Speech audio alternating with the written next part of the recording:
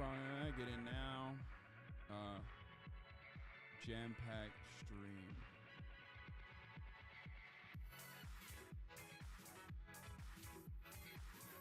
Okay. Who has a meme for me for this? Twitter stock market pumpers and phase members charge. Fire blast off meme. Elon getting roasted.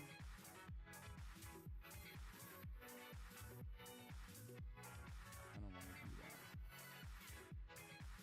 Don't give me someone else's meme. Give me something from this community. They just stick the cop dog on a random dude.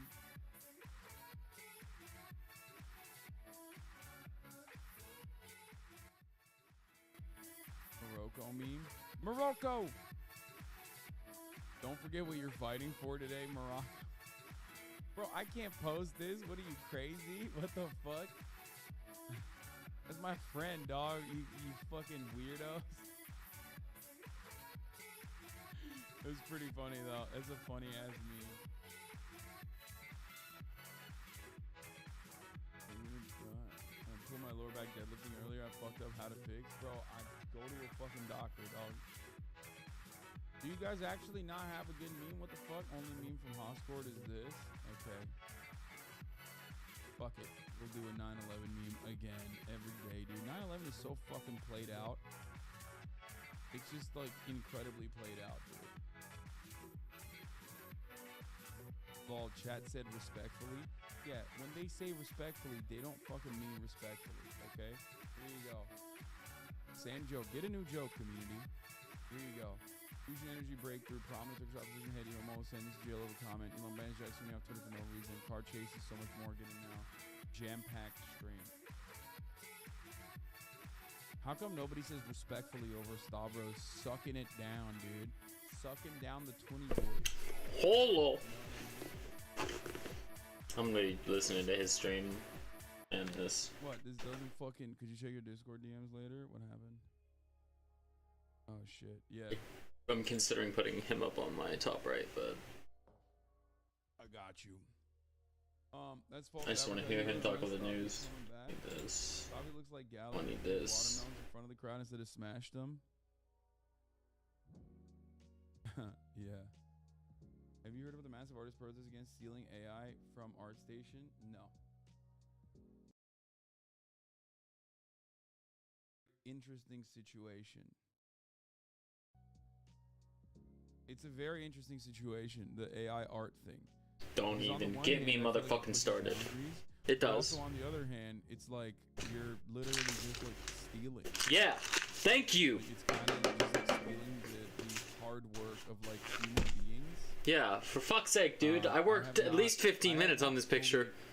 I have not fully developed my thoughts on it. I don't know how to describe it.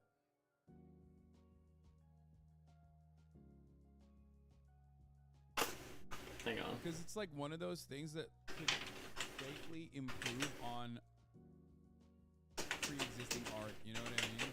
Like, if done correctly, it's like a wonderful opportunity for artists to go beyond what they've been able to do. Like, if it was conducted by people who are willingly participating in like the AI taking their fucking brush stroke. You know what I mean? And then other people worked upon that and incorporated AI art into their human art. It could literally fucking, it could move mountains, you know? We would be in the new age of art. Ultimately, all art is derivative, and this kicks it up a notch. But the issue itself is that it ultimately is currently stealing from dead artists. All artists steal. But yeah, if you haven't consented, if you're just, if it's like, I don't know, I think some of that shit's bullshit, and I think it steals from people like me. But I think big companies, it's a weird, you know, I wish it would steal. I wish AI would steal more from them than it would from just like the little man. 'Cause that's bullshit. Yeah, the problem is that the art is being trained on is being taken without consent at the end of the day. I thought you didn't believe in IP. I don't, which is why Like, I'm saying that. Like, neither do I. But I could take this picture. I could take the Zomboid logo and just do something cool with it. At that point. But at the same time, I didn't draw that, so it's like that as an artist. That's work. If you have any morals as an artist, that would be wrong, you know. Always. But like, you're regardless of how you take it. Who has spent like thousands of hours perfecting their strokes, and you're just literally taking it like that and using a computer to immediately masterfully recreate it in a way that is like impossible for people. Like, bro, I saw a Van Gogh painting once and it influenced me. Do I owe his family royalties? Are you a computer that can literally fucking take the Van Gogh and recreate it perfectly? I don't think so, right?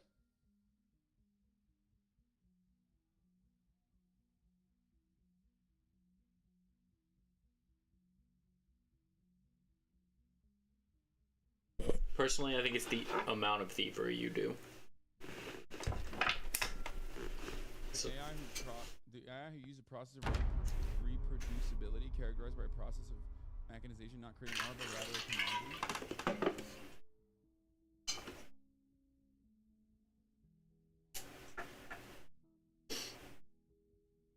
The way photography caused abstract modern art, AI is going to cause people to react by making some weird ass non-AI shit. Yeah. Now, I think every artistic, like every art phase has, you know, a little bit of theft in the beginning. Yeah, all art is derivative. that's true. I stole a lot of shit.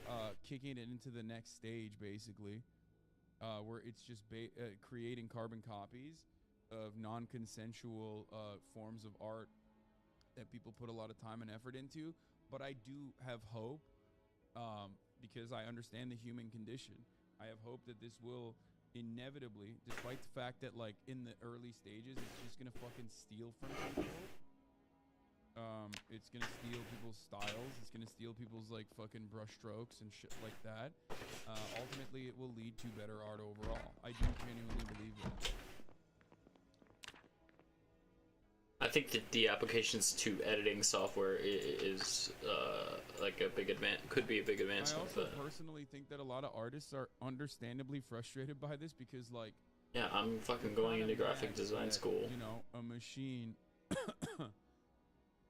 a machine basically took what you worked for years on in perfecting, and can now churn it out better than you can.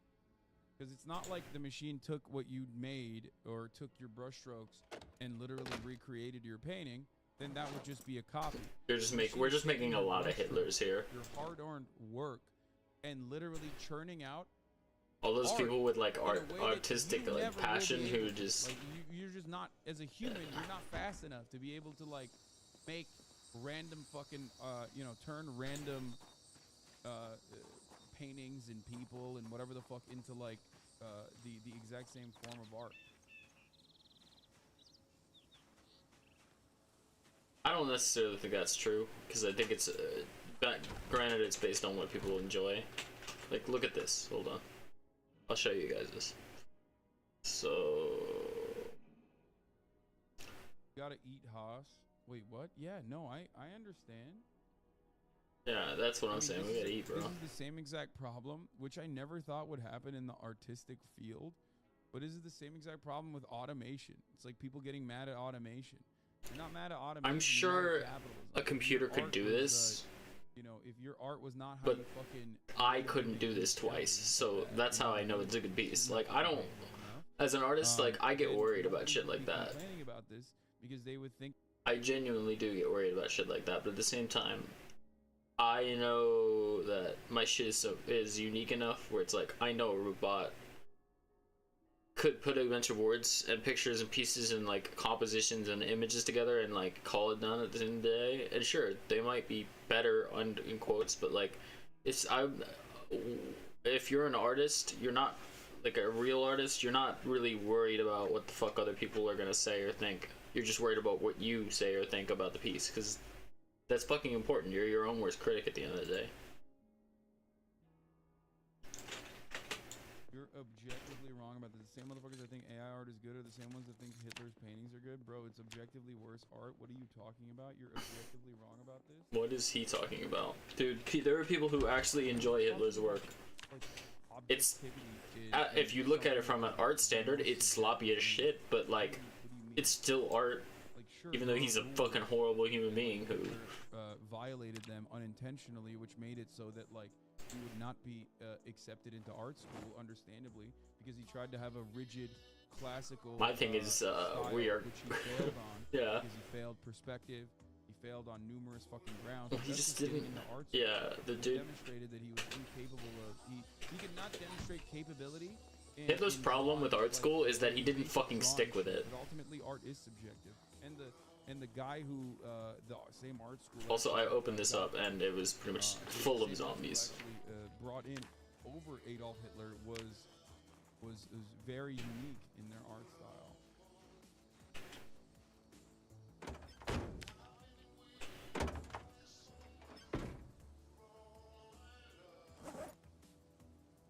I can't... I guess, yeah, this is the car. I got here and I've created another base. I built another. Use of the words good and better art. No, I'm saying that AI art will ultimately lead to good and better art. How will it lead to good and better art? With human hands, because artists take AI art. That's just another layer to me. Will, use it to their advantage. That's what I'm saying. And as far as like good and better, I just mean like it's going to get bigger. Art always changes. I'm not saying that they're just gonna train the AI art and just put the carbon copy and it's just gonna be like fucking a million copies of like Bored Apes or whatever. That's disgusting. I hate that shit. Lemao artists are not touching AI art. Okay. That's not true. Okay. I tried to get my hands on that shit. Lemao artists will never touch fucking digital pads. Lemao artists will never touch. You're so stupid. What a dumb fuck. What an uncreative little fucking shit. Get the fuck out of here. Style of canvas. Bro. Never use fucking, what a fucking dumbass. Lemao, like shut the fuck up. Of course. He's just being reactionary for being reactionary. Well, I also why am I hot, bro? Fuck. That, technological achievements are a significant I'm sweaty part of how in game. art, Not in real life. I am. No. Alright, so I created a base. There was a factory to the south from here. That I sat here and fortified the dam. Oh, yeah, this is my scout car, thankfully. I have a van that I secured. Ooh. Go. It's not the end all be all. All art is derivative, and artists will be able to please. create their work. They will be able to reach new boundaries with AI art. But as it stands, Nope, I'm gonna die here. Wow. So glad that thing started. Which is offensive in and of itself. But it's doing something that's infinitely more offensive. It's stealing the fucking work of people. Okay? It's stealing people's like labor. It's stealing people's brush strokes. Like that shit's crazy. You spend years and years perfecting your craft. That's what I'm afraid of. I'm afraid my shit's just out there because I put it on Instagram a while back, and it's just in the cloud. It's in the atmosphere, which would be cool because it's like, oh, that's like my pattern. But at the same time, if I didn't get paid for using that pattern, you can go fuck yourself. That's my goddamn shit, and you will not steal. I never used to be protective of my art. I used to be like, yeah, you can put it anywhere, fuck it. Now I'm like, no, fuck that. I gotta eat. Everybody's gotta eat a little bit. Even if it's just McDonald's. If it's $10, still gotta pay my ass. But also, you're never gonna be able to, like... This thing's gonna die on me. A lot of weird, like, ethical complications when you talk about, like, how you're training the AI art. What is your source material? Are you using fucking, like, illegal images? Some people were saying CP is, like, making its way into the AI art. People are saying they're using private medical information and shit that's making its way into AI art. This thing's gonna die on me. What they're actually training is just like where you direct that training is also a gigantic. I just need to find like a space I can just stop. I'm gonna keep heading this way. Ultimately, it's algorithms that are being trained on artists' brushstrokes, where the artists have not been properly compensated. Artists have not seen any sort of like acknowledgement.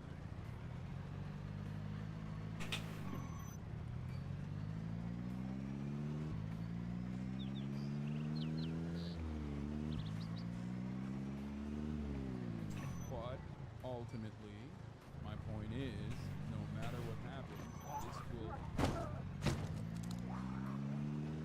this will improve art in the future. I can see it.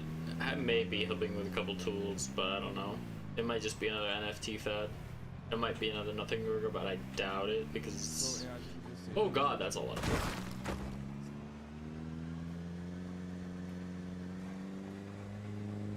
Fuck.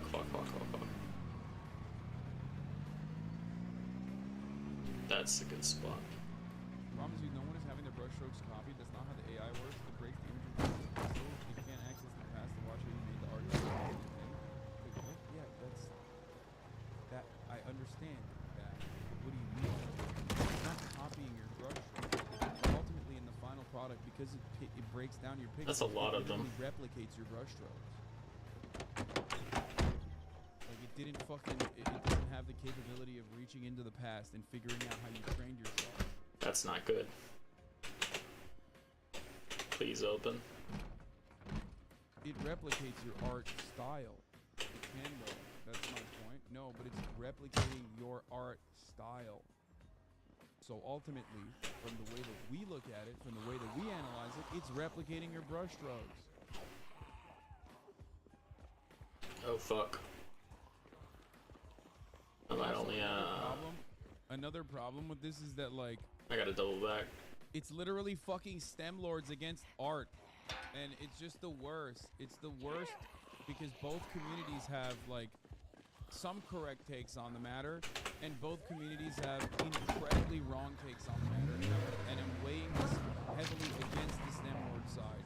When it comes to like a STEM lord trying to comprehend art, their understanding of it is so like rudimentary, if at that. It's just like, I don't know this term he's saying. I don't know what a STEM is.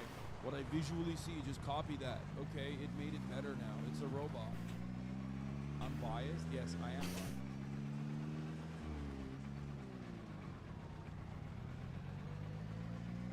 Okay, now do sampling and music, bro. I started this conversation by saying all art is derivative. Like, all art is derivative. Okay. So fucking silly if you don't recognize that I already admit that.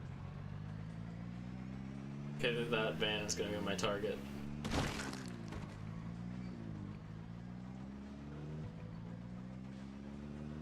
does not replicate the art. In some cases, a lot of the images generated still have the signature of the artist it copied, just wrong.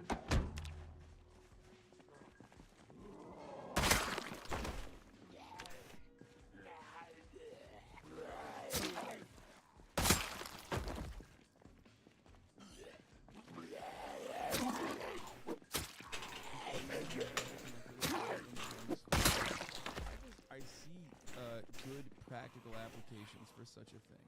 I do. Okay? I do think that. I do think that it will be ultimately.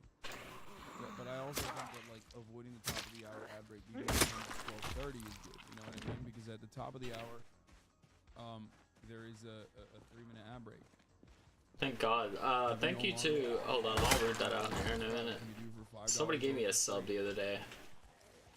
As a leftist, you are anti-IP, but also human and narcissism. You recognize the exploitation of artists. Fuck. So fucking simple. Yes. I also recognize how often it is to watch a 3-minute ad break at the top of the hour. So you can subscribe for $5 or for free, or by getting gifted a sub. Alright, I gotta loop back. You know, if you're lucky, here's a 3-minute ad break. That's the house I need to get in, and going in there would be pointless. AI generated art is great for generating advertisements for cheap. Yes, but it can also turn into something that's better. Fuck me. Other artists in other fields could use this kind of art. Okay. artists could train the AI on their own and then utilize it in the future. Taco Burrito Feed Me. Thank you for the 5 subs. Not Jackie. Thank you for the 5 subs.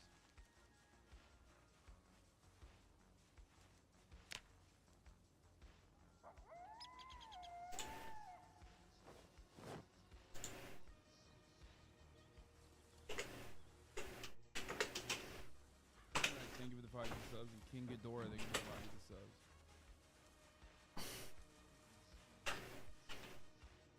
Anyway, the amount of people preying on this artist's downfall, the AI is honestly disgusting because people don't realize how much time, pain, and struggle goes into creating art that is good. I lied, shooting my shot, Lamau. What?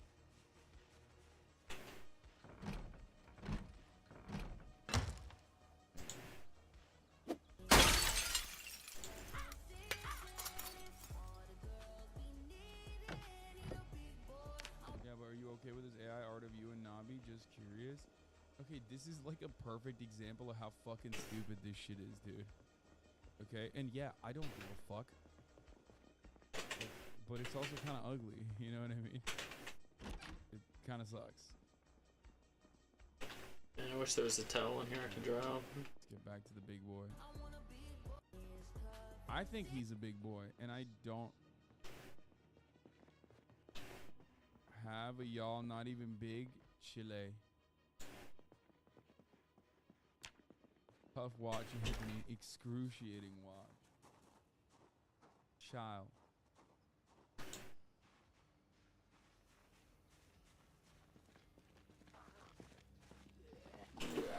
Owen is a big boy. I think I'm sick and tired of motherfuckers saying like they're gatekeeping being big boys, okay? And I'm not just saying that because of the argument that I had with Big Boy Stavi yesterday.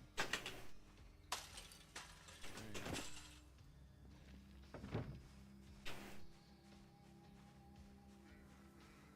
Come on, Hossie. You know the companies are actually going to be using this to avoid paying artists content. They already get away with posting on socials for free instead of paying a content creator or artist, because if cloud can pay my bills, this could eviscerate the entire freelance artist career. Yes, I know. I recognize that. I mentioned it already. We all understand this. We get like and we understand it. What is this?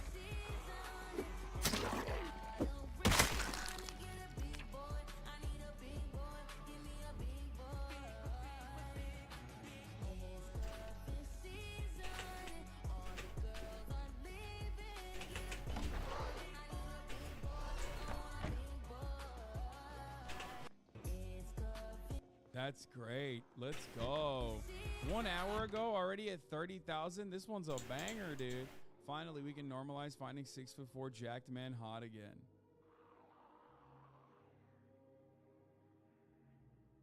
Fucking awesome. Still gotta be snarky. He posted it too. I'm a Hassan exclusionary radical big boy. Why are you shaped like a potato?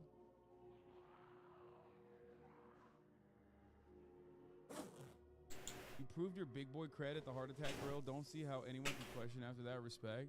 I mean, yeah, I fucking eat, dude. That's crazy. You are not a big boy. You're just a tall boy. Oh my god.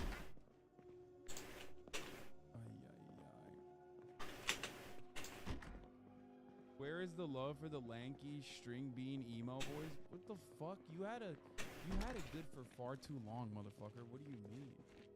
Like, that's insane.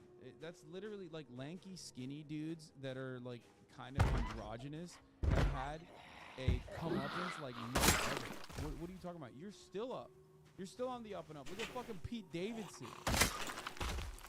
One hit. Literally, all e-girls want is fucking a guy like Pete Davidson who looks just inebriated, who looks like they haven't had fucking food in like 8 months.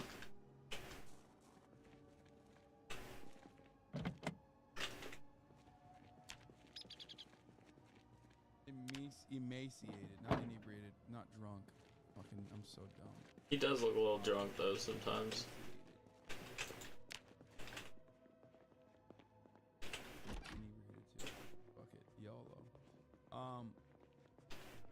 Yeah, Timothy Chalamet, dude. Timothy Chalamet. I've been looking for one of these. Yeah, that is like the thing. That is the hot thing. You know what I mean? Don't fucking give me this shit. Malnourished. Yeah. Okay, let's watch. What is Kai wearing? These fits is amazing, and it's so cheap, bro. It's so. I mean, this is AmeriCorps. I love this shit, dude. Bust down Rolly Avalanche and my old bitch average. You know. Cheap too. Like this shit is so cheap, bro. Like, look at this belt. Okay, this belt. Guess how much this belt was? Do I have a receipt? Cause Bree went to go pick everything up, bro. I don't even got a receipt. I probably could check the motherfucking transactions. That looks good on him. This fit in total was probably a whopping in total. Less than 3, less than 3, less than 3, less Probably than 3, a less whopping than 3, less than $40. 3. Okay, $40. Okay, now rate this fit. Hold on, rate this fit on July 4th now. It's July 4th. What would you rate this fit? 10-10. Come on, from 1 through 10. July 4th. 5, a cool 5. Nah, I ain't gonna lie, for a black nigga, it's still crazy. KX D Urge Dance Kite. At least he's not wearing the fucking like. At least he's not wearing something with like 1776 on it. You know what I mean? Like. Yep.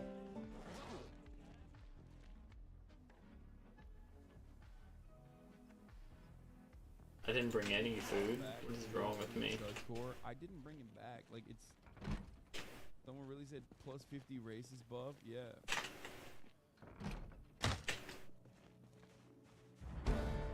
Nice. That's 2 in a row.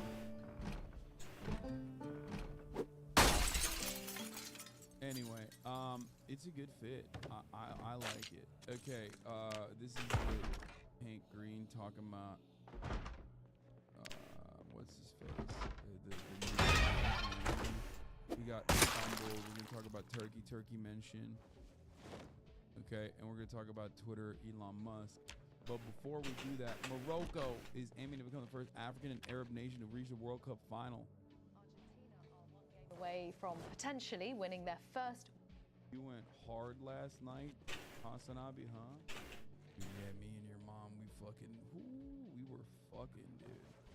Oh man, I've just been fucking sick, like non-stop. It's just the worst. I don't know how to describe it. It's just, oh fuck, god damn it. Hold on. I gotta run this World Cup. In more than 30 years, they knocked out Croatia in the Morocco! semi-finals in Qatar, winning by 3 goals to 0. Lionel Messi scored the opener and was instrumental in setting up the second and third goals. And there were scenes of joy outside the stadium. Argentina's opponents will be either France or Morocco, who face each other later. The final takes place on Sunday. Tom Brada reports. Morocco's fairy tale run to the semi-finals has electrified the footballing world. They've already made history by becoming the first African or Arab team to make the last 4 of the tournament, but they will be hungry for much, much more. Morocco remains our only team in this tournament. It's a great pride for us Africans. I am very confident. I think Morocco will beat France. Their clash with France is tantalising on many levels. On the one hand, you have the current holders with superstar striker Kylian Mbappe leading the line, taking on one of the tournament's underdogs. This is great news. We will be able to go much further in this World Cup and it will be really great. I can't wait to see the final. But there's a historical edge too.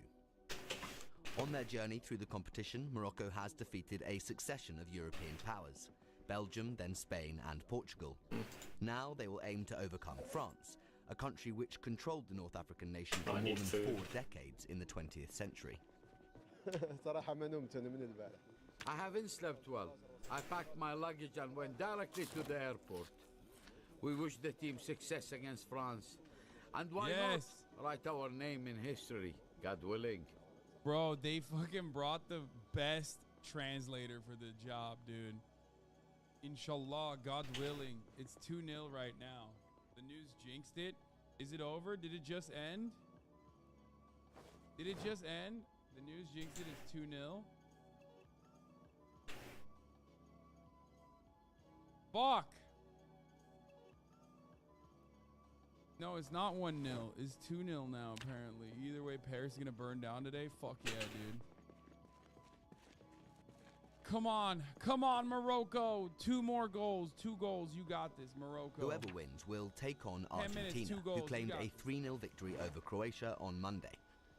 It was Lionel Messi who produced the kind of wizardry which has earned him the nickname the Little Magician, serving up a goal on a plate for his elated teammate. It's this footballing sorcery which Morocco or France will have to contain. If not, then Messi stands a good chance of adding the World Cup to his already extraordinary trophy cabinet. Tom Brada, BBC News. Jack's IG link is blocked on Twitter now. Twitter is blocking links to Elon Musk's Jet Instagram account, which it calls potentially harmful. What? Dude, this is like... Dude, this is so fucking petty. It's insane.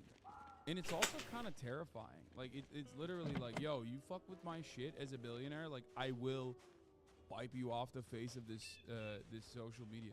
This is literally what Republicans think is happening. That has, like, never happened to this degree.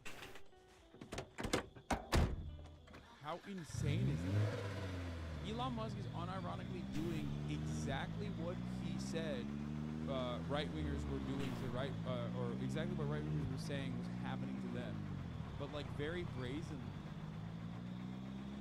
He even said he's such a free speech absolutist that he keeps his account up, and instead of keeping the account up, he just basically decided like he's deleting every fucking mention. That's crazy though. Thank you for the follow, Night Core Gaming. That's really cool. Oh fuck. Kid roll. No, I haven't won like Imam's son. Okay, I need to stop doing that. I'm gonna fuck this engine up. I'm not gonna lie, like, even fucking Jack or Twitter, no matter how censorious they might be, has ever, like, very openly and brazenly done this. He has suspended all plane tracking accounts using ADSB data, which is public, by the way, but this is gonna look insane to even right-wingers. Yeah, let's stop tracking billionaires. Oh, I don't have a wheel. Yeah. This is less than not good. This is the opposite of good. Oh, this is bad.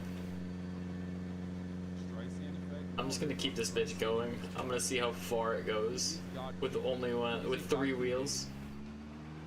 I hope people recognize that and don't think that that is adequate and think that that is actually a bad thing. But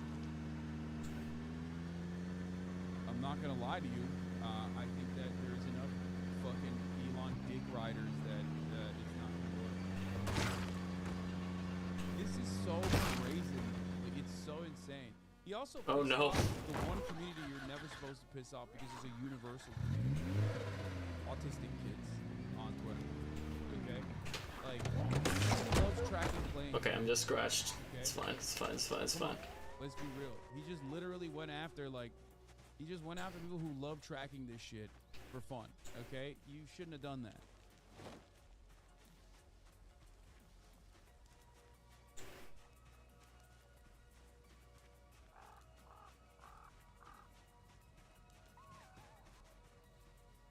Oh, it's only 4 of them. Motherfuckers focusing on plane report accounts instead of selling Twitter furniture to pay the rent. Yeah. Oh, there's the one in front of me. That's just like completely fucking insane. Recently, my enemies are some conservatives defending EVs and good for the environment. Fact check. Electric vehicles have no impact on climate. Yeah, they do.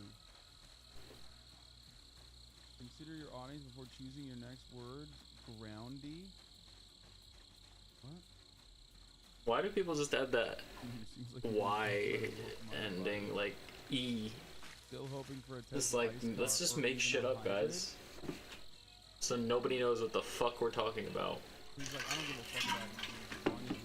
Oh no. In the back of it, you know?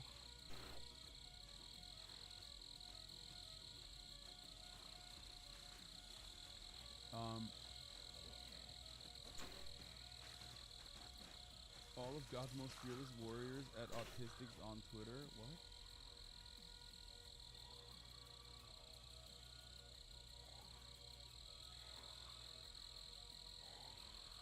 Roundy, I bet you like digging in dirt. Yeah, you were funny nice too. What does that mean? Oh, he means internal combustion engine when he says ICE. I thought he meant like I thought ICE like immigration customs enforcement. Oh.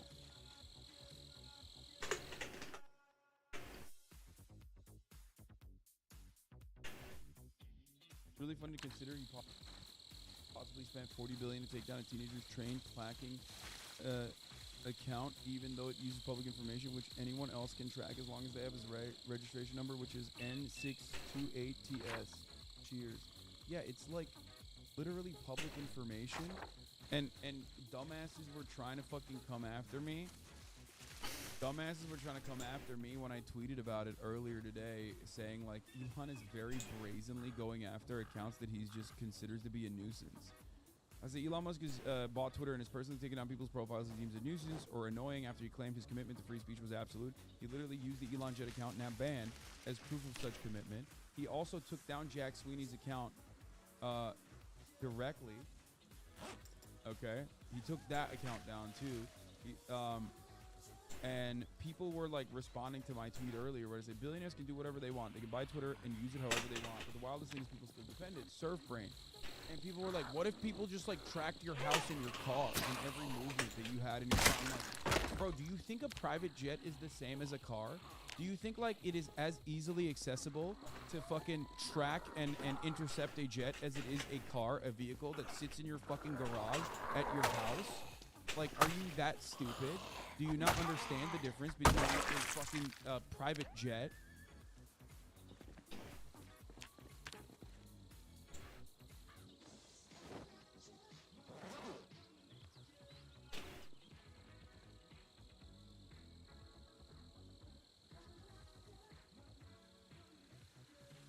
Groundy, per Urban Dictionary, an attractive person who goes to the zoo. First of all, I love the zoo.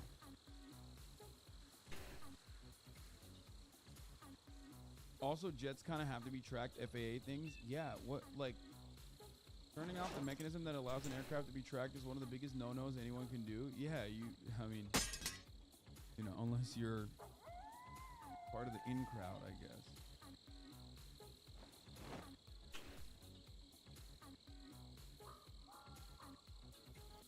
Okay, wait, I'm in pain, so I need to...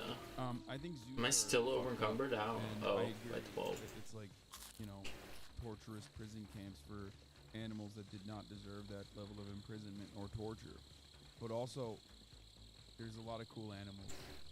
And I like seeing cool animals. Who doesn't like seeing cool animals, my dude? So I'm conflicted. But I've actually never been to a zoo, unless you count an aquarium as a sort of zoo. Which, I mean, it is, but it's like a fancy word for water jail. It's like that fucking... Imagine if someone posted your house online without you agreeing to that. Yeah, imagine. It's like that thing in comics, like the fucking DC prison where... I don't know, Marvel prison where it's like, oh, it's just... Oh yeah, no, it's in Marvel, I forgot. It's the fucking... sea prison. Are there any animals you would say do deserve prison camps? Huh. That's a good take. I don't know. Cats that don't like me.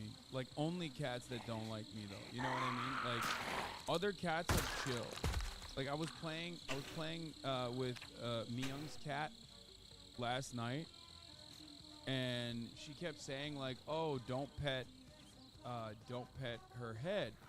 She doesn't like that. Like, pet her back instead, which I did, and then actually she liked it when I was petting her head and didn't like it when I was petting her back. So turns out like that cat's chill with me and not chill with anybody else. So like that cat definitely cool. I like that cat. Okay, but honestly, like there's some cats that just have fucked vibes. You know what I mean? I just don't like. I don't like cats that have fucked vibes. Like, that's true. Bro, I said I pet Myung's cat, and look at this. Like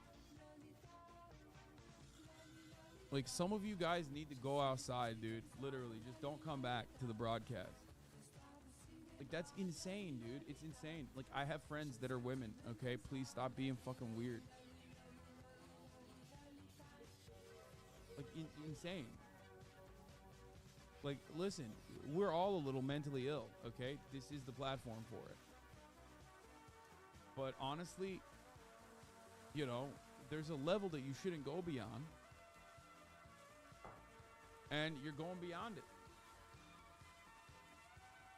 You gotta earn a cat's trust.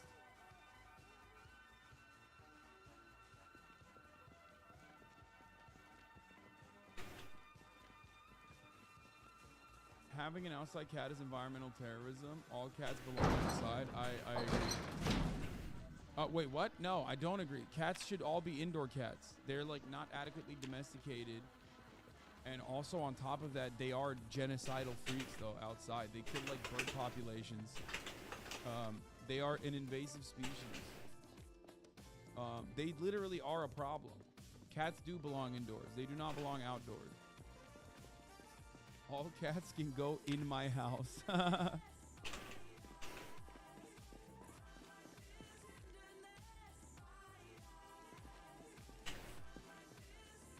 No, at least I didn't lose these two. Okay. Anyway, we've had this conversation so many times on this broadcast. You know what my fucking takes are. Some cats are chill.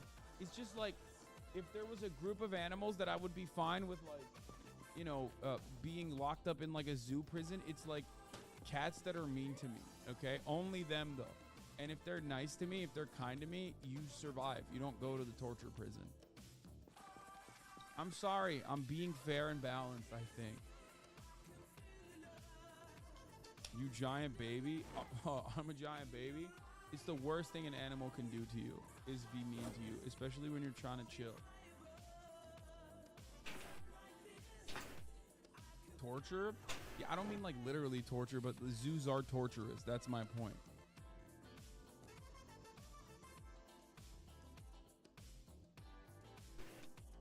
Why is it a torture prison now? Because zoos are torture prisons.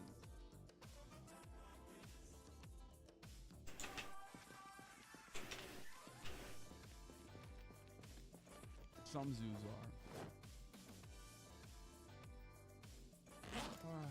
are. Okay. Have you ever considered that your vibes are off? No, dude. Animals love me, okay? Animals fucking straight up love me. So no, I don't know what you're saying. Even though some cats are just like, they just don't have good vibes. Some dogs aren't chill. I'm not advocating for them all being incarcerated. No, some dogs are not chill. All dogs are chill. Fucking crazy.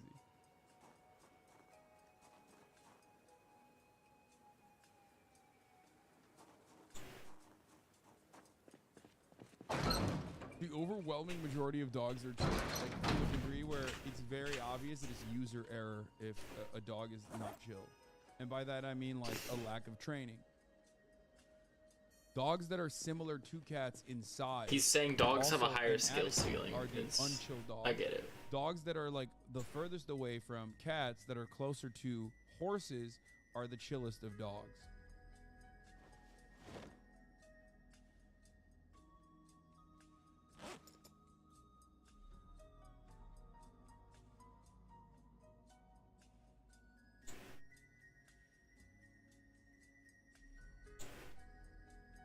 You a big reptile guy? No, I'm not. Dogs is user error, whether there's like not enough training or you did something that pissed the dog off. With cats, you don't know. One moment they're hot, next moment they're fucking cold, you know? They're so volatile. And cat owners all recognize that reality and they're just like basically cucked. And love being cucked by the cat. Excuse me? They love having like a shitty roommate, you know what I mean? You saying I have abusive relationship issues? You're right, Hassan. I actually do. Because ultimately you get the private love that they give you when they feel like it. You know what I mean? And it's like, yeah, that's not for me, man. I want like, I basically want, you know, just actual, I don't want emotional abuse from this fucking furry thing that I'm taking care of.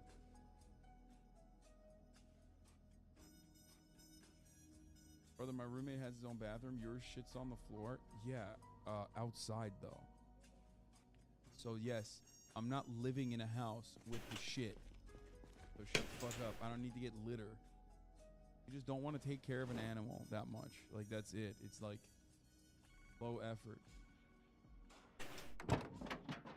Alright, we're going back for that shit right the fuck now. These cats live on their own terms and boundaries and that. Okay, we're done with this cat take. We know you guys are fucking all brain damaged, dude. Yeah, it's an emotional relationship. Wait, you can train cats to shit on the toilet? That's disgusting. That's weird, bro. That's freaky as fuck. I don't want that. That's insane, dude. What the fuck? You walk into the toilet and the cat is just taking a shit looking right at you?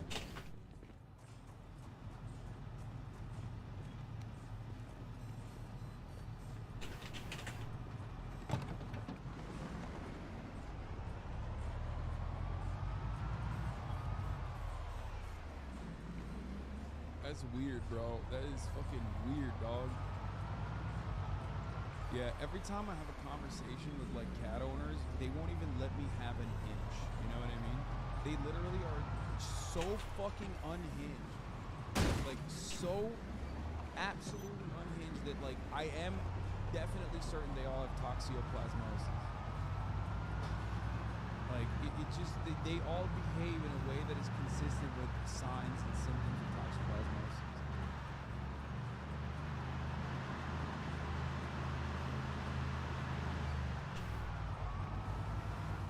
Anyway, let's get your giving hater. No, I mean, I told you my experience with the cat that was chill. Okay, let's get back to it though. Elon Musk is being an absolute fucking dickhead. Permanently banning Jack Sweeney, who ran the Elon Jets account. Elon Musk, of course, famously originally said his commitment to free speech was so consistent, so absolute that like even the Elon Jet account was not going to be banned, except that was a fucking lie because now it is banned. Earlier this week, Jack Sweeney posted about how Twitter had actually engaged in shadow banning. Yeah, here it is. My commitment to free speech extends even to not banning the account following my plane, even though that is a direct personal safety risk, which is bullshit. Okay, literally everyone can track his plane. And also, the only points of entry that someone can like reach you while you're, because they know where you're fucking playing, is like a public space that it's like saying, I can't believe you're tracking my plane. You know, oh wow, you're gonna go to LAX? Like, is that what you mean? Is that what you're talking about? Anyway, team, please apply heavy VF for Elon Jet immediately, says Ella Irwin. Like, this was internal communications. Internal communications that came out, where he basically was like trying to get it fucking. He was trying to get the account like shadow banned, which he did, and then they were posting about it. Like Jack Sweeney was posting about how he did get shadow banned, and then they unshadow banned him, only to ban every one of his accounts, including all the accounts that are now apparently following jets, publicly available information, following billionaire private jets. So that's cool, including Russian oligarch billionaire private jets, by the way. So just remember that. Yes, France won. We know. Fucking get over it. Sad day for Morocco. My heart is with you, Morocco, always. Okay? You put the fucking, you put Morocco on the map, and you know they can't take that away from you.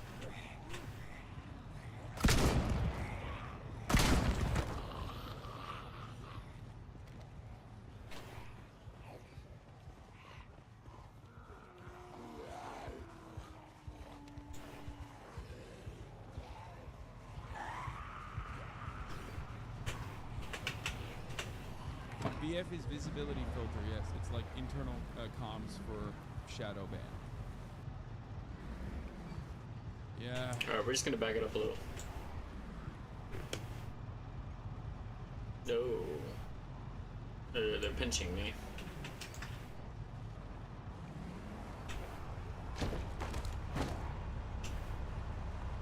fucking both hate France and Argentina. Yeah, it's like two bad countries. Oh, anyway, excuse me.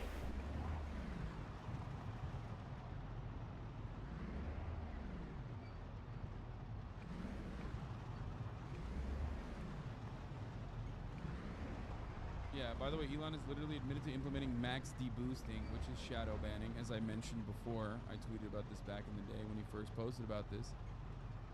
New Twitter policy is freedom of speech, but not freedom of reach. It's just shadow banning. You literally just called shadow banning something different and said that you're openly going to do it whenever the vibes are off. Okay?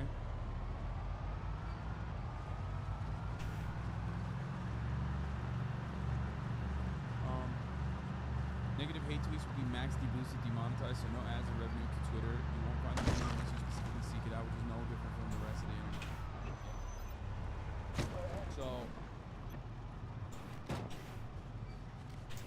So, not only that, but also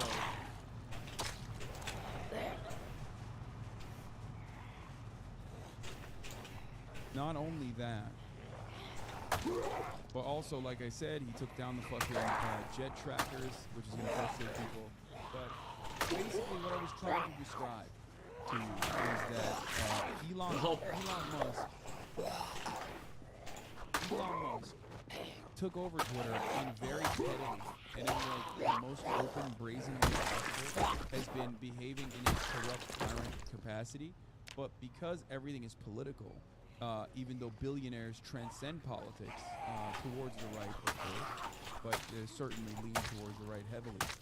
A lot of these fucking dick riders don't recognize that, or do recognize it and are showing that they are interested in simply utilizing free speech until, as a talking point, until they can just, ban the opposition, silence the opposition. It's hilarious watching his defenders moving the goalpost for him every time without skipping a beat. Yeah, it's just like, at this point, I don't hate Elon Musk as much as I hate his followers and his fans. I'm not gonna lie. Abigene, that 19, thank you for the 5 get the subs. I hate Elon Musk's fans more than Elon Musk because, like, they are willingly fucking throwing their bodies into the fire. You know, they're like, oh yeah, no, Elon, I will lift you up. Here, I'll throw my body directly at the problem. I will defend you. I will defend your honor. It's like, dude, what the fuck are you doing? This guy doesn't give a shit about you. He would literally melt you into biomatter, and you fucking deserve it, okay? You deserve it for being the dumbest person alive.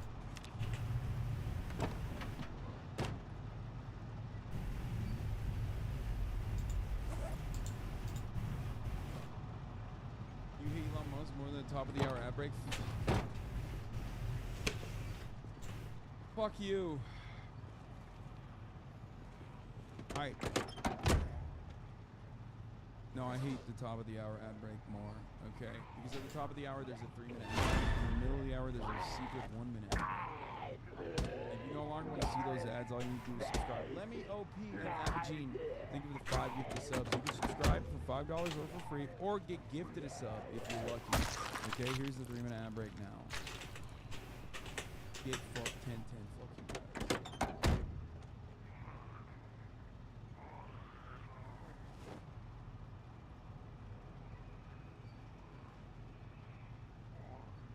Anyway, what is this? Steven Crowder.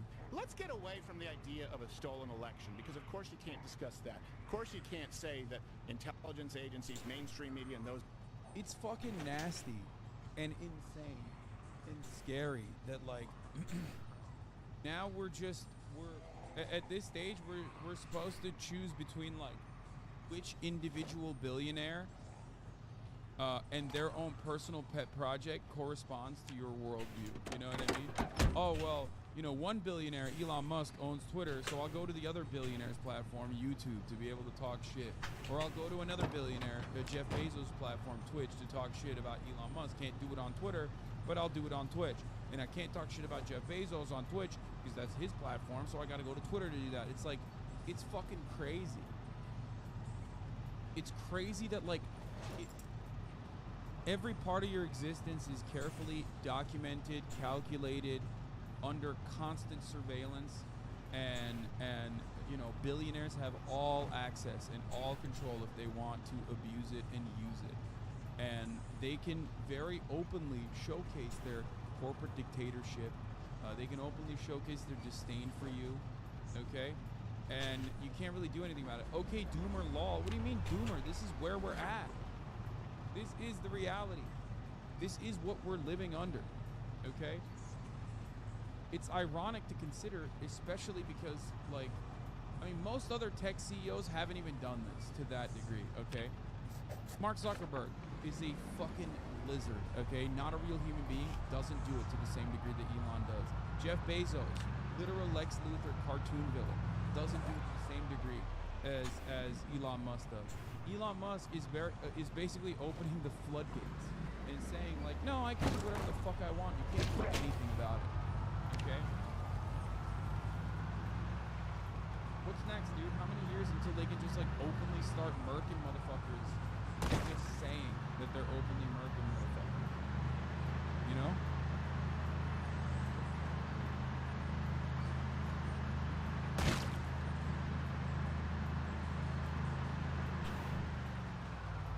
Stop Elon Musk hate facade. Why do you hate Elon?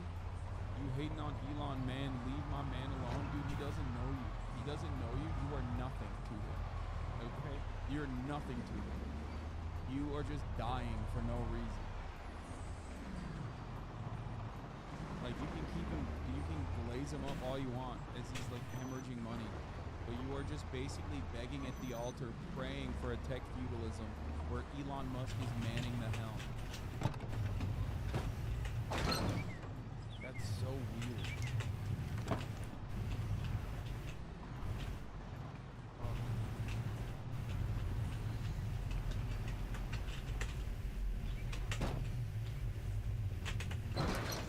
I'm glad I got all that shit home, but I'm fucked up. That big tech colluded to try and alter the election. You can't say that. You can't say that the Hunter Biden story would have actually altered the outcome of the election, except for the fact that Biden voters themselves said that it absolutely would. You can't argue, right? We can't argue that for some reason out there are groomers. You're not allowed to talk about that because the term is no longer allowed. Also, the term woman is no longer allowed. The term patriot is no longer allowed. But what? These are not real things. Like, there's never been a thing. He's just, oh god. I wish we could, like, give Republicans some problems so that they could, like, actually focus on real world issues rather than, like, made up shit. No, I'm boxed the fuck game.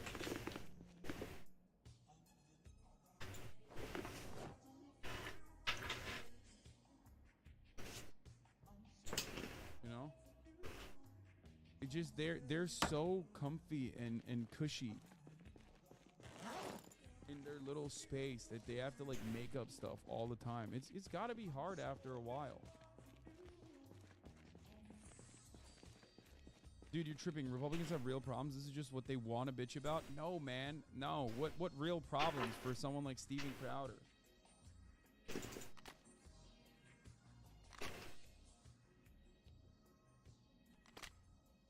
They're literally making up shit. There's no, like, directional anti-Republican problem that, like, legitimately and routinely impacts the lives of Republicans. Unless their problem is that they can't say the N-word without scrutiny. Okay? Why is this not going in? That's a made-up issue.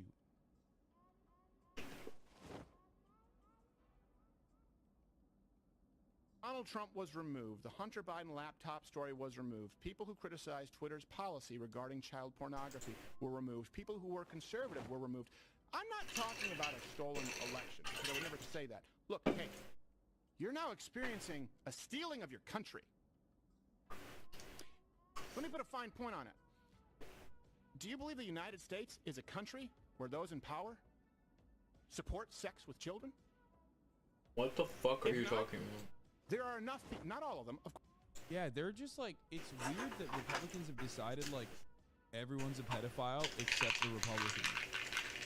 Like, that's crazy. They're like, if you're gay, or if you, like, support gay people existing in society, you are a pedophile, is not the successful communication strategy they think this is. Okay? You are becoming increasingly more unhinged and turning into the fucking guy at the subway station. Okay? You don't want to be that guy. That guy's sweaty. That guy's gross. That guy is, like, unfortunately deeply mentally ill. That guy needs mental health treatment. Okay? That guy needs health care. And I think that it's wild that they've decided, like, it's wild that they've basically fucking decided, like, no, we're gonna lean into that guy. Like, we're gonna lean into being that guy super hard. I'm that guy for 2024, you know?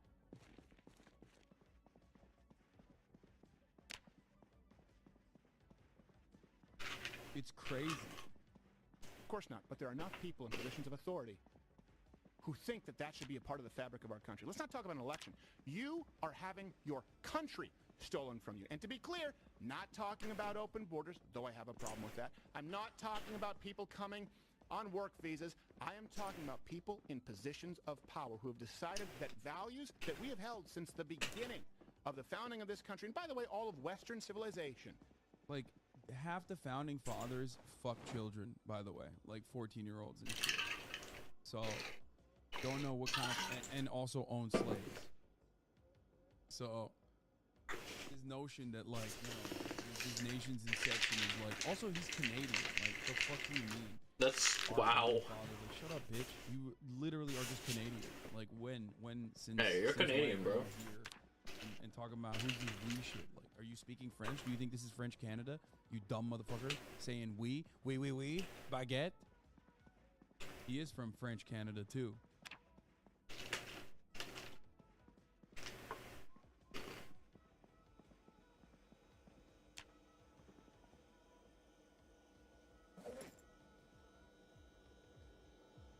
My psychotic patients spin more believable conspiracies than this.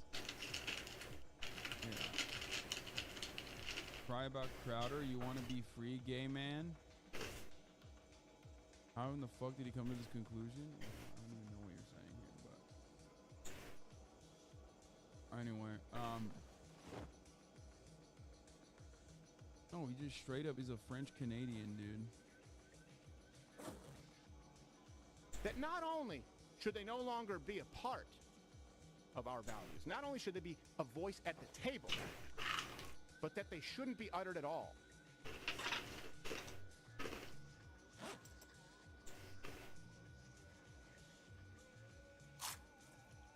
Spanish crew are freaking out over gay people again. Nice. Well, it was a historic day. Yeah, he took a big L. He took a big L on, like, the symbolic representation for, like, gay parents or, like, you know, gay couples. So he's just supposed to fucking lose his mind over it. What else is he supposed to do? Here it is. When Biden says that the Respect for Marriage Act is a vital step, he means that this is only the beginning of the slippery slope. Bro, don't fucking give the game away by openly showing exactly what logical fallacy you are doing by adding the logical fallacy into the fucking argument. Like, he just basically said, like, well, it's like strawmanning someone and then being like, I'm strawmanning them. Okay? Mr. fucking facts over feelings, Mr. Logic over here, literally being like, it's the beginning of a slippery slope. Yeah, really, dude? Is that what's going on? Man can marry Are you dog sure now. about that?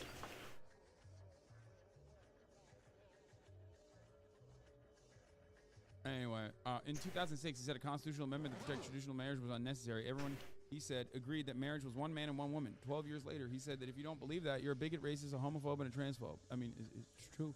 He's really spitting now. The agenda is not the legal formalization of same-sex monogamous relationships. It is to use the government to obliterate traditional values and intermediary societal institutions that embody them. This is why Biden made transing the kids a part of his speech yesterday. So here's the thing.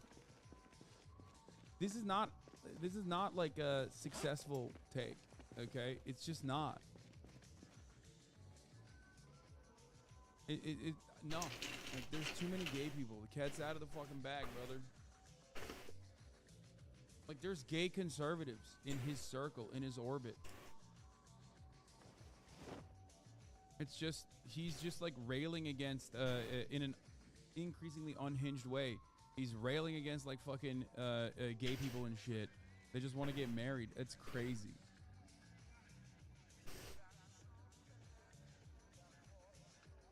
can't be the anti-abortion guy anymore and the gay stuff doesn't hit the same. Yeah. But that's why they're doing something really, that's why they're doing something worse. Okay? It's not enough to just be like, I'm homophobic, and that's why I don't think gay people should get married. He has to fucking say something insane and unhinged to make it seem like it's valid. His fears are actually valid, which is why he's stating that, you know, gay people are grooming your children, and that's what, like, Joe Biden wants to do.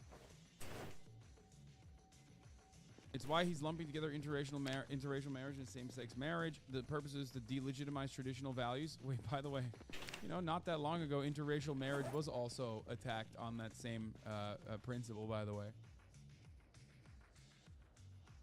You know, they said that it was, it went against God and the traditional values, so it is the same take. Wow. That's such an unhinged ass fucking thought in 2022. And the natural belief in the superiority of male-female dyads or sex distinctions generally. Like, no. Like, you have to just be fucking off your goddamn rock. That is made up. There's no way. There is only evidence to the contrary. That's made up. He made that up. Doesn't matter. Facts over feelings, guy. No facts there. The real fact of the matter is that two parents, regardless of sex, okay, lead to better outcomes for the child, for the child's development, regardless of what the sex is of the parents, regardless of what their sexuality is, regardless of what their gender is. It doesn't fucking matter, okay? What matters is having disposable income, okay? What matters is having enough free time, and that's what two parents offer over single parent households. That's it. As long as there are two parents, your child is going to have the same kind of development.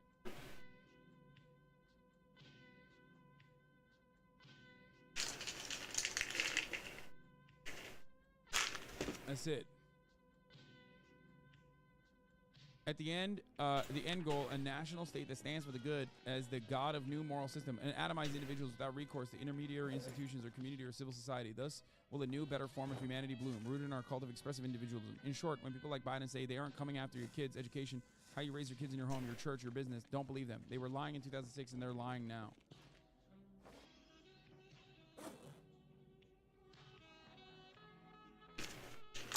It's just every part of this is bullshit.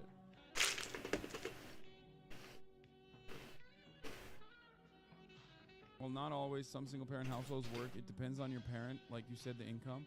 Yes, single-parent households are not always bad, but if we're looking at actual evidence on the matter, single-parent households, as a consequence of two factors. One, free time with the child for like adequate, relationship building, and two, disposable income, are going to yield worse outcomes than two-parent houses. Okay? Because when you have two parents, you have more free time to hang out with the child while one parent works. You have more money. You have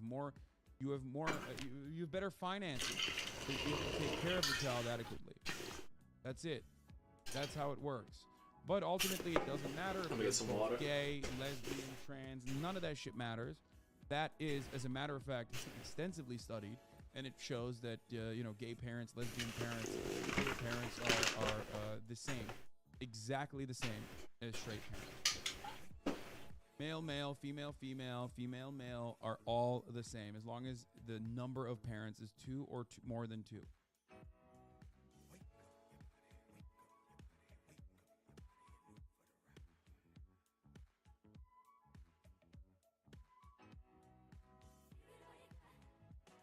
Not like a polycule, you fucking weirdos, like a grandparent or some shit in the house.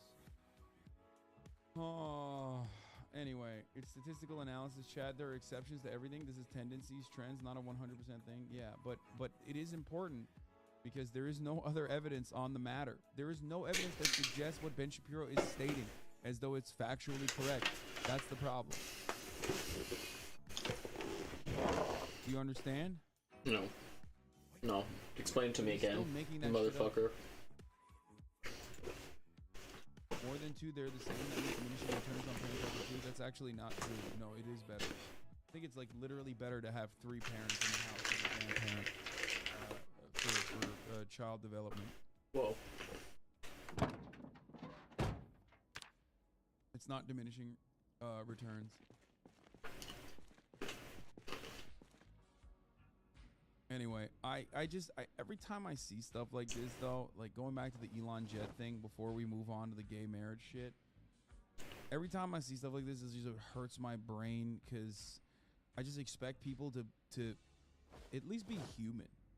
And one of the most normal human conditions is to unironically look at like positions of power like this and see people abusing it and recognize that abuse as wrong and unjust and inappropriate.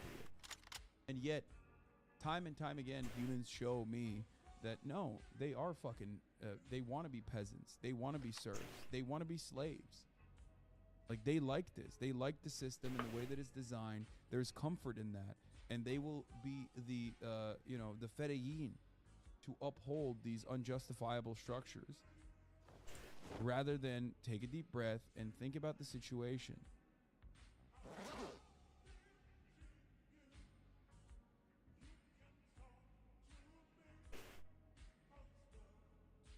It's crazy.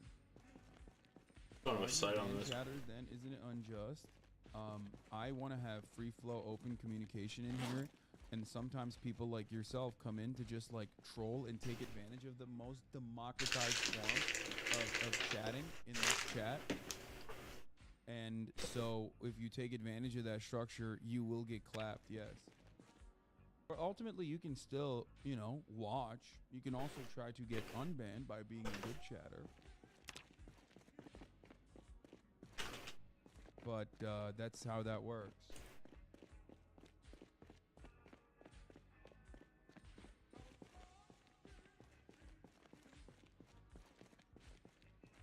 I gotta go to my other facility. Elon Jet should have been banned. They clearly violated terms of service. Yeah. Be nice to Elon Musk. Cock blocking. The future of humanity depends on Elon single-handedly populating Mars. Cock blocking Elon is a crime against humanity. Dealer's choice. Elon spends up to 14 hours a day browsing Twitter. He sees a lot of tweets. Posting a picture of him and Ghislaine Maxwell. Posting a picture of him where he was balding.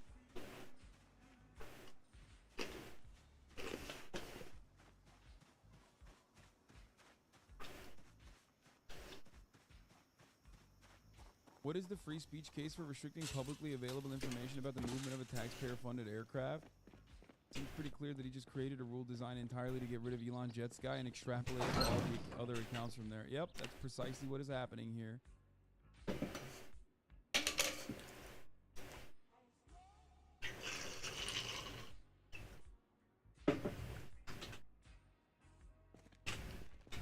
Bro, your Automon is tweaking? Wait, what happened?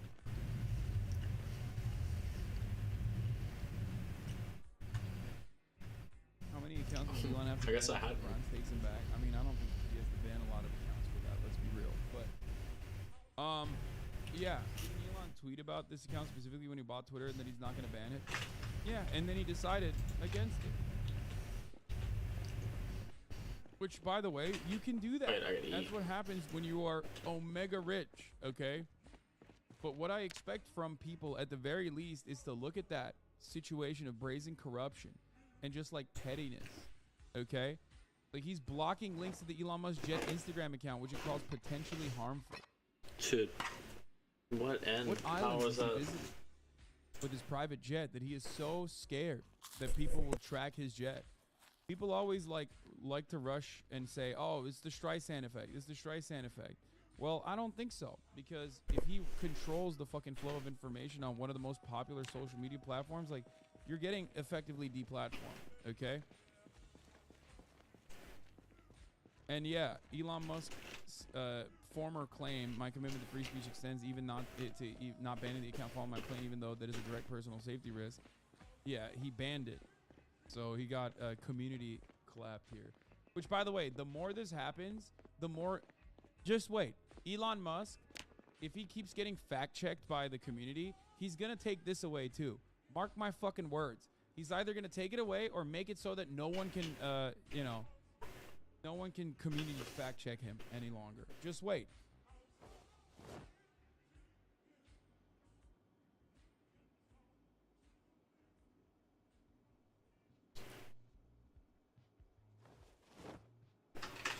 When you say you're against government and big tech surveillance, people love to say, well, what do you have to hide?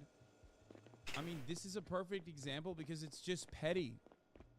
And if you can do it for some petty shit, you can do it for anything. I didn't finish that. And I just tested it. They applied the no DMs allowed filter to that IG link before for Elon's jet, the Twitter files filter. Yeah. So they're using child pornography level protection. That's crazy.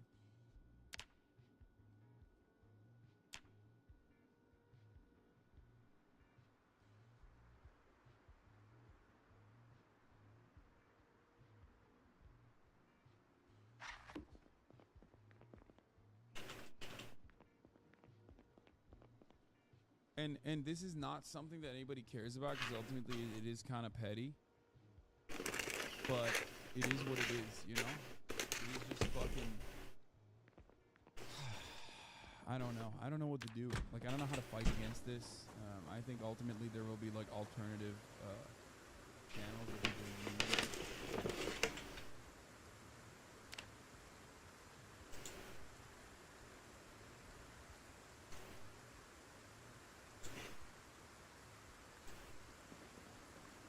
Wait, is this the correct link? Bro, it says HTTP and it doesn't even have the S on it. What is that? Did you fuck up the link? It's not even the right link and it's still fucking clapped you? That's so weird. I guess they're not close enough. It redirects to HTTPS so it doesn't matter? Okay.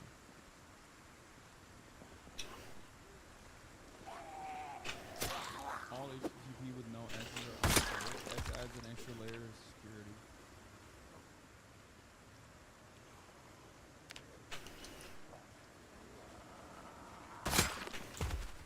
I just typed Instagram into the DM. This is what it shows when you click it. Oh, Instagram.com/Elon Musk's jet.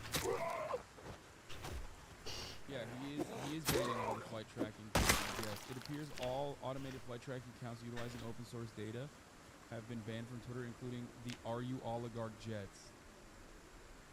That's gonna piss off the libs, dude.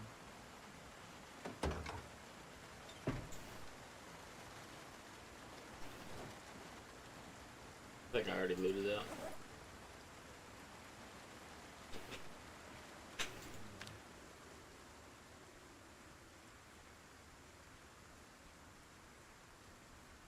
Anyway, regardless, okay, here's the point. This man is doing something that is so incredibly petty that it will upend like an entire fucking part of the platform. Okay, there's a lot of open source information sharing that happens on Twitter. It is a big part of a lot of news creation, news aggregation. This is all publicly available information that's being tracked. And Elon Musk has decided that one of the largest fucking gateways, one of the largest counters, as you want to call it, is no longer going to allow shit that tracks this information that's publicly available. He is openly stopping free flow of information that is not harmful for anyone, that actually just hurts his feelings.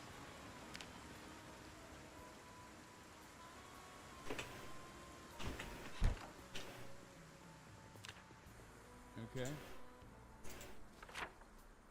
Elon could have just excluded his jet from the ADSB exchange. That's what Howard Schultz did when I tried to make one for him. God damn. Okay, Sean. He is just so incredibly... He's never been a free speech king. I think we personally understand that reality. Okay? I always knew that he was never a free speech king. I told you that he wasn't a free speech king. Things that he has done in the past openly show that he's not a free speech king. There's another thing that's going on. Apparently, what is it? Ukraine country code totally deleted from the Twitter database? Like, what was that about? What the fuck happened here?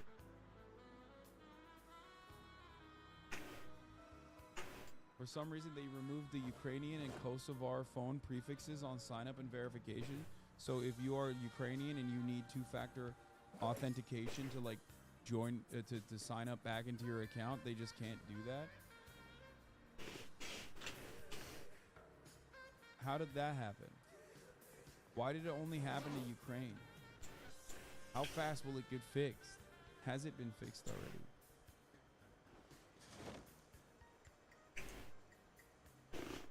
I don't get it. I get it. I mean, I don't get it. It's stupid. It's a stupid move, but like... Service probably broke and they won't fix it because nobody knows how. Well, it's a fucking... It's partly... It's a fairly there's a war going on there. It's a fairly large oopsie. Most of the Ukrainian accounts I follow stop being searchable on Twitter. I need to type almost full handle for them to appear. The majority disappear from my timeline. I'm surprised they still pick up. War in Ukraine, disappearance from Twitter trends. Okay, some of this is probably like liberal. Some of this is probably like libs going fucking crazy.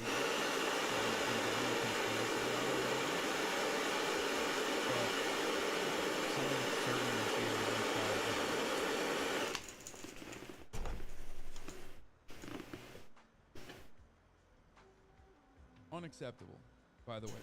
Like, completely unacceptable.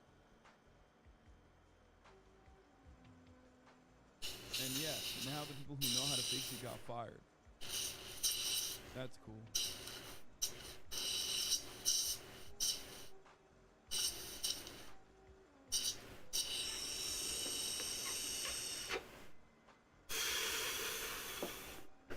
Part of the bot removing thing, I think, supposedly blocked a lot of India for a while too. It's a double issue of platformer today. First up, Zoe Schiffer has the story how the company botched the bots over the weekend. The project was a part of Elon's attempt to get rid of Twitter spam, but rather than work to remove individual offenders, the company identified mobile networks associated with large spam networks in specific countries and blocked users who relied on those networks from receiving SMS messages from Twitter, impacting people with two-factor authentication. I need to go find some blocked duct traffic tape from those carriers completely. Twitter shut down access to the primary telecom providers in India and Russia, as well as the second biggest telecom company in Indonesia.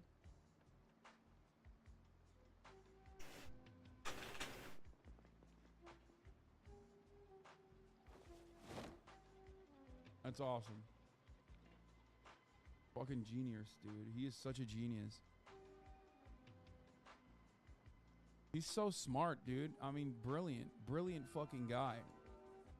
Anyway, here's Andrew Lawrence. Says, Republicans are going to spend the next 2 years screaming that Dan Bongino's tweets didn't get enough retweets and that the nurses who administered COVID shots should be arrested. And Joe Biden's going to win a historic re-election landslide with an 18% approval rating. Wow, I wonder how the GOP frontrunner screaming about arresting doctors while talking in front of a giant screen of faces is going to play with swing voters. I guess there's a chance they'll love it. Here it is. Florida, you know, it is against the law to mislead and to misrepresent, particularly.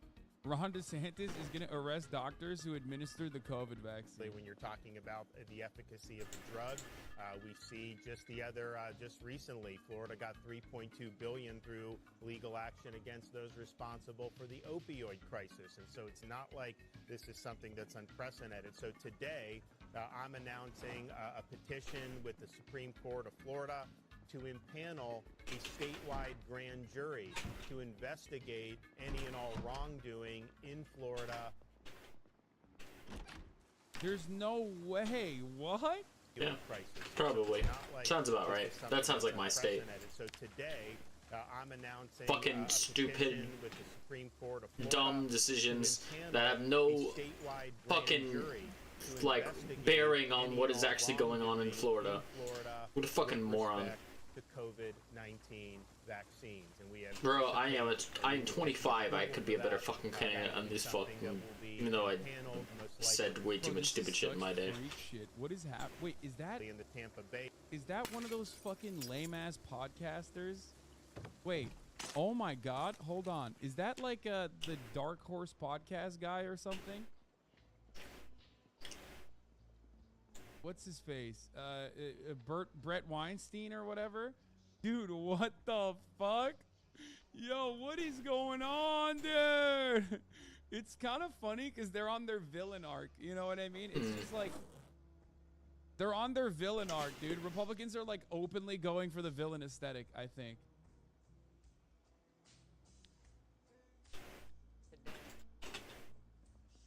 Yeah, Rhonda realized like the only thing that differentiates him from Donald Trump is like his he could just like go hard on the vaccine stuff. Okay, so like because Donald Trump like made the vaccines, so he's going ham on that. Okay, area, and that will come with legal processes that will be able. I don't think there was a rise in sudden deaths, whatever that means, and therefore anti-vaxxers are claiming the vaccine is killing a massive amount of people. Okay, I'll say this much. First of all, it's infinitely more likely that the rise in sudden deaths would happen as a consequence of like long COVID, you know what I mean? Or COVID complications that we haven't even recognized, rather than, you know, vaccinations. So that's number one. Okay.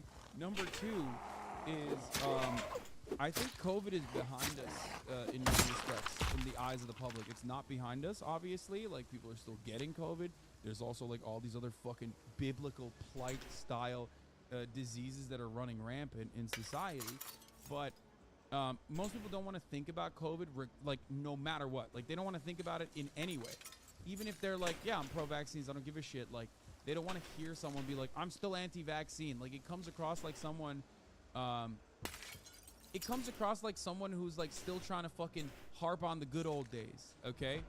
Like, people don't want to hear from people that are still like very pushing for adequate COVID restrictions and measures, which I understand why people are doing that, you know? And people don't want to hear from people who are like, no, open up the fucking floodgates. Like, COVID is fake, COVID is fake, COVID is fake, you know, the vaccines are killing you. Why do they not want to hear about it? Because like it makes them remember the dark times where they couldn't get jalapeno poppers at Applebee's, okay? Like, we're on year 3. Everyone just wants to not look back at COVID, okay? No one wants to look back at COVID. So if you think that, like, COVID is a winning strategy for you, like, speaking about COVID is a winning strategy for you, I don't think that's going to happen. You know? Straight up. To get more information and to bring legal accountability for those who committed misconduct. The second, because in Florida, I don't think it's as successful. The first COVID case was 2019. Man, what the fuck do you mean? Like, nobody knew what the fuck COVID was in 2019, okay? Shut up. I know it's COVID-19 because the first documented case was in 19, but, like, you're being ridiculous. No, 2020 is the COVID year. 2021 was, like, the COVID year and then some. 2022 is when, like, most places with the exception of China decided, you know, okay, fuck the lockdowns across the board universally.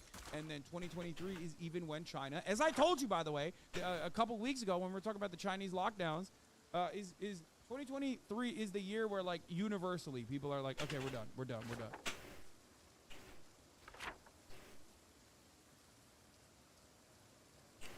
I wish there was a better symbol for wood. It's funny though, because like it's basically the same energy. It's basically the same energy as like people complaining about fucking. I don't know how to describe it. Like, people complaining about COVID lockdowns is so fucking weird to me because, like, it never really happened. Like, where the fuck did it happen? It happened to us, like in LA and shit, but it didn't happen in the fucking red states where they're complaining about it. Like, what lockdowns, motherfucker? Alabama never really had a fucking lockdown. What are you talking about? You know? And those are the places where they talk about the lockdowns the most. It's always the same. It's like people screeching about fucking big city crime that never actually live in a big city. It's like the it's the urban areas that are supposedly experiencing the fucking crime wave, and it's always the rural areas that are complaining about it and voting against it. Schools that shut down, so most people in your chat are going to remember it as being shut down. Yeah, that's pretty much the only thing, though.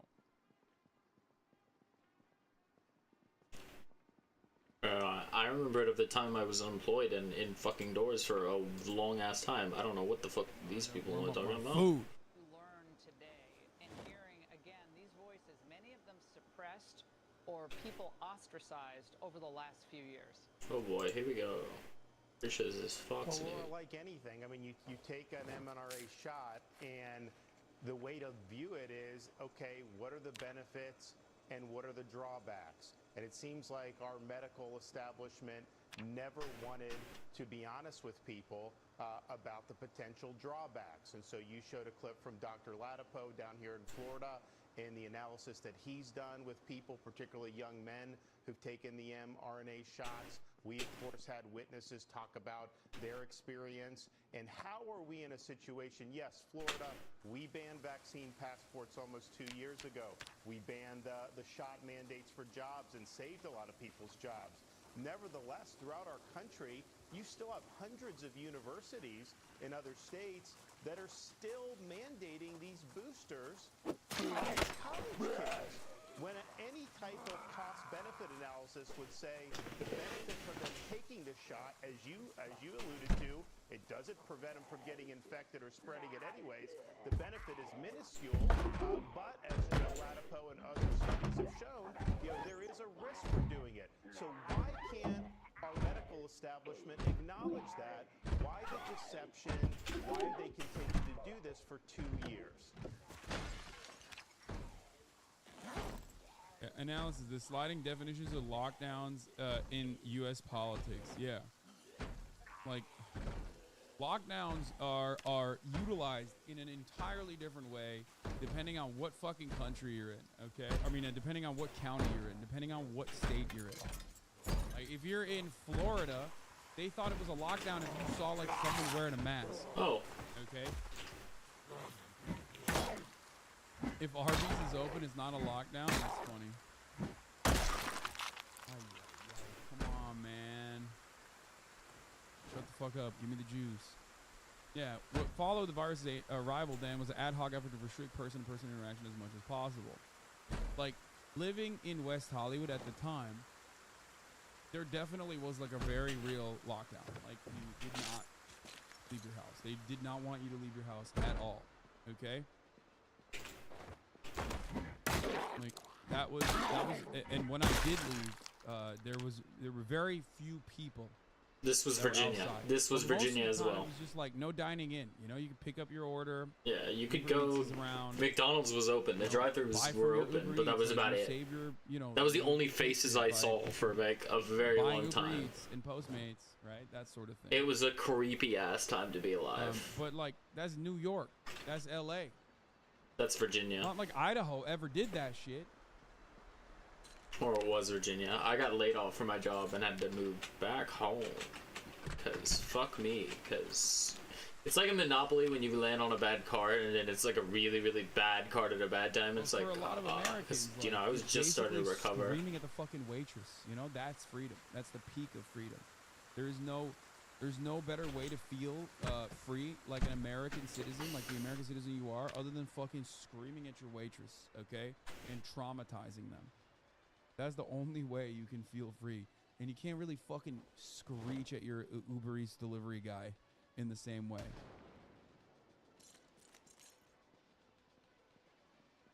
If lockdowns were as bad as they say the tech bubble wouldn't be bursting right now.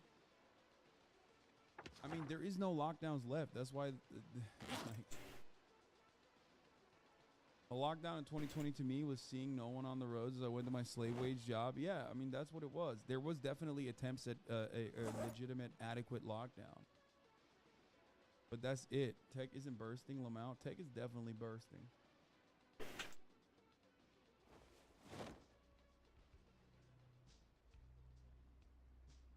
Australia is still in lockdown. That's also not true. You're wrong. Every country, no matter how rigorous, no matter how rigid their lockdowns were, are literally unwinding those rules. Australia is one of those countries that unwound dramatically. Not only that, but also like even China is unwinding their COVID zero policies. Like that's it. Once China was like, all right, fuck this shit, this is a little crazy, that's how you know it's over.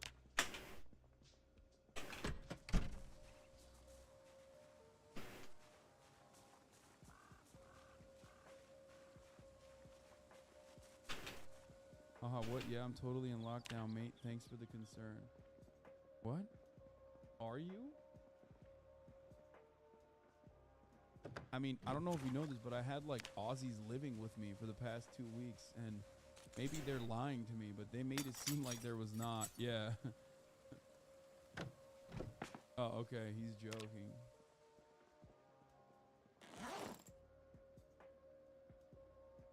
Is it still weird that I wear a mask? Should I stop? No, of course not, dude. What the fuck? Especially if you're sick and you want to keep wearing a mask, go off. Like, what do you mean?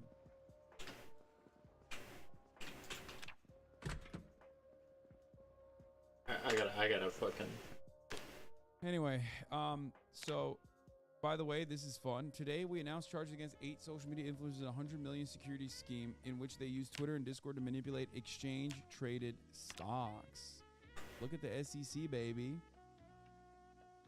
They're going after Notorious Alerts, Ultra Calls, Laid Back, Hugh Henney, Oh Hey Tommy, Mr. Zach Morris, and PJ Matlock.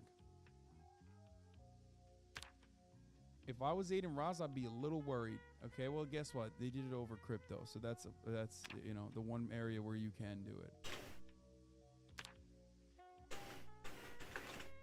Yeah, that's better.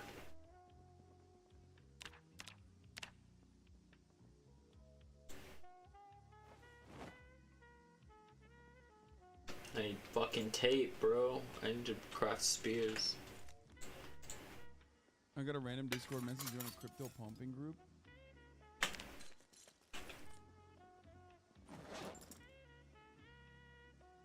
What? Do you not know who I am, or are you pretending? Either way, no hate, bro.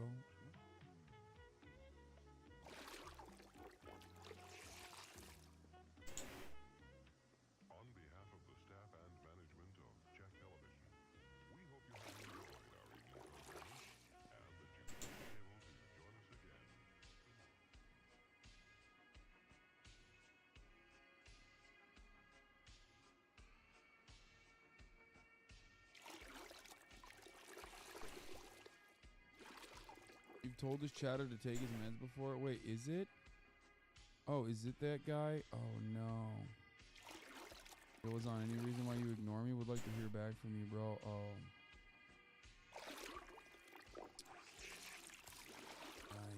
D-Pipes, come on, brother. Your meds.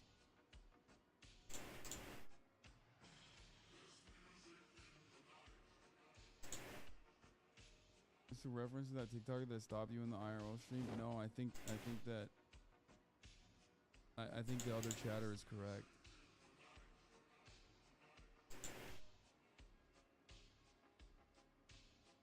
I guess no. What? Oh my lord. Is this the guy? That's the guy who was like, dude, you fucking bullied me and beat me up in college or something, right? That's the guy who said that, I think.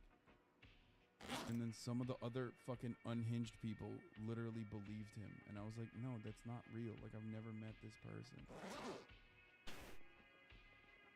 Yeah, why did you do that is what chatter said. And then sometimes it gets to a point where, like, I don't know if someone is just making a joke or if they are also just as, like, they also have the same kind of brain situation.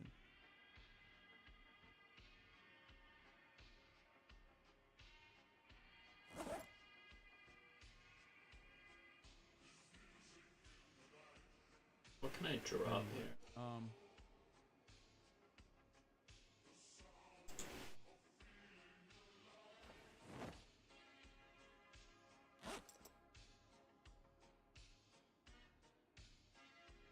Yeah, it's that chatter, I think. I think it's that chatter.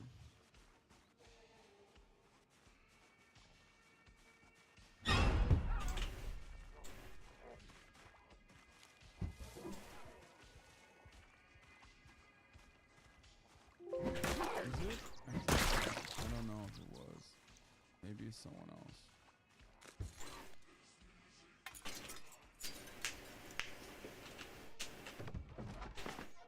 Okay.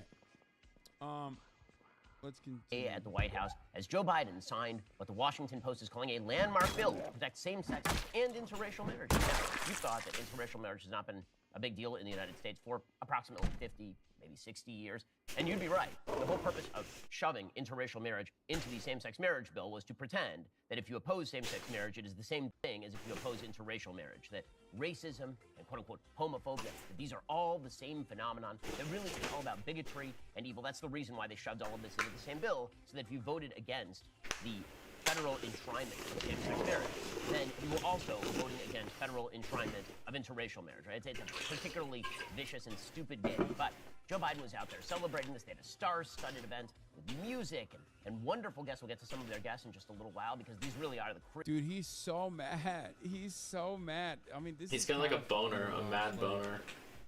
Yeah, it's like the bare minimum that the Democrats did. You ever heard like a really, really metrosexual man who like he's like just really into certain video games or like certain things and he just will not change, but he has a girlfriend. Obviously, he thinks he's not gay, but he would definitely fuck a femboy. And he even though he denies it, that's the type of guy. Granting federal protections to Him and Crowder have like the same goddamn brain disease. Like it's like a leeching disease, I think. I think that it's important to note here that what we saw yesterday at the White House is the beginning. As if they have like a giant. Oh, everybody who's hey, pretending that this was the end point. Giant fucking same-sex marriage movement. That the end point of the LGBTQ minus plus divided by sign movement. Hey, fuck going you. To be same-sex marriage is dead wrong. And Joe Biden said that out loud yesterday. And it is very clear that the goal here, the goalposts keep moving. They keep moving because in the end, what the LGBTQ plus minus divided by sign movement is about is not merely the congratulations, you got it right the second time. Without being bothered. You had to fucking slow down the first. The idea is that the ideology that undergirds their belief system must be imposed on you. You as a religious person in your daily life. Not a religious person, get fucked. Your churches. The notion that this is going to stop is just a lie. It is not true. And as proof, I would like to offer this clip of Joe Biden from 2006. Because the goalposts have moved. I've mentioned this before. The goalposts moved from the reasonable to the not reasonable to the insane. They moved from, we wish to lead our sexual lives as we want without you interfering in our bedroom. And Americans, for a very long time, said that's fine. Even sodomy laws, for example, that were on the books in many states were generally not enforced, even in the years well leading up to Lawrence. Okay, so it doesn't matter, so just take it off the books. No, of course, no. That's taking away our traditional values. No one should fucking suck. No anal, no oral. Let's be Texas. So they said, just leave us alone. We don't want to be criminalized in terms of our private activity. Fine. Then it turned into, we just want civil unions so that if we are in a relationship with a member of the same sex, these people can visit us at the hospital and they can be in our wills just by nature of law. And many Americans were like, okay, that's totally fine. All right, makes sense. In fact, it was Mitt Romney in Massachusetts who was one of the first people to sign into law civil unions in the state of Massachusetts. Then it was, well, it's not enough for us to have them called civil unions. We want them to be called marriage. We want the same moral respect as a traditional marriage. And a lot of people say, well, hold up a second. This isn't the same phenomena. They can say a lot of things about same-sex relationships, but it is very difficult to claim they have the same societal value as traditional. Wow! Male-female Thanks, dude. I didn't know we were in a caste system. The institution of marriage Fuck is you. predicated upon. The institution of marriage is just an enshrinement of the simple biological fact that men and women combine to create children and then raise those children. That is all that marriage is. You can pretend that other forms of relationship are equivalent. You can pretend that other forms of relationship have similar societal value. They do not. So a lot of people say, well, no, hold up just a minute. But the case that the left made on this was that marriage really isn't about the production of children. It's really not about creating family units. Marriage is just about who you love. And once they had redefined that, and they'd actually done this well in advance of same-sex marriage. That's not I mean, marriage is a concept, is a social contract that is enforced by the state, that's totally created by the state. It's just like so incredibly strange to act like it's this natural phenomena, this naturally occurring phenomena. Especially when you like appeal to nature, you realize that like nature is gay as fuck too. It's especially gay. Nature is trans as fuck too. You know? Odd. Yo, hey, Odd yo. that, like Ben tried to make this concept work. But marriage is an institution.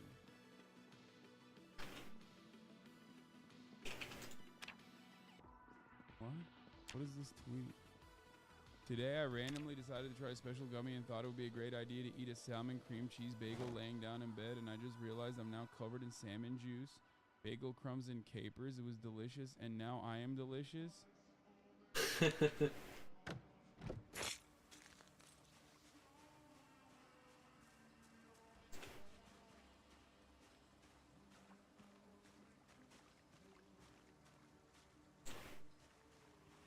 What about all the animals that are sexually atypical, like seahorses or hyenas? That's what I'm saying.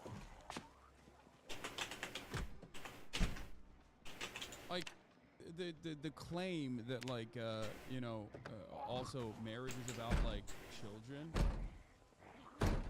I don't know what to tell you. Like there are couples you can't have children. You know what I mean? There are male and female bonded couples that can't have kids.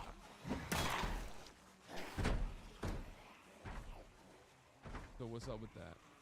They just can't fucking. So they're just not supposed to be married. D-Pipes, thank you for the 3 gifted subs. Done this with regard to, for example, no-fault divorce. The idea being that there wasn't anything sacred about marriage, there wasn't anything unifying or creative of a family unit about marriage. It was just about who you loved. If you didn't love somebody, then divorce was totally on the table, so no-fault divorce is fine. Once marriage had been redefined as just love between 2 individual human beings, then of course same-sex marriage fell under that rubric. So many Americans were like, even there, they were like, okay. And then it moved to, well, now, if you are a person who doesn't actually believe that same-sex marriage and traditional marriage are morally equivalent, you still must celebrate same-sex marriage in every aspect of your life. It's very important that you do so.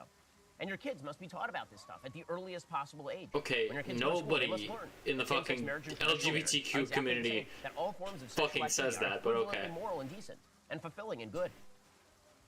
Okay, that's how far the ball has moved. And it's moved really far, really fast. Also, weird football analogy. It's more akin to like... They're lying. They're lying. When they said same-sex marriage was the end point, it is not the end point. It is the beginning. Tennis? I don't know. I don't think you can put it to a game, bro. There's no necessity. Unless you think sex is a game, it's not. He says there's no real reason for this sort of thing. The reason, why would we? And I don't mean sex as like a thing. I mean like a gender as the definition of marriage in federal law. After all, who would be pushing such a thing? Who would be pushing the idea of redefining marriage? Here's Joe Biden, 2006. He's just pushing. They're just pushing for more violence. They just want more fucking bloodshed, dude. Hades in a handbasket. Because of these fuckers just spewing their shit. We are concerned about the circumstance relating to avian flu. We don't have enough vaccines. We don't have enough police officers. And we're going to debate the next 3 weeks, I'm told, gay marriage, a flag amendment, and God only knows what else. I can't believe the American people can't see through this. We already have a law, the Defense of Marriage Act, where we've all voted, not where I voted and others said, look, marriage is between a man and a woman, and states must respect that. Nobody's violated that law. There's been no challenge to that law. Why do we need a constitutional amendment? Marriage is between a man and a woman. That was Joe Biden in 2006. It is now 2022. 16 years is not all that long a time. And now Joe Biden is on the lawn at the White House celebrating the same sex Times have changed. Even you have to fucking admit that. Even you have probably admitted that. Who disagree that same-sex marriage is on the same moral par. Kind of crazy how he just picks and chooses where he like likes to lie his shit. And it suggests that when people like Joe Biden say in 2006 that same-sex marriage is not on the table, they are lying to you. They are not telling you the truth. And when they deny outright, that, for example, that when they say we're not going after the religious community, we're not going after. Like, I don't even think, like, it's not like Joe Biden had a change of heart or anything. It just became, like, the politically fashionable thing to advocate for. Okay? And that's pretty much it.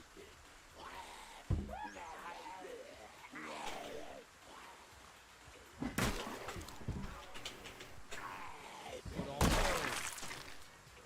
why are you still bent about it? Because Ben Shapiro himself, on the Joe Rogan Experience, routinely fucking talked about how when everyone was forced into submission by big LGBTQ, Ben also made it seem like he wasn't homophobic. That has changed.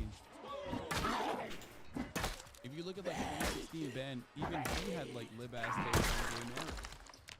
Because there were like the gays, the fucking gays for Trump movement, and like it was not even a thing that people could talk about, you know, because everybody understood, yeah, it's perfectly valid for 2 people to get married and have the state recognize their legal marriage.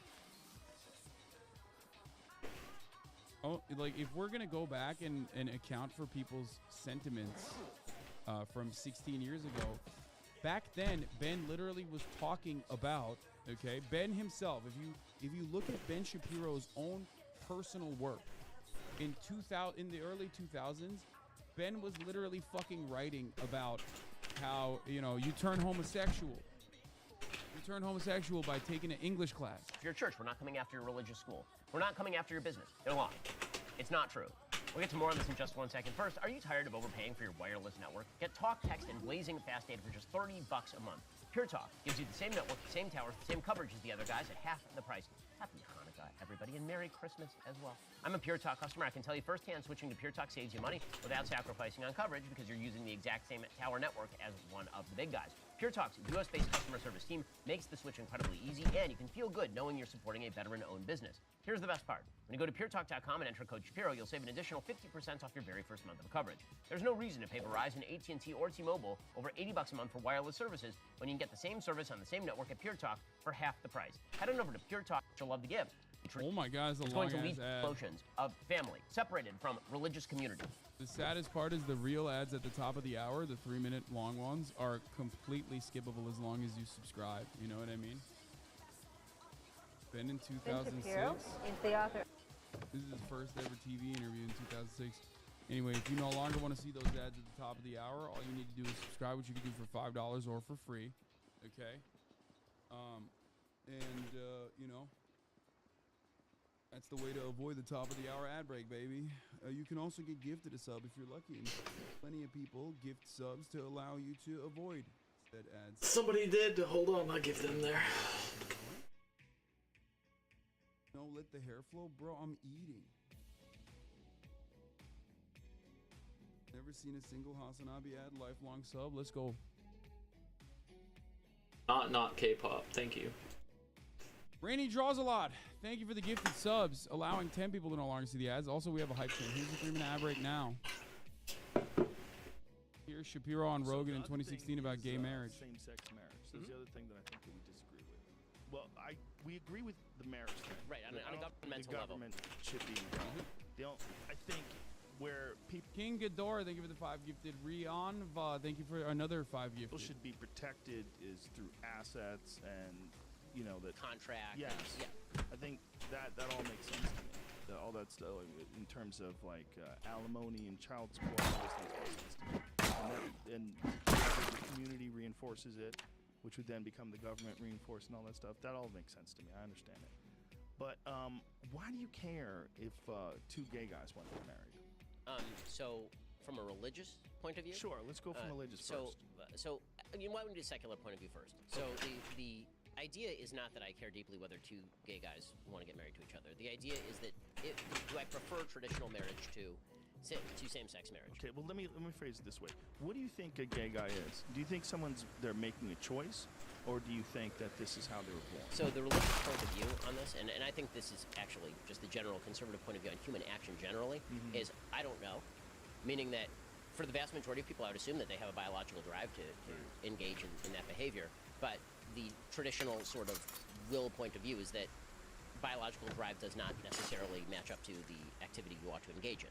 Right? Men, for example, have a biological drive to impregnate many women. That's not something religion is cool with either.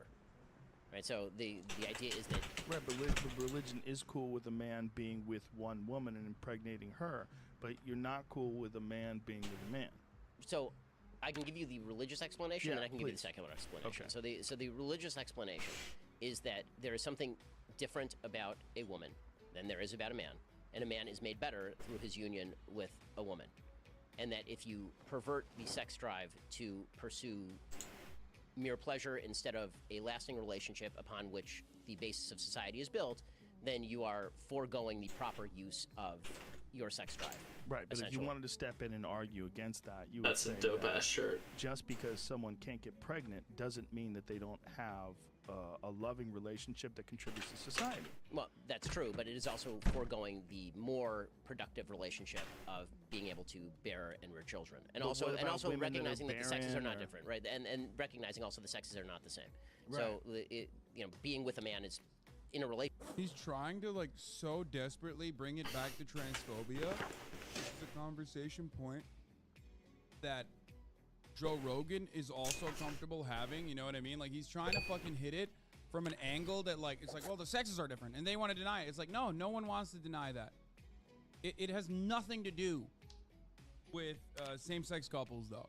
Like it's completely Why is there not a book irrelevant in this symbol? I need a conversation. book symbol. Okay. The only reason why Ben wants to bring up the sex conversation to be like, oh, sex, and like, of course, equate sex to gender, is so that he can get someone who is otherwise like transphobic on board. Okay? Which is just completely irrelevant. It's not a real reason anyway. Relationship different than being with a woman, I would assume. I mean, I assume that's why gay guys are gay. If it weren't, then I assume that they would be fine with being with a woman. Right. So that relationship from a. But this is such a black and white take. What about bisexuals? Is more valuable because women have different qualities than men. You round off each other's harsh edges. It changes you. I mean, you're married. Being married changes a man in a different way that being married to a member of the same sex would. Right, but I don't want people to have to do it. But if you're, I'm not forcing anybody, right? But I want them to have the option. And if you're a gay person, and to say you don't legally? know. No, I mean, of course. Because legally we agree, right? Yeah, legally. And I keep making this distinction because whenever I talk about my moral perspective on things, then people immediately. Oh, so you legally do agree on gay marriage. Got it. Okay. I sure hope his opinion doesn't change. I sure hope Ben's opinion on gay marriage doesn't change.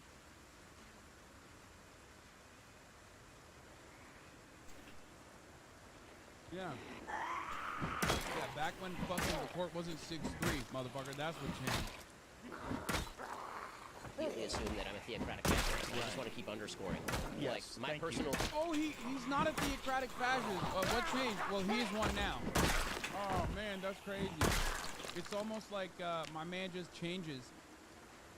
His opinion has always been the same. He's just changing his fucking perspective with respect to who. With respect to what is considered appropriate for him to say. Oh fuck! I got one of these yellow peppers. Hassan dies live on air. Oh, it's giving me hiccups. Oh man. Separated it was so from spicy. people who share any perspective on the world about a higher good. All those intermediate institutions will be destroyed. No fucking And tape. and in the end, it will just be you and the state and nothing in between. And that is the goal that Joe Biden is actively attempting to pursue right here. The obliteration of those intermediate. Shit, you really are white passing? What do you mean? I fucking love yellow peppers, bro. I love spice. Institutions, by the way, is not going to make America stronger. It's going to make America insanely weaker. It's going to lead to an incredible rise in depression, in polarization, suicidal ideation. People without any sort of intermediate societal structures. Yellow peppers aren't spicy. Bro, first of all, motherfucker, I love spice. Okay? Yellow peppers can be fucking insanely spicy. What the fuck are you talking about? This is not like a bell pepper. It's not a banana pepper. This is a spicy yellow pepper. And some of these can be incredibly spicy. It's not like super spicy. I can fucking, I can eat these one by one or whatever, but doesn't matter. That shit is white people spicy. No, this is like.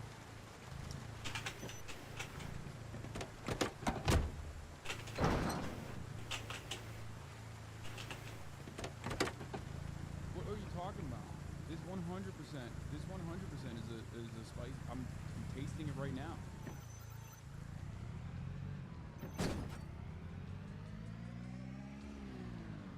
Are those pickled? Yeah, they are.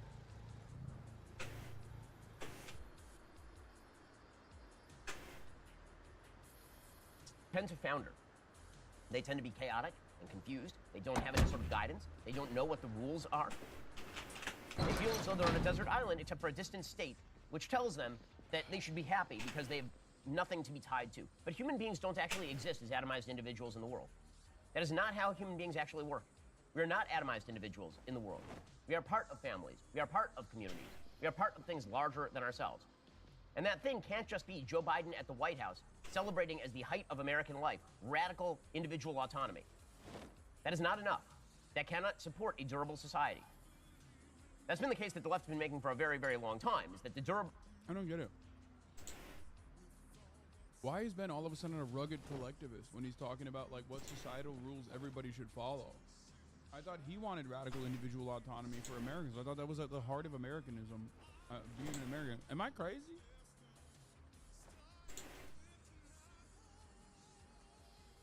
What's he talking about? The most durable or important form of society is the one where there are no standards and no rules, except for a society that mirrors back at you what you are feeling at any given moment. That is not a society. That is a chaotic, anarchic, bizarre amalgamation of chaotic tyranny. It's so weird. Tyranny on the one. 2019 Ben should have a conversation with 2022 Ben about how he's not a theocratic fascist. And of course he believes that, like, you know, gay people could get married from a legal standpoint, but like he has a moral issue with it or something. Views on Dave Rubin's marriage are of no consequence to public policy in any way whatsoever. Right. But I agree with you on that, and I don't think it should be a part of public policy, and I think people should absolutely be allowed to marry and divorce and do whatever the fuck they want to do, no matter who it is. But why do you care? Like, as a person who's a rational thinker, it's pretty clear that people are gay. And I don't really think that this is a decision they make in terms of, like, I'm going to make a clear choice to defy God and be gay. I think they're just gay. Well, again, I think that's a conflation and I don't think it's everyone. It's a conflation of identity and defy God, with activity, be gay. which is something that religion fundamentally rejects. Yeah, in 2019, Ben's take basically, I remember because I remember covering this, and at the time people were like, Ben's not homophobic, dude, you're wrong. In 2019, Ben's rational thinker ass was saying, if you're gay and you want to be Jewish, you have to marry a woman.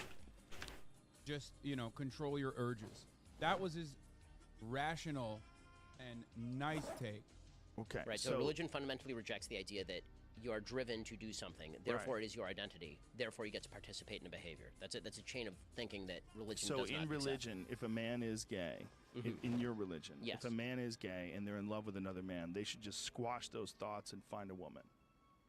Well, ideally, they would be honest with the woman they marry, so they're not, like, messing up the woman. But they would want to go and get a woman. Ideally, you would still get married and have children in a heterosexual relationship. If you're not up to that, then you wouldn't get married at all. When you describe this to a gay man, they will tell you. I love his ideal, dude. His ideal is like, you're still supposed to fuck women over. You're supposed to fuck yourself over and chain yourself to the notion of holy matrimony. And a lifetime of, like, torture, pretty much, where you can't fucking be yourself. That's so sick. Thanks, Ben. Imagine, Ben Shapiro, just be honest someone with your said wife, to you, you should stop being with your beautiful wife, and you need to now marry a man, because this is what God wants you to do. So you're going to have to shtup this man, and he's going to shtup. This would have been pretty funny. It was like, Ben was like, actually, I did that. I wanted to have juicy sex with men. You. And because this is how the rules are set up. Yeah, so far this sounds pretty terrible, sure. Right. Well, this is how it sounds to gay folks when you're telling them they have to find a woman. I like dudes. I'm not saying you have to find a woman. I'm saying you can't. Well, I'm saying you can't do X, right? I'm not saying you must find a woman. But can't. But by whose determination? If you decide to participate in this religion, right, then there is a buy-in to the precepts of the religion. And the buy-in is you can't be gay. Well, no, the buy-in is that you can have whatever sexual orientation you please, but there's certain activity you can't participate in. So you can be gay, but you can't have gay sex. Correct. That's by the way, that's what the Bible, I mean, if we want to go direct to the text of the Bible, it's what the Bible actually says, right? I mean, even the parts of the Bible that people really hate, those parts say that a man shall not lie with a man. It doesn't say a man can't be attracted to another man. That's Old Testament, right? Isn't it? That's right. That's our stuff, right? New Testament. It gets a little harsher in the New Testament in some places, Romans, Corinthians. But in any case, you know, again, when it comes to this, is what I'm puzzled by is the idea that this is a unique area of human behavior that religion is supposed to treat differently. Meaning, religion treats virtually every human activity like this. Sin is a failure to abide by a covenant, right? That's the definition of sin, right? When you commit a sin in Judaism, in Avera in Judaism, what you are doing is failing to do a mitzvah, which is a commandment. You're violating a commandment. Well, there are lots of commandments that go directly against what people are driven to do. Just because the drive is stronger does not make it more morally non-culpable to violate that commandment. So weird because, like, Ben, we know picks and chooses the Torah because you know, as one of the most prominent Jews in America, he should be outraged that the American government is trying to violate the religious liberties of Jews by not allowing Jewish women to get abortions. And yet, for some reason, this fucking cuck refuses to talk about that aspect in Judaism. I wonder why. I wonder why he's picking and choosing. Do you guys have any idea? Maybe it's the same exact concept behind why he claims that he doesn't care about the legality. He's like, it's fine, you can do it, whatever. I'm not a theocratic fascist. And yet is basically doing the theocratic fascism now, advocating for that theocratic fascism now, because he thinks that this is a viable winning strategy, which I think he's wrong on, for the record. But it doesn't even matter, because like the Supreme Court could technically undermine said civil liberties. Well, not for this one, because now it has congressional approval, so good luck unwinding that. But, you know, it's very strange that he plays fast and loose with like what his true perspective is. One hand and bizarre chaos on the other. It's almost an anarchic tyranny. Like on the very local level, it's anarchy because you don't have any intermediate institutions. And on the national level, it's tyranny to enforce the anarchy, to obliterate all those intermediate institutions. That is really what this is about. Again, this is why he keeps saying this is a first step. So Joe Biden says, by the way, there is nothing more decent, more dignified, or more American than two dudes getting married or two ladies getting married and forcing people of traditional bent to bow to their whims. That's... First, to be married in the morning and thrown out of the restaurant for being gay in the afternoon, this is still wrong. Wrong. And that's why the people you heard speak today continue to fight to pass the Equality Act. Okay, the Equality Act goes way further than what exactly was in the same-sex marriage bill.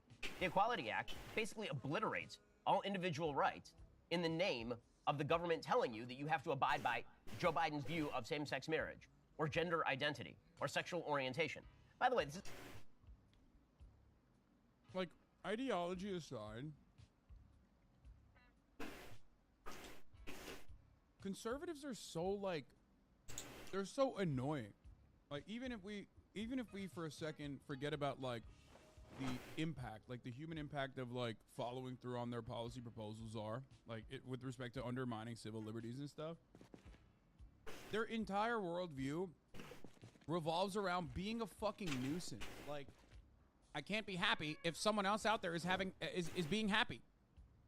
It's like such a weird complaint, you know what I mean? And even if you were to flip the script and be like, well, liberals do that too, it's like, well, okay, what is giving you happiness? Being racist to fucking marginalized communities? Because like then you again, you are a piece of shit. I just don't think they care that they're shitty people. You know, it's like it's so weird that even if you look at this like weird arbitrary, incomplete left-right dichotomy, it's always like people on supposedly on the left or ostensibly on the left, like they're looking to open up more civil liberties and rights for marginalized communities, and then people who are ostensibly on the right, or those who call themselves centrists but are actually on the right, their entire worldview revolves around like, you're giving them civil liberties, that's hurting me, that's hurting me. It's like, why? Why do you care? It's not like they're coming over to suck your dick, dude. Nobody wants that, okay? Your wife doesn't even want to suck your cock, Ben. Oof.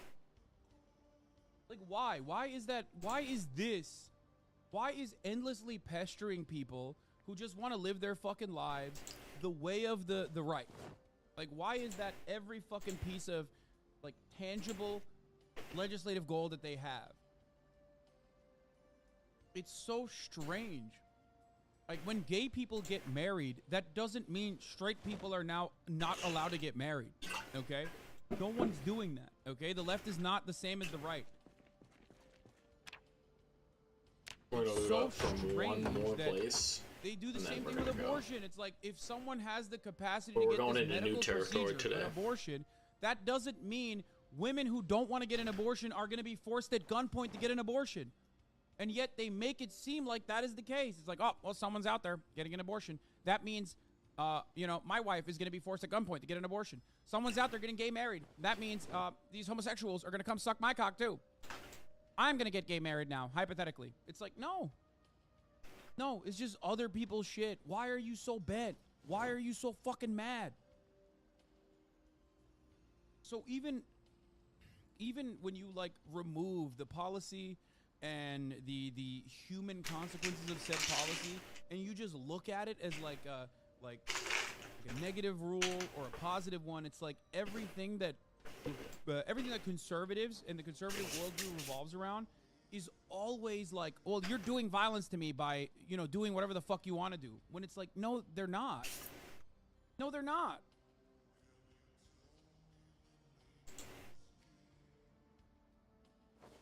This is not happening on a wide scale across the United States. I'm not aware anywhere, actually, this is happening, where people who are gay are walking into a restaurant or being turned away specifically because they are gay.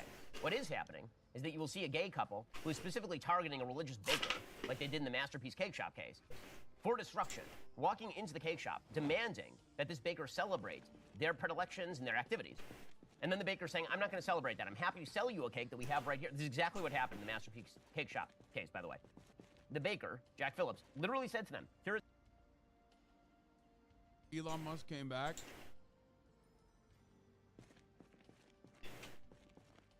Did this guy block me?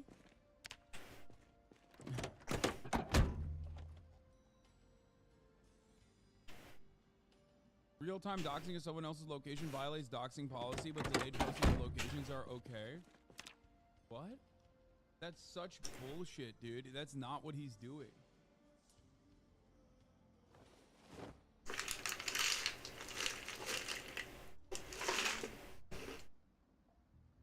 Lane tracking is not doxing, man. What the fuck? Yo, does this motherfucker think like it's the same as like your home address? What the fuck? No, some fucking dumbass try to argue that like your home address is publicly available information. Would you like it if that was readily available to all? And it's like, bro, are you fucking stupid? Do you think, look, here, this guy, the smartest guy of all time, which by the way, my replies are hidden. It's weird. Brian Trump says, no account should be providing tracking information on anyone's location. And to those who say the information is already publicly available, I say so is your home address. But you do not want that shared in a public forum. Millions of people. First of all, good luck. Secondly, okay, this fucking idiot literally thinks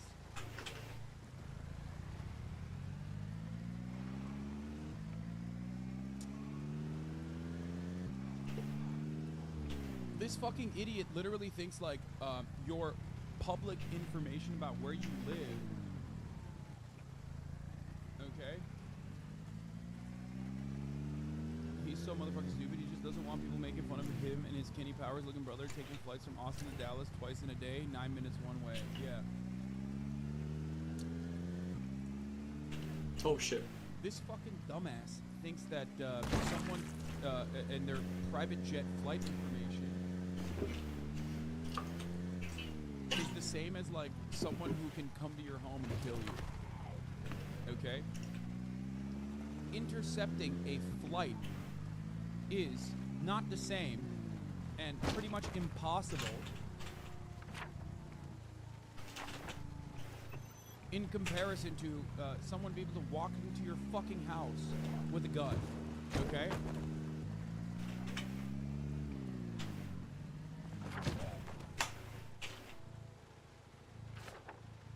What a fucking dumbass. Someone retweeted it, of course. I waited too long on the tweet. So, of course, you know, oh, here it is. This is you, dog. Furthermore, all Elon, look at this. All Elon says that he will open source Twitter's algorithm and create a platform for free speech. How can he possibly oppose these basic principles?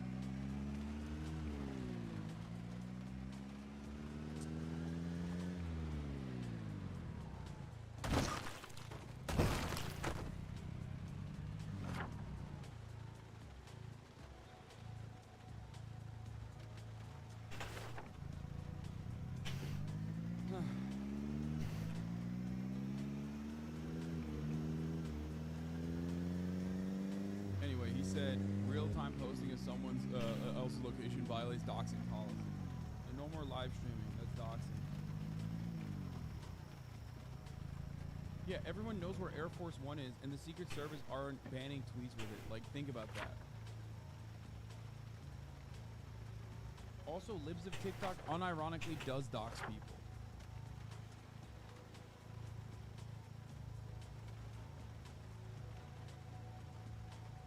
Privacy for me, but not for thee. Scoop. Twitter is working on a plan to force users to opt in and personalize ads and share their location data. It's considering letting those who pay for Twitter Blue to opt out of data sharing, a decision that would likely anger Apple. Oh, it's awesome. That's great, man. Another incredible fucking moment of like a very open, brazen hypocrisy. Hypocrisy is the type of thing that is supposed to like make these guys go aggro too. Like it's something that even the dumbest fucking bot could understand is like a bad thing. And yet for some fucking reason these guys just cannot see that. Here's a cake. I will sell it to you. But I'm not going to use my creative abilities to celebrate your activity. And they sued him in Colorado, and it cost him hundreds of thousands of dollars. And went all the way up to the Supreme Court, and he won. And then another couple came by and tried to force him to bake a cake celebrating a gender transition. The targeting will not stop. It's until all of society mirrors the individual.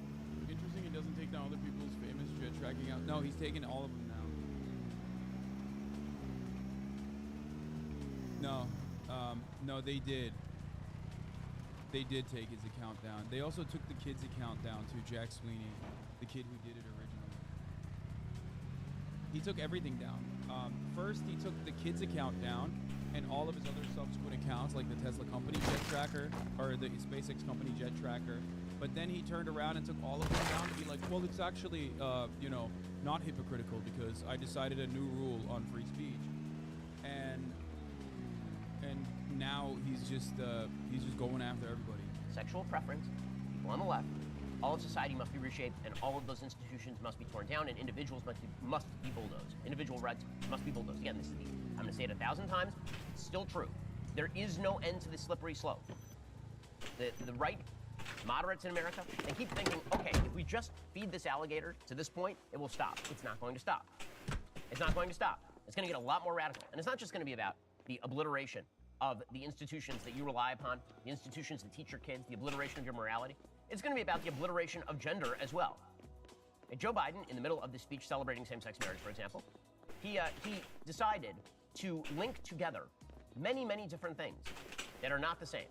So he says that racism, anti-Semitism, homophobia, and transphobia are all connected. So in other words, the same sort of person who opposes same-sex marriage must hate Jews. That's all. What's this argument, dog? Like, you're like, no, I just hate gays. I don't hate Jews. Like, is that what you're saying? Listen, get it right. I personally only hate trans people, not Jews. It's just weird that other people who hate trans people also seem to hate Jews, as we found out from the latest Kanye West saga. But, you know, that's always going to be forever a surprise to me, because I refuse to recognize that there is there is this connection of hate and bigotry. It's intersectional. It's a lie. It's not true. The same sort of person who does not believe that children should be trans, that you shouldn't be giving 6-year-old hormone treatments and 16-year-olds breast removals, that is the sort of person who hates black people. This is just nonsense. The only thing holding together the intersectional coalition is opposition to traditional values and traditional institutions. That's the only... Hopefully your Grimes DMs were on Twitter and not IG. Oh, I definitely DM'd Grimes on Twitter. If my fucking account gets blasted, know what happened. 100%. I'm sure he's already read them though. Like, let's be real. I'm almost certain he's read every single fucking DM that Grimes has ever sent to anyone.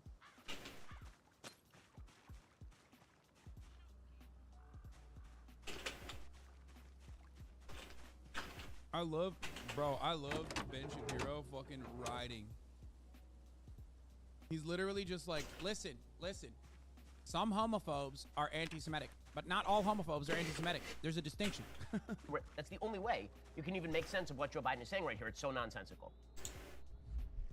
racism, anti-Semitism, homophobia, transphobia, they're all connected. But the antidote to hate is love. This law and the love it defends strike a blow against hate in all its forms. By the way, if you disagree with him, you're hateful and he hates you and you should be destroyed. That's the kind of love he means. Dark Brandon Rising. Dark Brandon Rising. Right, you put a heart on it, and then. Yeah, fascists notoriously love gay people and trans people. It's really nice. It's love, guys. It's love. When he walks into your church and says that you need to do things the way he wants you to do them. When he walks into your business, it turns out that religious people are religious throughout their lives, not just at church. When he walks into your business and demands that you celebrate particular types of activity that you find to be sinful or wrong, then that's a form of love, according to Joe Biden. He makes this clear, by the way. If you say you should not perform mutilating surgery on 15-year-old girls who wrongly believe they are boys, this means that if he says that we have to compel. That's crazy because it doesn't seem like Joe Biden said that at all. I mean, I'm no big city lawyer, but it didn't seem like Brandon was saying that.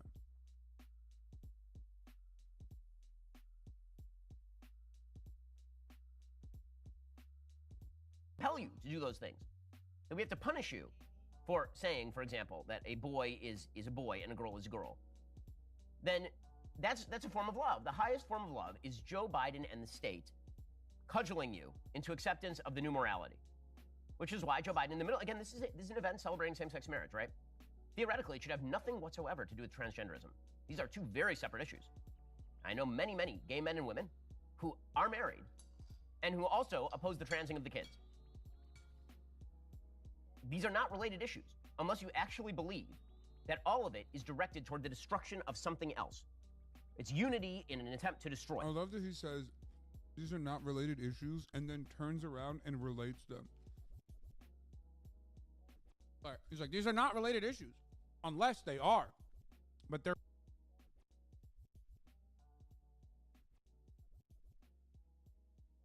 About it, like you have to do something about the hole in that backyard. I'm not kidding.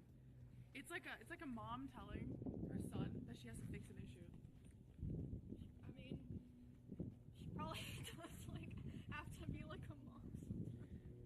I think we should fill it back up. Probably, yeah. You know what? We should put the Audi keys down here and just fill it up. The Audi keys? The Audi and the GTR keys. And they have to dig it up? Yeah, that's the first time Nick's done any physical labor in his entire life. He has to go dig for his GTR keys. I mean, this was difficult. This was, how many hours was this even with 20 people? It's like 10, 12 hours. All I'm saying is, you should be really happy it's not summer. There would be snakes and shit down here. Because they would seek. Oh yeah, I was thinking that when I saw the pond down there. This is like a mosquito breeding ground right here.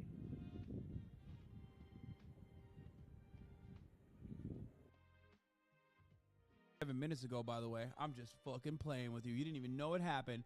Woo! Yeah, that's right. It happened already.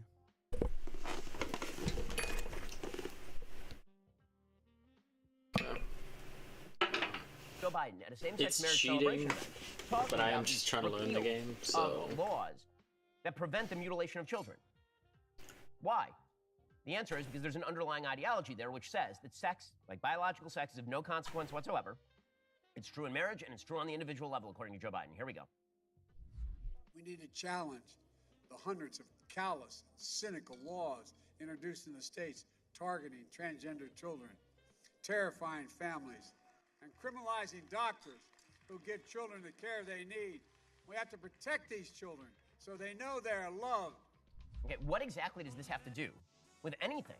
What does it have to do with same-sex marriage? It has nothing to do with it, except, again, that this is the first step. What we're watching here is just another step. That slippery. It's almost like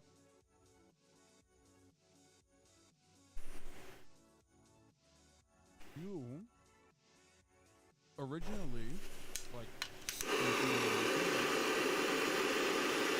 things like, oh, gay marriage is fine, just the trans people I don't care for. And now you're saying, oh shit, gay marriage is not fine either. It's almost like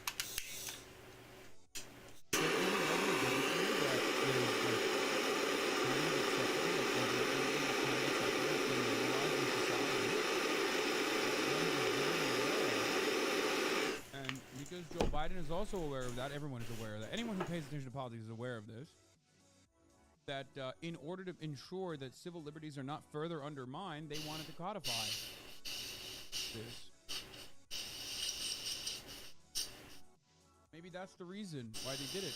Like, especially so, if it was completely irrelevant, if it was completely silly, if it was just like nonsensical, if it was nothing, then we didn't cut 30 to 40 minutes of it, right?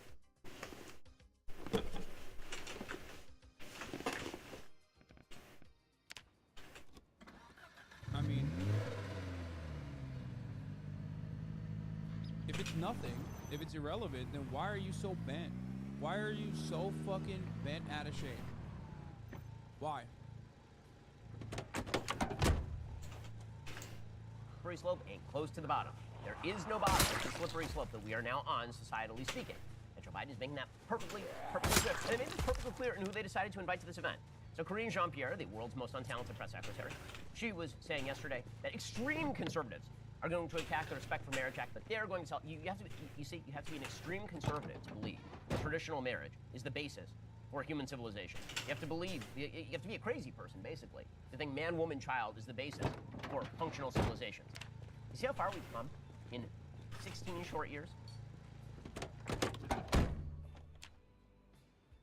I mean, yeah, I think it was silly back then, and it is silly now to advocate for such a thing. I mean, primitive accumulation was longer.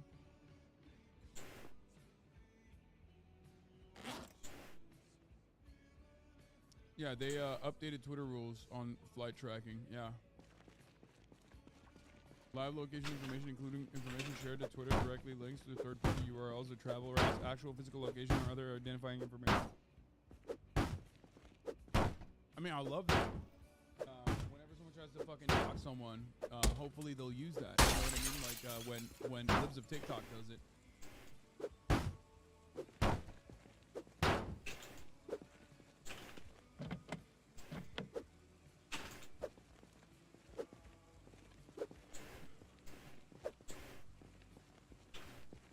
This is such a bad angle for this.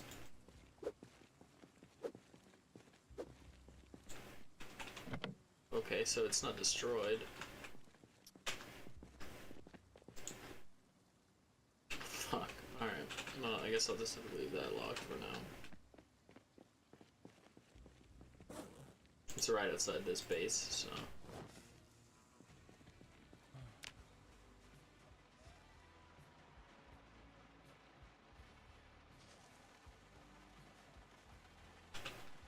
I love this, dude. He's just making shit up as he goes along.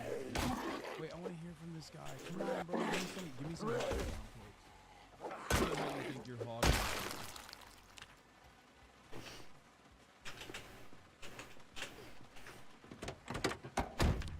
Come on, dude. What did he say? What did he say? What else? I'm waiting for this motherfucker so bad. I want to hear some. Hey, why? And that's an amazing statement. You're an extreme conservative now. If you believe the same thing that Barack Obama said he believed in 2011. Right, it's now 2022. Haven't been that long. But you're an extreme conservative nut job. It's just like they're two sides of the same coin. Barack Obama didn't give a fuck about gay people one way or the other in 2007. He was just going along with what is considered to be politically fashionable at the time. Just like Ben has always hated gay people. I'm fairly certain that Barack Obama probably didn't fucking hate gay people in 2007. Okay? It's the same exact principle. Ben knows it so well because he abides by it. Ben was always anti-gay marriage, wrote about it extensively, and then there was a period of time where he shut the fuck up about it, like when he went on the Joe Rogan podcast and said, oh, well, you know, I'm not a theocratic fascist, as I showed you earlier. Okay? It's about what is deemed acceptable, because these people are political demons, okay? Unlike myself, a person who gets routinely punished for having consistent takes that some find unfavorable, okay? A person who sometimes will get things wrong and will openly admit that they got something wrong and will apologize and move on. That's the difference between someone like myself and someone like Ben. Ben reads the room and reassesses and, tries to fucking cut his commentary on what is deemed acceptable to the masses.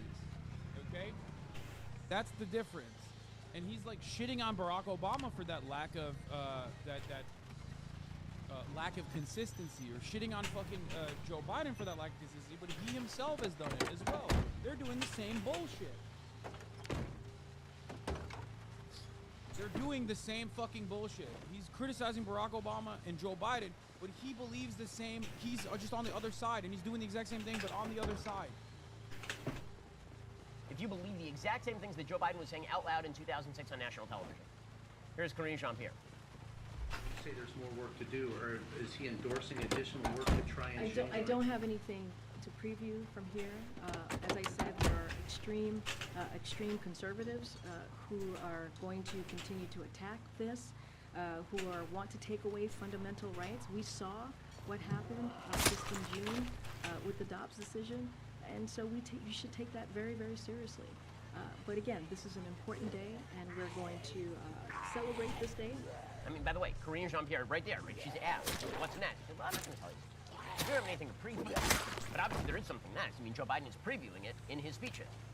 She then proceeded to blow off a question from a White House correspondent, Owen Jensen, from Eternal Word Television Network, EWTN, who's following up on the suggestion that protecting marriage equality would result in discrimination against religious organizations, which it undoubtedly will.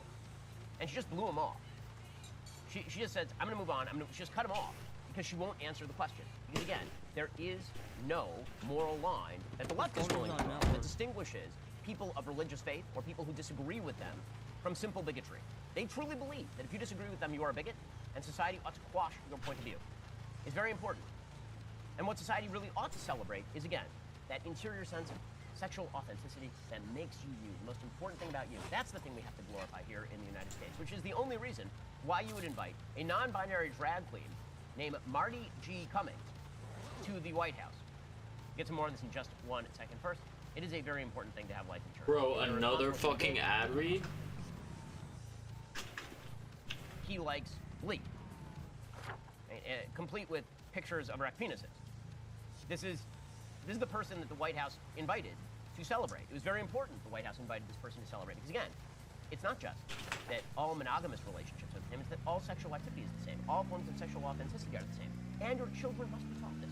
They must be taught this in schools. Why do you think that Joe Biden and the NEA are so insistent that laws like Florida's, which say that you are not allowed to teach sexual orientation and gender identity nonsense to 5-year-old children, why do you think the White House opposes that exactly? Why is the White House against it? Seems like I don't know, maybe because like that's a thing that exists in the real world, and no one would ever oppose like heteronormative relationships being taught in school. But the reason why you oppose the other thing is because you're just personally against it. It's just a reality. I mean, getting mad at that is just getting mad at like reality being taught in school. You are offended by reality, and you don't want it being taught in school. That's it. Bro, honestly, that could have been way worse. Common sense sort of thing. Turns out a majority of Democrats support that law in the state of Florida. And nationwide, by the way, by polling data. But the left opposes that. Because again, the idea is that all of the institutions of life crimp your style. And so we must teach children. It's important to teach children, to indoctrinate children in the same sort of idea. Ben is actually right. A baker should be allowed to refuse service to a gay couple. The same way Home Depot should have refused to sell Ben a plank of wood off the basis of how it's morally wrong to imply a Goomba of his stature does any handiwork.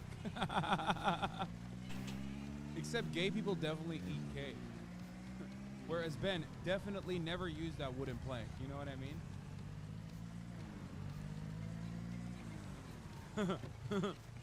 That was very funny though. Good job. He said Goomba.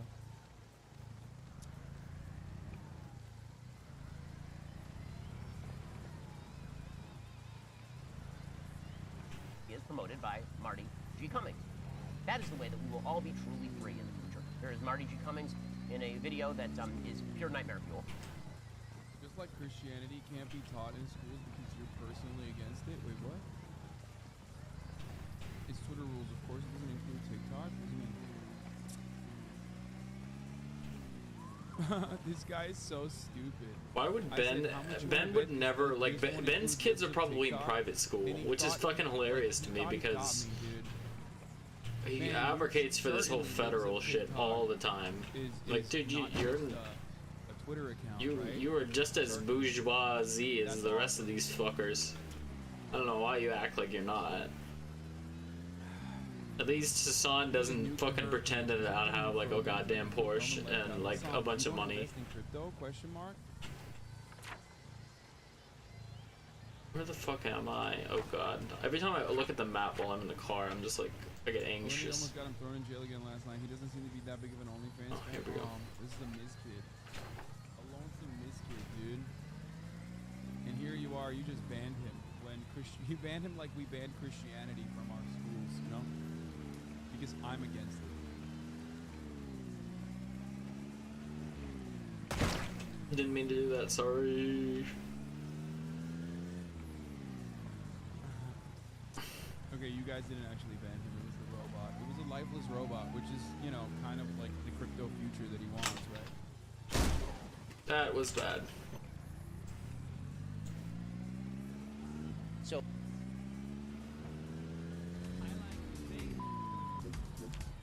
this person is invited to the White House. Very important. This is the best America has to offer. Invited to the White House. I don't get it. I would have taken Caitlyn Jenner over that, but At okay. the White House? That'd be kind of funny. Like, did they do that song and dance at the White House? Because that would be fucking awesome, okay? Imagine Brandon having a fucking aneurysm.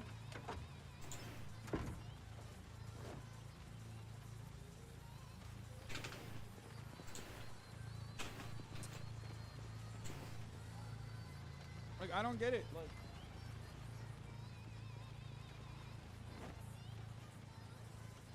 Donald Trump literally said you can grab him by the pussy, and he became president. He also had, like, Kid Rock and Ted Nugent in the White House. They've said way worse shit. Kid Rock wants to fuck 14-year-olds, dude. Like, Kid Rock has songs about having sex with underage women, underage girls.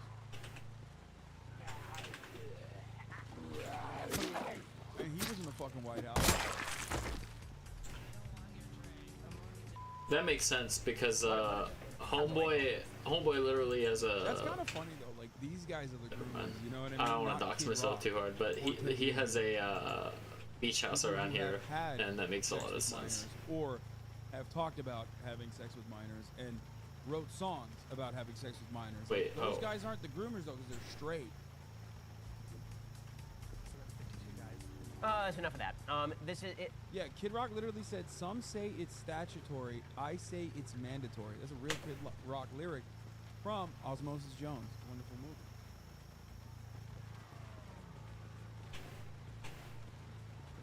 movie. Again, there's only one reason that the White House would do this. I didn't say that this person should go to the White House. Joe Biden said this person should go to the White House. Of course, this follows hard on 4 weeks ago, Joe Biden having over to the White House Dylan Mulvaney, a man who says that he is a woman, dressed up in the most garish outfit, and sitting across from him explaining to this. Bro, you use the word garish, you're literally 3 steps removed from sucking a cock. Yeah, that's pretty gay.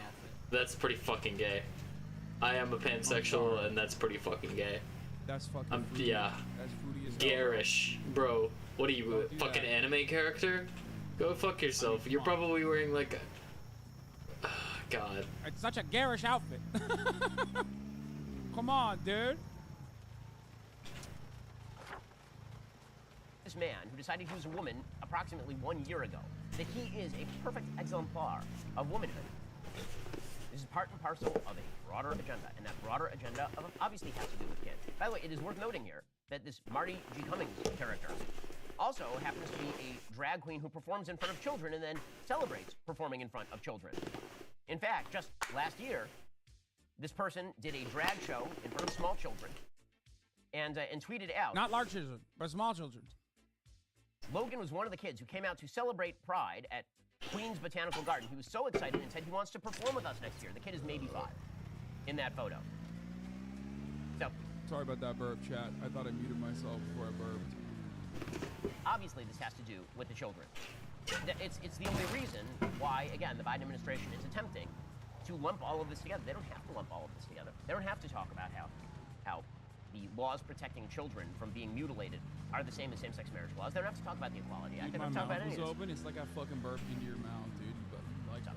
This is not the end point. This is only the beginning. And when I warn that, people on the left immediately say, slippery. Shut up, dude. You're a Disney adult. Like, you literally made your children watch every drag queen that Disney has to offer until you decided that Disney is actually, making protagonists that are also gay. Okay? Like, you don't get to speak about this drag performance in front of children. It's the slip argument. Well, prove me wrong. Prove me wrong. I've been arguing since the mid-2000s that it was moving in this direction. And it turns out that you have justified every fear that traditionally religious and people of traditional values have had for 30 years in this country, 40, 50 years in this country. You've justified all of that by continuing to move along this line. And then when you say it's the end point, again, the idea is we don't believe you. Why should we believe you? I see no reason to believe you exactly. Joe Biden says, the good news is that as more and more Americans come to understand what this is all about is a simple proposition. Who do you love?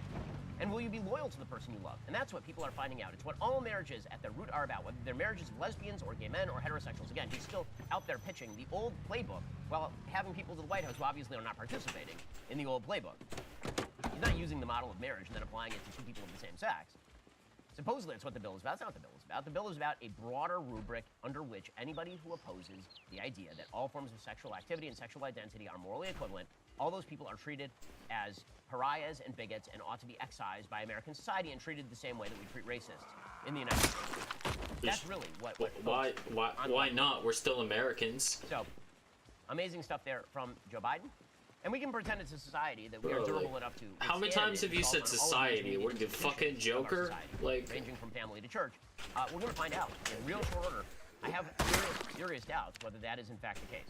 And actually what this is going to end up creating in the United States, blue states are going to be the first to start implementing all of Joe Biden's whims.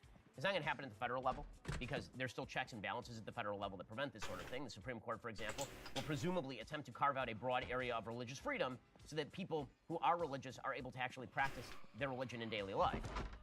And this is the so-called Utah Compromise that presumably Justice Gorsuch has been promoting. The Utah Compromise, which frankly I don't think is a compromise that's likely to hold very long, is a quote-unquote compromise that was provided by the state of Utah, which has a very, very broad anti-discrimination law, but then has large carve-outs for religious groups. I don't think that that's going to be a durable compromise that lasts very long, simply because I believe that the people who are promoting same-sex marriage laws have no interest in compromise. I think they would like to cram this down on literally all the institutions in life or destroy those institutions. But put aside the federal level, what you're going to get at the state level is places like California that will indeed pursue attempts to get rid of nonprofit status for churches and synagogues, that will attempt to de-accredit institutions of education that do not teach the value. I mean, there's plenty of churches and synagogues in places like California that unironically are very open towards gay people and very accepting towards gay people. But I do think that, first of all, they should do that regardless. Like, I think that, why are churches a non-profit? Like, I mean, why are churches non-taxable? Yes, I'm pissing all by myself, handsome. Yes, the fuck is wrong with you guys? Like, I do think that they should just do that to even churches that are welcoming and acceptable, or welcoming and accepting, or whatever. But I think they should start by taxing the motherfuckers who aren't, in order to get everybody in line, and then, boom, across the board, tax every church. I'm actually 100% an advocate for taxing all places of worship. Anyway. Values that the left wants taught to discredit homeschooling, to make it impossible to homeschool. I'm bored. This is whack, dude. It's not good. He literally said the left wants us to treat homophobes and transphobes to be treated as we treat racists. Lol. Amazing realization, Ben. Yeah.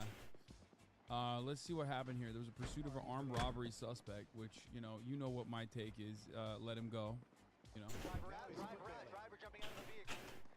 Driver running through a parking lot, getting out of the vehicle into another group of cars, and it looks like a commercial going into a commercial building. Oh my God, did he listen to what I had to say? Is that but that's not a underground parking lot, right? Looks like a liquor store. Helicopter able to keep the night sun on him, but those CHP units are still handling the passenger. Don't see anybody chasing him on foot yet. We'll see what some of these businesses are. Okay, that's not him. I wonder how he made his way into one of these. Looks like a liquor store there. Oh no, I hope he's not in that liquor store. That would be a big problem. Doesn't look like it. You can see somebody there at the front door. That Knight's following along the perimeter of the building. Is this the guy? That's not him either. Is it? Oh no, they got the wrong guy. Oh no. Bro, they are so fucking stupid, dude. Stop. I don't think so. I don't think he had that much time to change. He wasn't wearing anything like that when he got out of the vehicle. Yeah, I don't think so. But somebody with a guilty conscience putting both hands up in the air. And you can see them now scouring this entire parking lot looking for any sign. You can see there's a gap between that liquor store and that other building. They got the wrong guy and the actual guy got away, but they end up beating it 2 guys. No! And he may have very well squeezed between the two. I can't tell. It looks like there's a possible gate there. I can't tell. They're now going to peek inside that liquor store. K9 units already on scene. Dude, I love cops so much. Look at how fucking thumb-like they are. You can literally see them from the helicopter, okay? Like, you can see the thumb-like physique from, you know, all the way up from the helicopter. There's several witnesses who can help those officers out because he is not... Yeah, that would require them actually, like, doing what, you know, normal police work would be like. Which is, of course, significantly worse than just, like, rolling in with a fucking gun and beating random people. I mean, look at them. They're kind of outside of the liquor store. I wonder if he might be inside the liquor store. Oh, now they're going. Yeah, they were like, we couldn't find him, so let's beat up some random dude instead. Going down the street. He's trying to run with the dog. He can't run. Who took off on foot. Now the dog is... Why is the dog chewing on this guy? Yeah, and I don't think that's him, Mark. I don't think that's him. If our... Oh, they sick the dogs on him? This is edited? So they just let the dogs loose on him? There's no fucking way, dude. Holy goddamn fuck, dude. They are so... Oh, my God. Oh, my Lord. Mark can get us video of the... re-rack that video of the person that was leaked. This channel doesn't show, but Fox then shows that the guy tries to argue with the cop, then tries to walk away. Not saying it is deserved at all, but that is why. Yeah, because he's literally not guilty. So, yeah, cops do not have the right to just, like, falsely detain you when you're not guilty. Like, that's crazy. Dude got so rich. Yeah, We got the suspect here. Boy, after getting so dangerous. I don't think that's him, Terry. Just glad they decided to, don't know why in that moment, decided to get out and run if they were thinking they were going to run into a business or something, but... Terry, that is not him, Terry. Well... Terry, that is not him, Terry. Oh boy. I'd let that dog chew me for 300K. Bro, no, it's not worth it, dude. It's fucking traumatic. Oh, boy. Oh, he's going to get K9 right now. Oh, boy. Well... Wow. Still resisting here.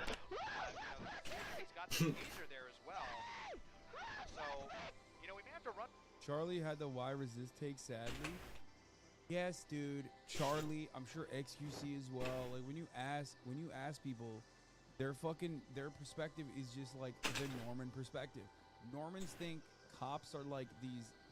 Cops are like little gods, you know, little demigods. Like, they have this institutional force behind them. The state has a monopoly on violence. Of course, the state is going to enforce that violence. And these guys have to fucking not resist. Like, anything that they even perceive as resistance is going to be met with, like, the utmost force. Run back some video. No! Holy shit. Was that person wearing a blue hat? No, and a gray that's not sweater? It happened him! so quickly that they ran under that. My God. If you guys get a chance. Terry, that's not him, Terry. I'm trying to tell you. It was a light-skinned nigga. Terry, boy, CHP better hope that that's the suspect because... They better hope that's the suspect. Because what? Oh no, the poor police force is gonna fucking lose another $1 million lawsuit again. That was running out of the car. We're trying to get that. I'm gonna leave the rest of this. I'm gonna come back for it. Trying to get that video. We're gonna try to get that to you. This doesn't, although he seems to be of similar height. The guy looked.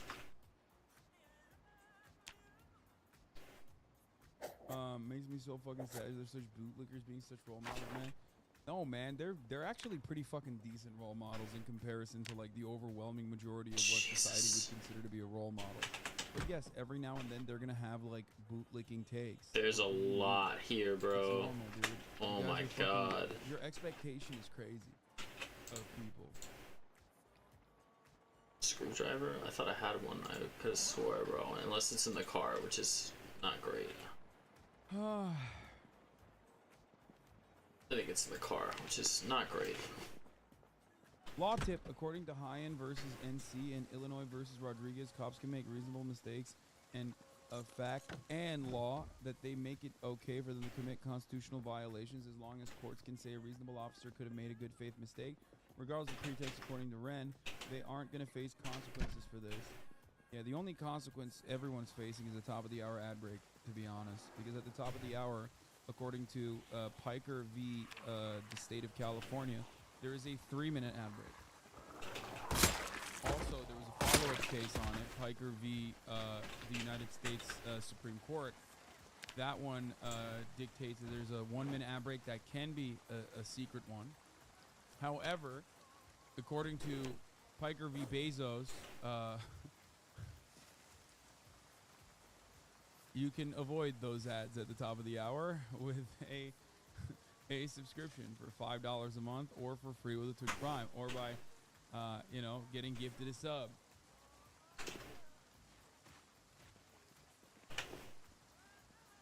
This Hasanabe guy is so litigious. Yeah, I know. Well, there's a 3-minute ad break now, baby. Piker v. Jack Harlow. Yeah.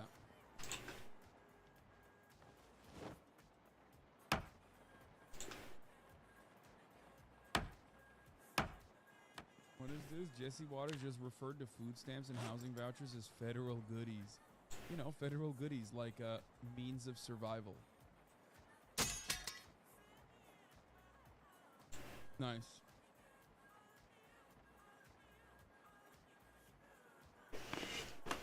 Ethan and Stavi were shitting on you? Actually, we have a lot of... I'm not a real big boy, right? That's what they said, right? These fucking fake friends, dude. I'm sick and tired of them. Overlap in our lives. Yeah. I was just on Hassan's stream. Yeah. He's claiming to be a plus-size man. Despicable. Fucking liar. Piece of shit. He told, yeah, he's a liar ass. Yeah. He told me technically he's overweight. Get the fuck out Shut of up, here. bitch. Shut the hell up, you Turkish piece of shit. Yeah. Yeah, the Greeks and the Turks. Is there some? We've got a blood feud. Yeah, blood feud. I'm there. still kind of trying to Trojan horse him. Mm-hmm. I'm trying to get I'm trying to get the codes. I'm trying to get the codes to his mansion. Yeah, and then fucking he lets me in. I'm taking all his like protein candies. I'm taking. Actually, we have a lot of overlap. It's so funny. He's so right. It's just like he knows it's all protein candy in here. He knows it's all healthy goodies in here, dude. That's so funny.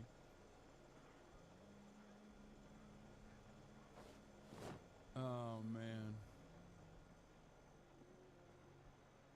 TMB Ghouls trying to justify salaries don't rise with inflation. Yeah, I wonder why. I'm glad someone put a sign in his place about his weight. Dude, that's crazy. Like, I am literally a fucking big boy, dude. Shut the fuck up.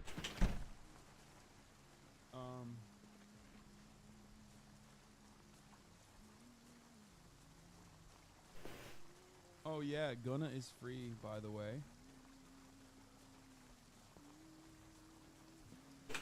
Apparently he got time served. Why the alpha plea, Gunna?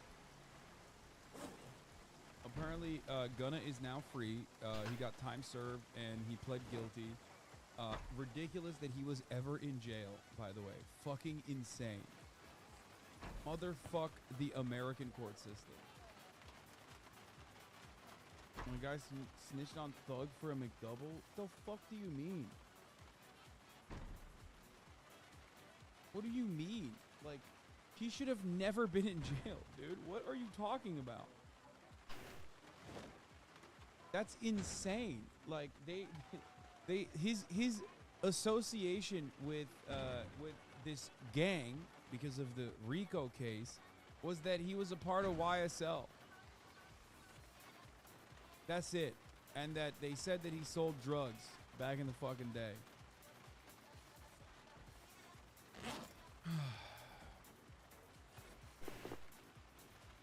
Let's talk about Gunna real quick, and then we'll get to Turkey and all the other stuff that we're going to talk about, okay? Okay, so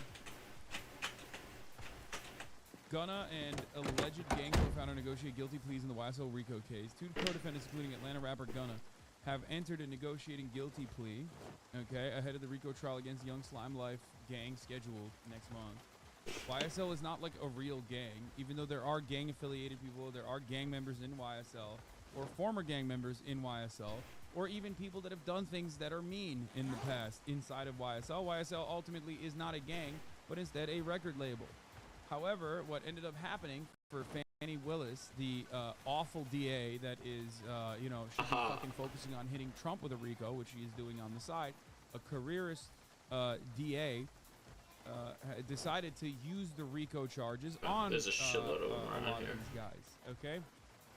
Now, RICO is already like a loose association. It's created so that they could go after organized criminals, you know, mafia, because a lot of members in the mob, like higher ranking officials in the mob, rarely ever actually execute or facilitate the hits on their own, and they just basically send other people, low people out to do it. So there's like, they're removed from the crime, even though they basically take advantage of the amenities, I guess, or the benefits of being able to do such crime, right?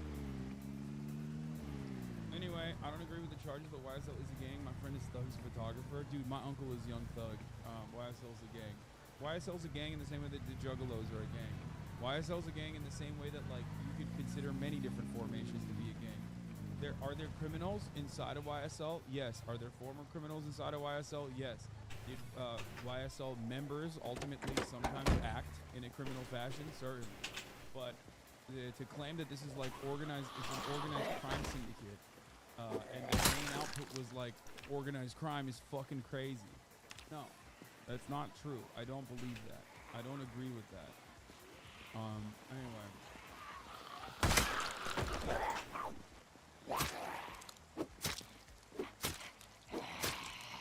Okay, let's continue. So, the Fulton County District Attorney's Office confirmed Walter Murphy entered I don't need any more drugs, I'll be honest. I just fucking stocked the fuck up. Entered a guilty plea deal Tuesday, and Gunna, whose real name is Sergio Kitchens. Dude, by the way, have you guys ever seen Gunna's high school rap song? This is so funny. This leaked the other day, which is like significantly worse, because like this gives him this basically gives him street cred. Meanwhile, this takes all that street cred away, dude. Automatically. Wait, where the fuck was it? I can't. Sergio Kitchens, baby. Hold on. God damn it. It never leaked. It's been up for years. What the fuck are you talking about? Okay, well, it leaked for me. Shut the fuck up, Keith, maybe. Well, how am I supposed to link over these rappers if we keep doing this? First of all, Gunna literally, his management literally told me that I was too, you know, not problematic, but like, he said I was too controversial. Like, that's what his management said. When we were in talks with his management to have him come on the stream. So, like, not saying I would have got him out earlier, okay? I am still very much an advocate for freeing Gunna, and was an advocate from the jump. But like, it is wild that he said that, and this was like after he was shot at too, a day after that. It's like, anyway, where is it?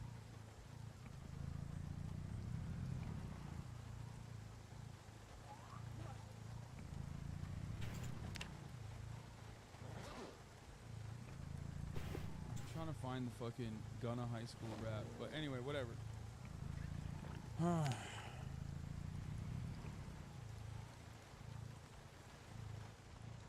Vote for white, brother. So you don't even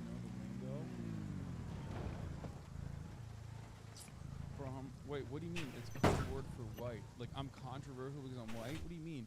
Gunna literally performed at the 100 Thieves compound. Okay? If he is down to go to 100 Thieves Tostitos compound and fucking perform, then I'm sure he doesn't have an issue.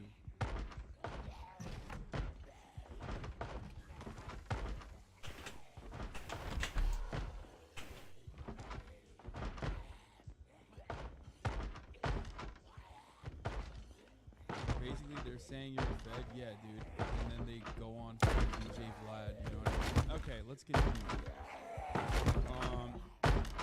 According to court documents, Murphy was sentenced to 20 years with 1 year cumulative time served and 9 months probation. Kitchen was sentenced to 5 years with 1 year cumulative time served, and the rest of the 4 years of his sentence suspended and subject to special conditions, including 500 hours of community service. Okay, he's required to spend 350 hours speaking to young men and women about the hazards and immorality of gangs and gang violence and the decay it causes in the community. I know the ride's blown for a little bit. My focus on YSL was entertainment. Rap artists who wrote and performed music that exaggerated and glorified urban life in the black community, Kitchen said in a statement. I love and cherish my association with YSL music, and I always will. Yeah, dude, JH... Bro, come on, bro. Sorry about that. Yeah, I'm too white, right? Like, if you fucking got interviewed like today I have... bitch, the fuck out of here. Gunna here with me. How's it going? How's it going? Oh, this is the rap song, I think. This is his... Is this it? Yeah, this is it. This is it. This is him. E-O-C-T. Okay, do it for our school. Who that? Gold, black, and green. Langston, you know that I strongly care. Take your test and pass it fair. It's better that you study more. You can get a higher score. Now go on and turn it up some more. Yeah, I hope you do your best. Concentrate, don't break no sweats. We want checks and not a X. Then you chop your partner like cuz. I passed my test, that's no flex. I'm moving on up, so tell me what next. Got high on the test, I don't need no X. I'm educated. Dummies, they gon' keep on hating. They mad cause I'm elevating. Passing class and graduating. I feel like the man. Boys, pull up your pants. I'm turning up and burning up, so pass your test and be cool as a fan. Yeah. I mean, that was for a school project, which, okay, everybody calm down. Like, what did he get, though? Like a baby. That's the Windows Movie Maker beat. I hope my school raps never come out. You know, it's just, it's fine. Like, it's cool. It's chill. Anyway, that is fire, and he was just trying to graduate. No, I love Gunna, okay? I'm fucking around. Everybody calm down. Like, I'm glad that he's out, especially because I already consider that he is, like... Where the fuck am I on the... personally feel like he should have never even gone to fucking jail. That's insane. Anyway, in a statement released through the attorney's kitchen, said he had entered an Alfred plea, which is a guilty plea to the one charge against him in the indictment. He said the Alfred plea was in his best interest and allowed him to maintain his innocence towards the same charge. Sato said Kitchen's sentence would be terminated after completion of his community service. He is to have no contact with co-defendants, no guns, and if called by any party during the trial, he reserves the right to assert his Fifth Amendment rights against self-incrimination. The defense team is extremely pleased that Sergio Kitchens, better known as Gunna, was able to resolve his case on such favorable terms. Yeah, the reason why he was able to fucking resolve his case on favorable terms is because the charges brought against him were kind of fucking bullshit. Like, yeah, he sold a little bit of drugs. Like, that's crazy. That's insane, in my opinion, to, like, hit him with anything. Suck my dick. Like, look, I think I've been fairly fucking consistent on this. Yes. Like, it pains me to say this, but yes, Young Thug made a lot of fucking mistakes, okay? He did. He made a lot of fucking mistakes. Like, putting his fucking name on the rental of the car that was used to do a drive-by shooting. That's insane. Like, that is a gigantic... That is a gigantic fucking, you know, mistake. And there's also more information about the back and forth. I mean, there's like a lot that they did. They fucking allegedly shot up, what is it, Birdman and Lil Wayne's tour bus. Okay?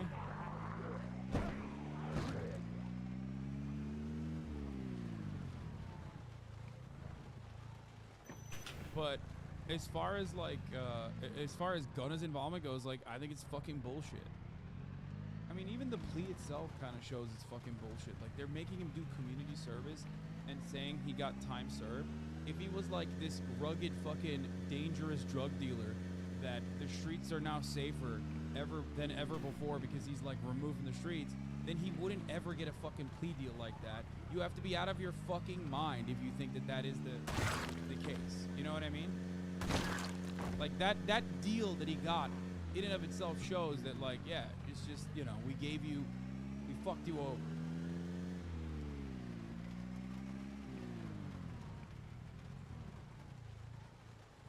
Can't say the same about Young Thug. I mean, I can say a lot about Young Thug with respect to, like, why people turn to a life of crime, what happens, how difficult it is to get out of it.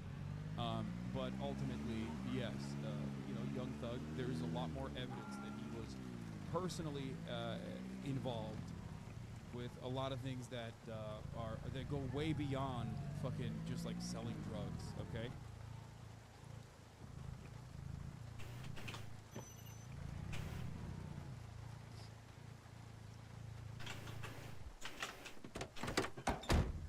Anyway.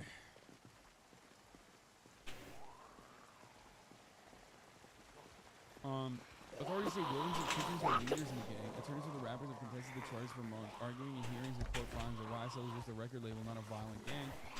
In a statement, Gunna said he joined YSL in 2016 and did not consider it a gang, and more like a common group with common interests and artistic aspirations.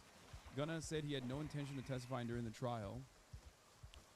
While I have agreed to always be truthful, I want to make it perfectly clear that I have not made any statements, have not been interviewed, have not cooperated, have not agreed to testify or be a witness. They're going to be calling 300 why? 69 months. Holy fuck. Fuck.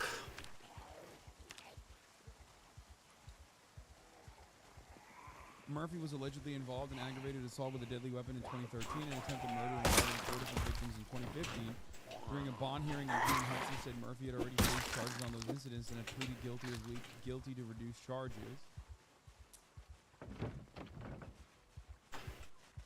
Come on. Murphy had spent 7 years in prison on criminal street gang, aggravated assault, and aggravated battery charges from a 2015 case. What the fuck? Hold on 1 second.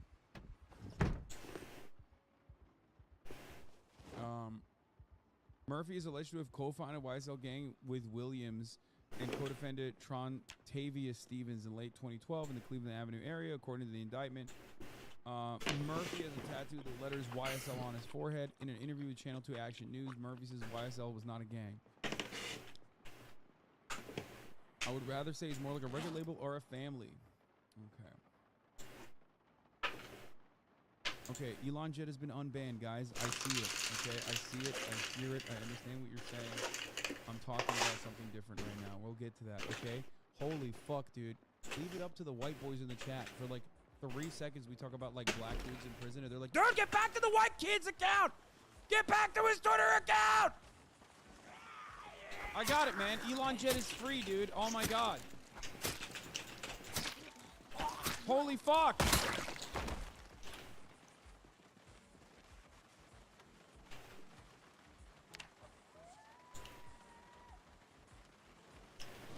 Otto von Bismarcky says, it's great that Gunna is free. The downside is that they now uses guilty plea against thugs, claiming that there are admissions and evidence that YSL is a gang involved in racketeering, among other things. It's just a way to add the notion of collective guilt in the jury's mind. It's the same energy they used on Draco. Charged the Stink Team members with frivolous minor crimes that carried major sentences with gang enhancements. Get them to plead guilty for time served as a way to help build their case against their main target, evil shit.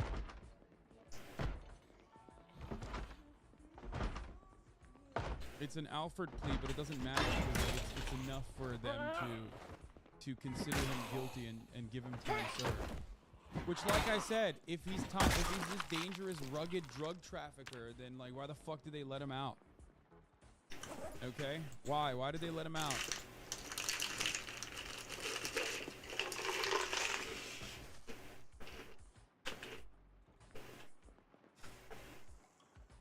Wait, it's not even drug charges. What was the evidence brought against him? Wait, Oh my God, it's even worse. I thought it was drug charges. Atlanta rapper Gunna was released from a Georgia prison on Wednesday, pleading guilty to one charge of conspiring to violate the state's Racketeer Influenced Corrupt Organization Act. That's it?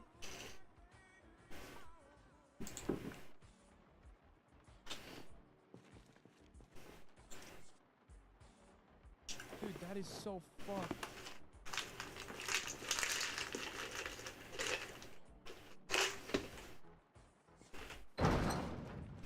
So they just slapped him with everything. Dude, this case is fucking insane, dude. The more I hear about this, the more I'm like, it's so frustrating. It's a violation of First Amendment, like freedom of expression, in my opinion, and this is not just my opinion, but it's like shared by ACLU lawyers as well, to just like not have enough evidence against a group of black people and then just saying that, well, they're rappers and they threw up signs for their record label, which means that they're all fucking criminal gang members. That is psychotic. Like, you only use that if you don't have enough evidence. And usually it's a valid reason to use it against organized crime because there's plenty of fucking evidence. Like, you know who the mobster is by name, right? So if you can fucking pin the crimes on the actual main mobster or the criminal organization that you're talking about, that's fine. But that's like, this is literally like going after fucking random Italian dudes on the streets, okay? That's like the cousin of some guy.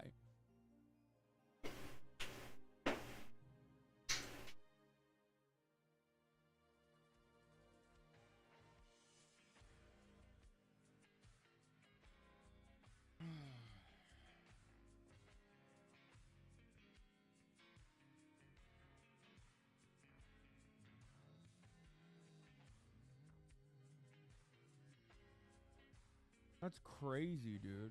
Like, this motherfucker wasn't even a part of YSL for that long. Like, he joined in 2016. It's insane. His crime was just being a fucking... His crime was being a good rapper, like, who became a prominent name. That was his, like, major crime. That's fucking wild, dude.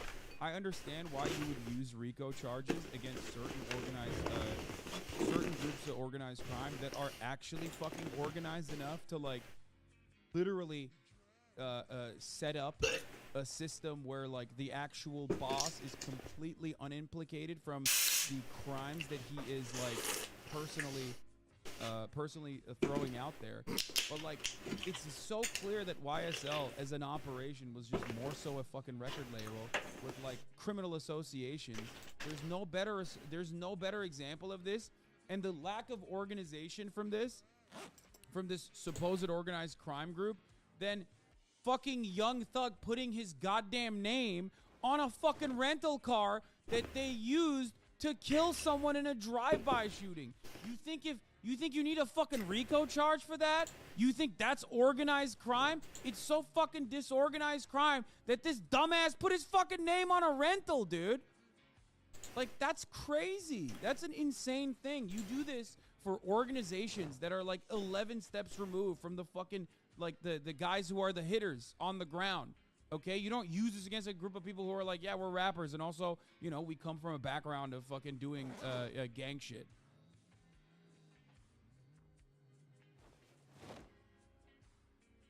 That's nuts. Like, you're using like cartel charges against a group of rappers.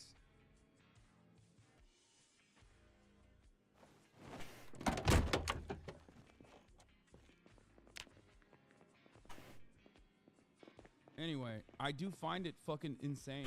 Dude, come on, bro, what? Why do you think YSL isn't a gang? The charges are illegitimate, but Gunna is also a murderer, man. Oh, dude, that's crazy. Because it fucking seemed like they didn't have him on that, though. It seemed like they had him on being a part of YSL since 2016. So don't you think that they should maybe use that instead if that's the real reason? Or do you mean he murdered fucking rap music with his high school project that he put out there with Waka Flocka Flame's beat on the background? Is that what you're talking about?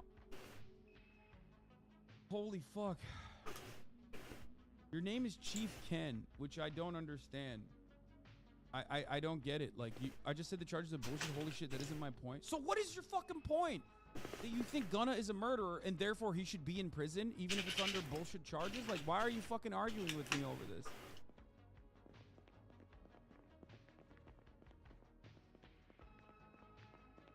That Fed posting chatter again who wants you to DM you on Discord. I don't get it. I don't get it. I don't get it. I don't get it. I don't understand. Like, what the fuck are you saying? Half the time, it's motherfuckers with like rapper names too that like love shitting on black people. You love consuming black music, but you hate black people immediately. When the person singing the song turns into a human being with like real aspirations and you know civil liberties that should not be violated, you turn into a Naperville Andy so fucking quick, people's heads spin immediately. It's like it's so weird. I'm gonna barricade this house.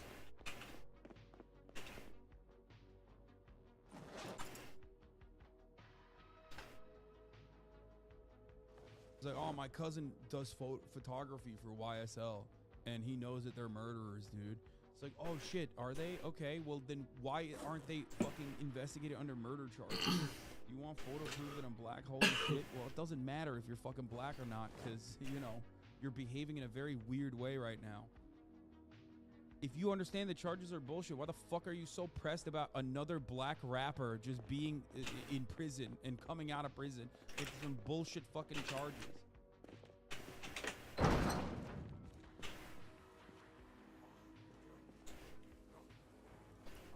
He's like, I'm black, but I'm also an enthusiast of the criminal justice system. Like, I don't get it. I don't get what your point is here. Anyway, regardless. When did I ever say that? What are you saying then? What are you saying?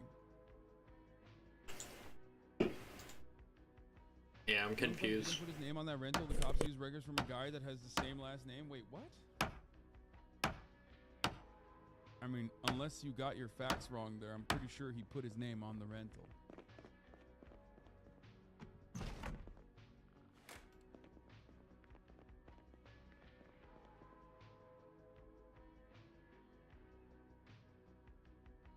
I don't understand what this man is saying. I want to know what his gripe is here. Like, I just don't time him out. I want to know what his gripe is. He's a 20-month subscriber. I want to know what his gripe is. I don't give a fuck if you're black or white, by the way. I don't care what the charge is, but YSL's a gang. My friend is Thug's photographer. They literally have to commit murder to get into YSL. That's not true. Each of the members have literally committed murder to get into the gang. I will literally link you to proof my friend's being the photographer in your Discord. Bro, if your friend has, like, photographic evidence that, like, Gunna murdered someone, he should probably work with the... I mean, maybe he should keep that to himself, but, like, you know, don't bring it up in here. This guy's literally like, bro, please let me Discord link you a fucking...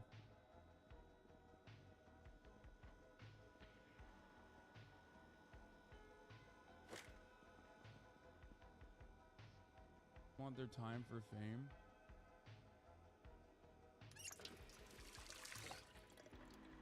I've gotten word that a few federal servicemen keeping an eye on your stream.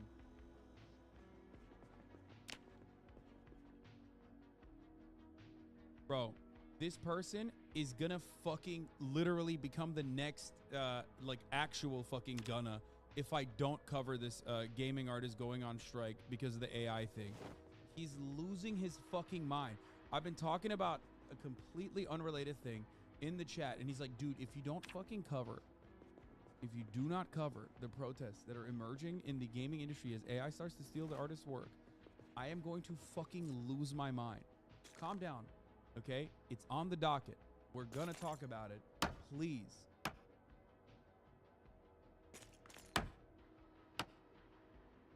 Man, I don't want to see your fucking proof of Gunna being a murderer or whatever, okay? Just send it to the fucking authorities if you want to deal with it that way, okay? I don't want to be fucking involved in this. What is this?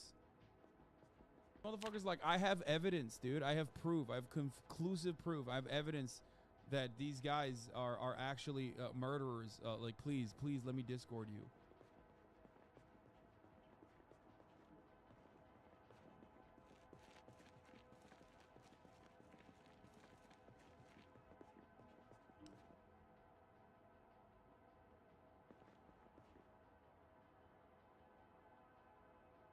No, and I know his ass is just gonna send me a fucking DM with like his friend who's a photographer and be like, look, see, I told you they're friends, and he told me that they're all murderers, and it's like, okay, well, there's no evidence of that, but he's still, you know, then he got his point across.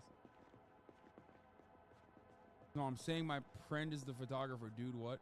But that's not evidence of anything. That just means your friend is a photographer.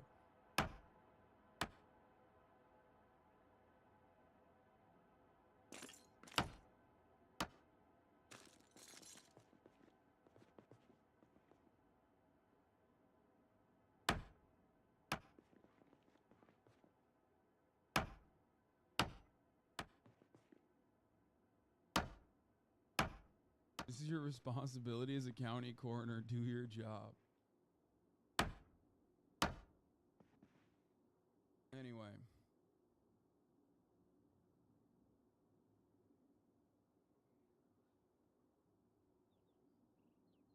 My friend works as a taxi driver. I can send you photo proof on Discord.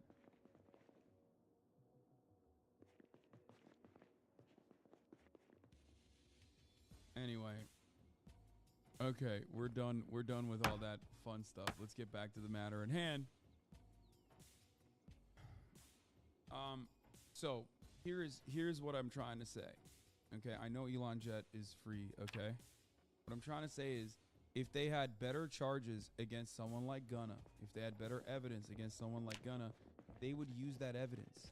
They wouldn't use this with a fucking bullshit, like, you know, bullshit barely associate, like loose association. Okay, loose association with YSL to say that like that's the reason why he needs to be taken off the streets, because that's the main reason why you throw someone in jail, right?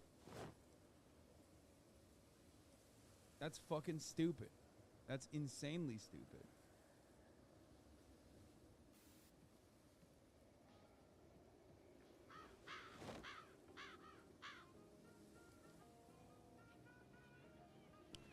Murphy completes all the conditions successfully and has no violations of the law greater than a high and aggravated misdemeanor. His probation will be suspended after 5 years. Okay. Murphy turned himself in June after being named in the indictment. Channel 2 reported. Hudson said Murphy's already been released from jail. The guilty plea comes days after co-defendant Cordarius Dorsey was sentenced to life in prison for 2019 DeKalb County murder. Authorities say Dorsey held a leadership position in the YSL. Everybody's a leader in the YSL, including people that joined YSL in 2016. Crazy. It's like, what a gang this is. That like they don't care about like your abilities as a shooter. They don't care about how much weight you're pushing. They simply care about your rapping abilities. It almost feels like it's not a gang at all and just a record label with associations with criminal elements. I don't know. Like, how the fuck do you become, like, what gang is like, oh, man, you know, you rap really well. You're a leader now. You're a part of the gang now.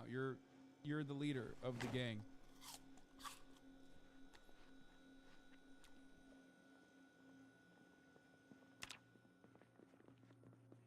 Anyway. As I was saying, I'm glad that Gunna is free, but he should have been from the jump, okay? And it's bullshit, and now they will use this as, like, additional evidence. Okay? Here, I'll change my title to Gunna Free, Elon Jet Free.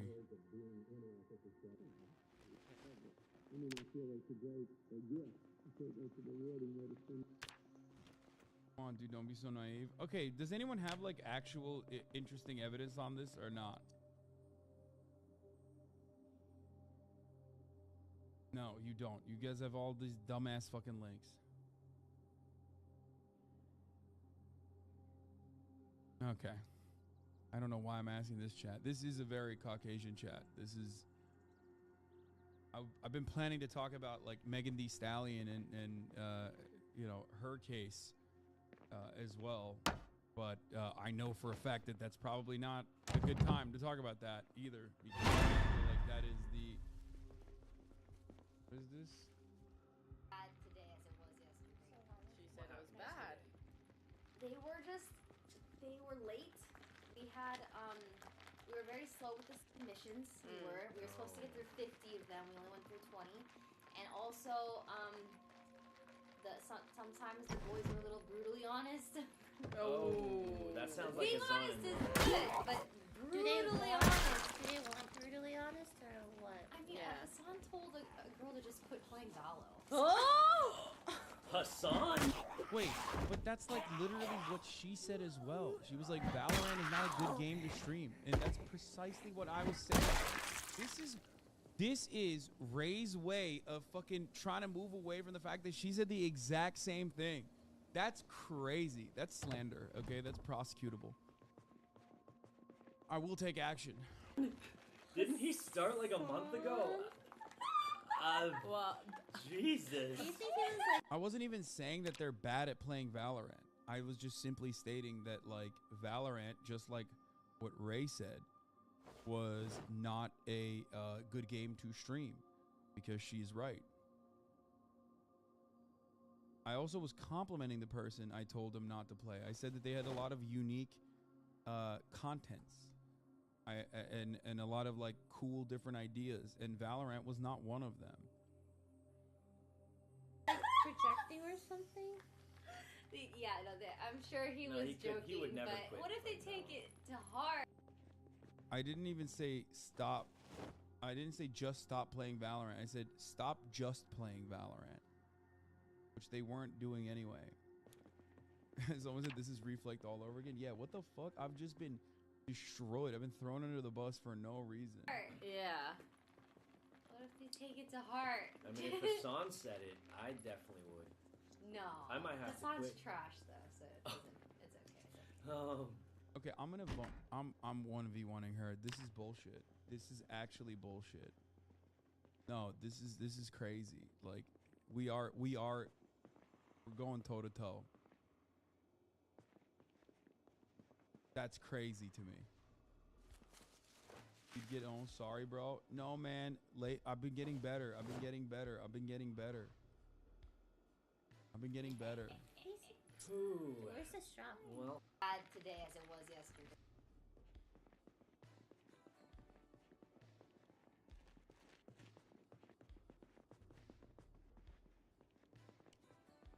Have Tata go over and 1v1 her? Yeah, I agree.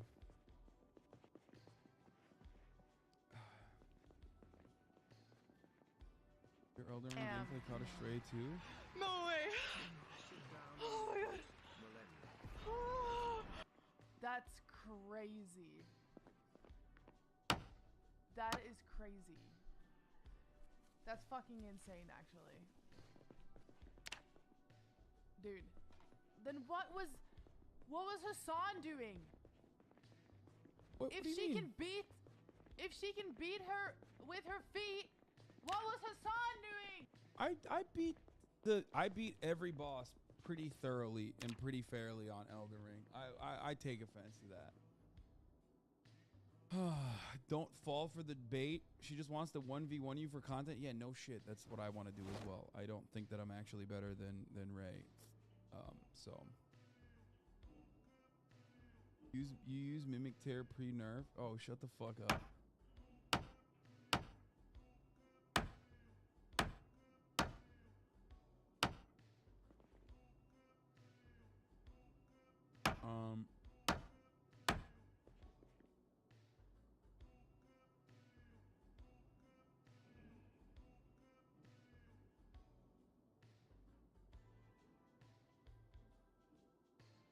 Anyway, try and catch her while she's cold and maybe we get around. She hasn't been playing recently, so I think I could destroy her right now. I'm an avid Assam roaster and this is too much. I agree, it is too much. I'm catching strays for no reason. Anyway, that's my take on this, the fucking Gunna situation. I'm happy that he's out though. Okay, thank you. Fucking bullshit, dude. Anyway, let's watch why salaries don't compete in the U.S. with inflation. How was the Junior Chipmunk meeting, dear? It was good. Barbara Joanna made a fly. Well, with beef at 68 cents a pound, I can't blame it. A show that takes place in the 50s, already in the 80s when it aired, drawing attention to high inflationary prices. Could you even imagine thinking 68 cents a pound was a lot? The average price in the United States per pound for beef is now about $5.30. If the cost of everything keeps going up, it'll wreck the economy and make life a living hell for American families. Inflation in the U.S. hit a record high in June 2022. Consumer prices soared by 9.1% compared to a year prior, the largest annual increase since 1981. While wages are rising, they're not keeping up with inflation. Wage growth has been consistent with an about 4.5% inflation rate. Meanwhile, as of November 2022, inflation was at 7.1%. And Americans are feeling the brunt. 2/3 of workers say their pay isn't keeping up with these higher prices. Part of the misconception is people believe, oh, if I'm only getting a 4% salary increase and inflation is 7.7, I'm getting a pay decrease. That's not true. So, what exactly is happening? And why? Why aren't salaries keeping up with inflation?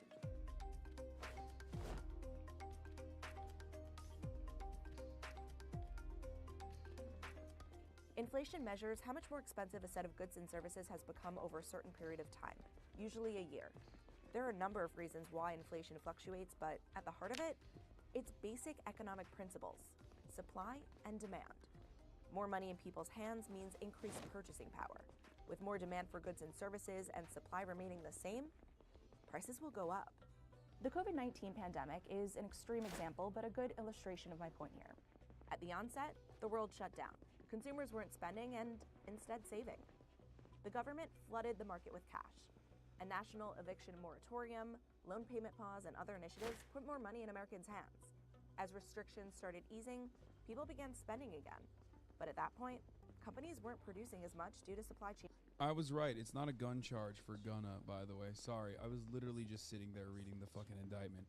Gunna is charged with 1 count of racketeering. According to the indictment, he allegedly received stolen property and was in possession of drugs, including methamphetamine, marijuana, and hydrocodone, with intent to distribute.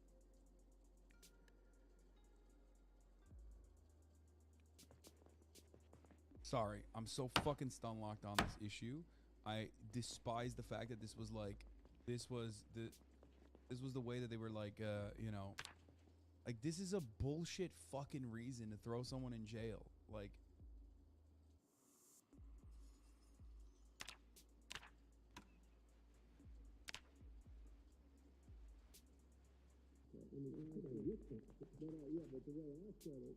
find this video is just a waste of time. Okay, we're not gonna watch the video. I was gonna shit on it, but I'm not even gonna shit on it. I don't give a fuck. Aren't those things legal? No, but it's such a fucking bullshit charge, dude. Oh.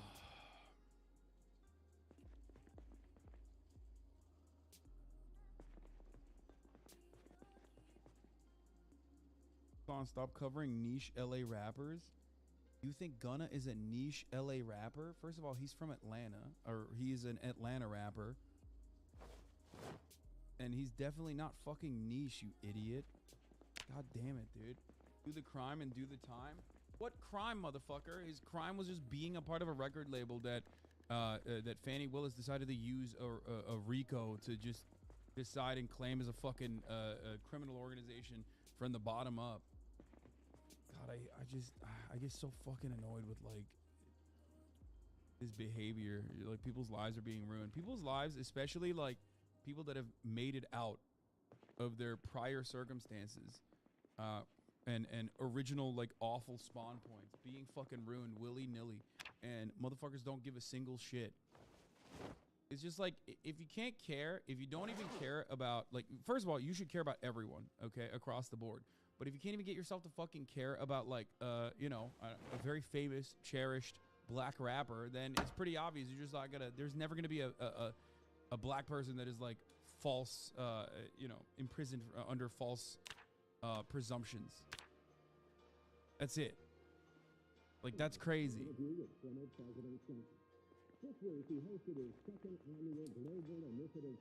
It fucking sucks.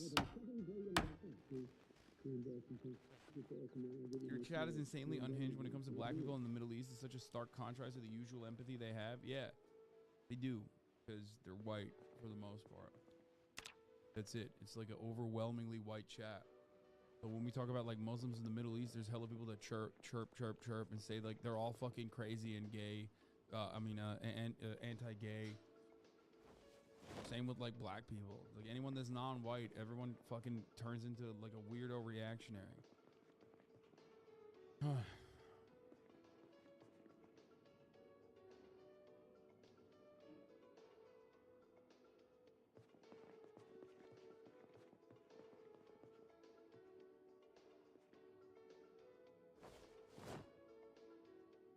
Yeah, Harry Plotter is pretty funny. Begs for bail because he's a depressed vegan. CryptoCon SBF embezzled billions for Dem donations and real estate.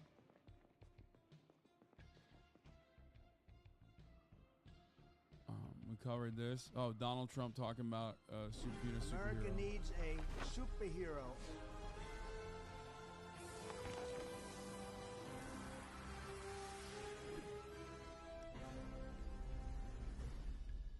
And I'm in a bad fucking mood now. Okay.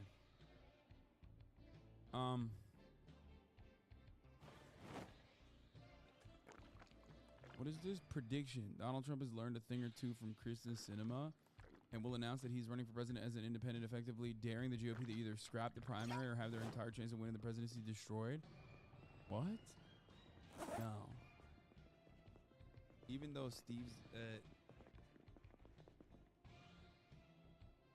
Steven Zetti has done like decent reporting on the Trump camp, and I do believe that he has like an insider guy in there, I feel like that's kind of crazy. I don't think that he would do that. That would be fucking wild, dude. That would be insane. Because that would also tank his chances of like...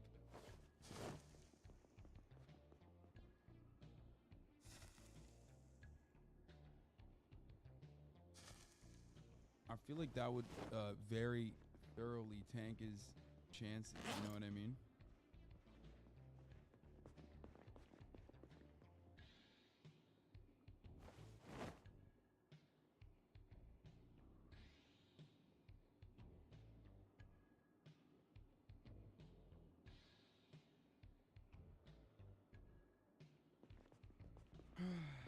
Yeah, he's not going to do that until he gets desperate. And right now, he just has a chance of, like, legitimately just securing the GOP primary.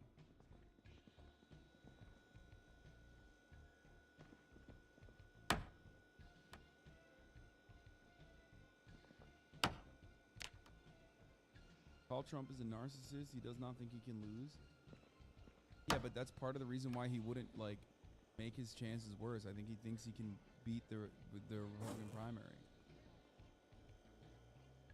If he beat the Republican primary, he's like secure. You know what I mean? If he tries to do it, take matters into his own hands, he's done.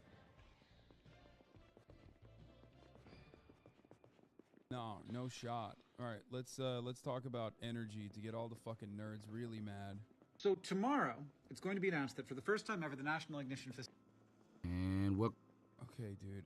I love RDC, but now is not the time. Okay, come on. Facility got more power out of a fusion reaction than it put into a fusion reaction.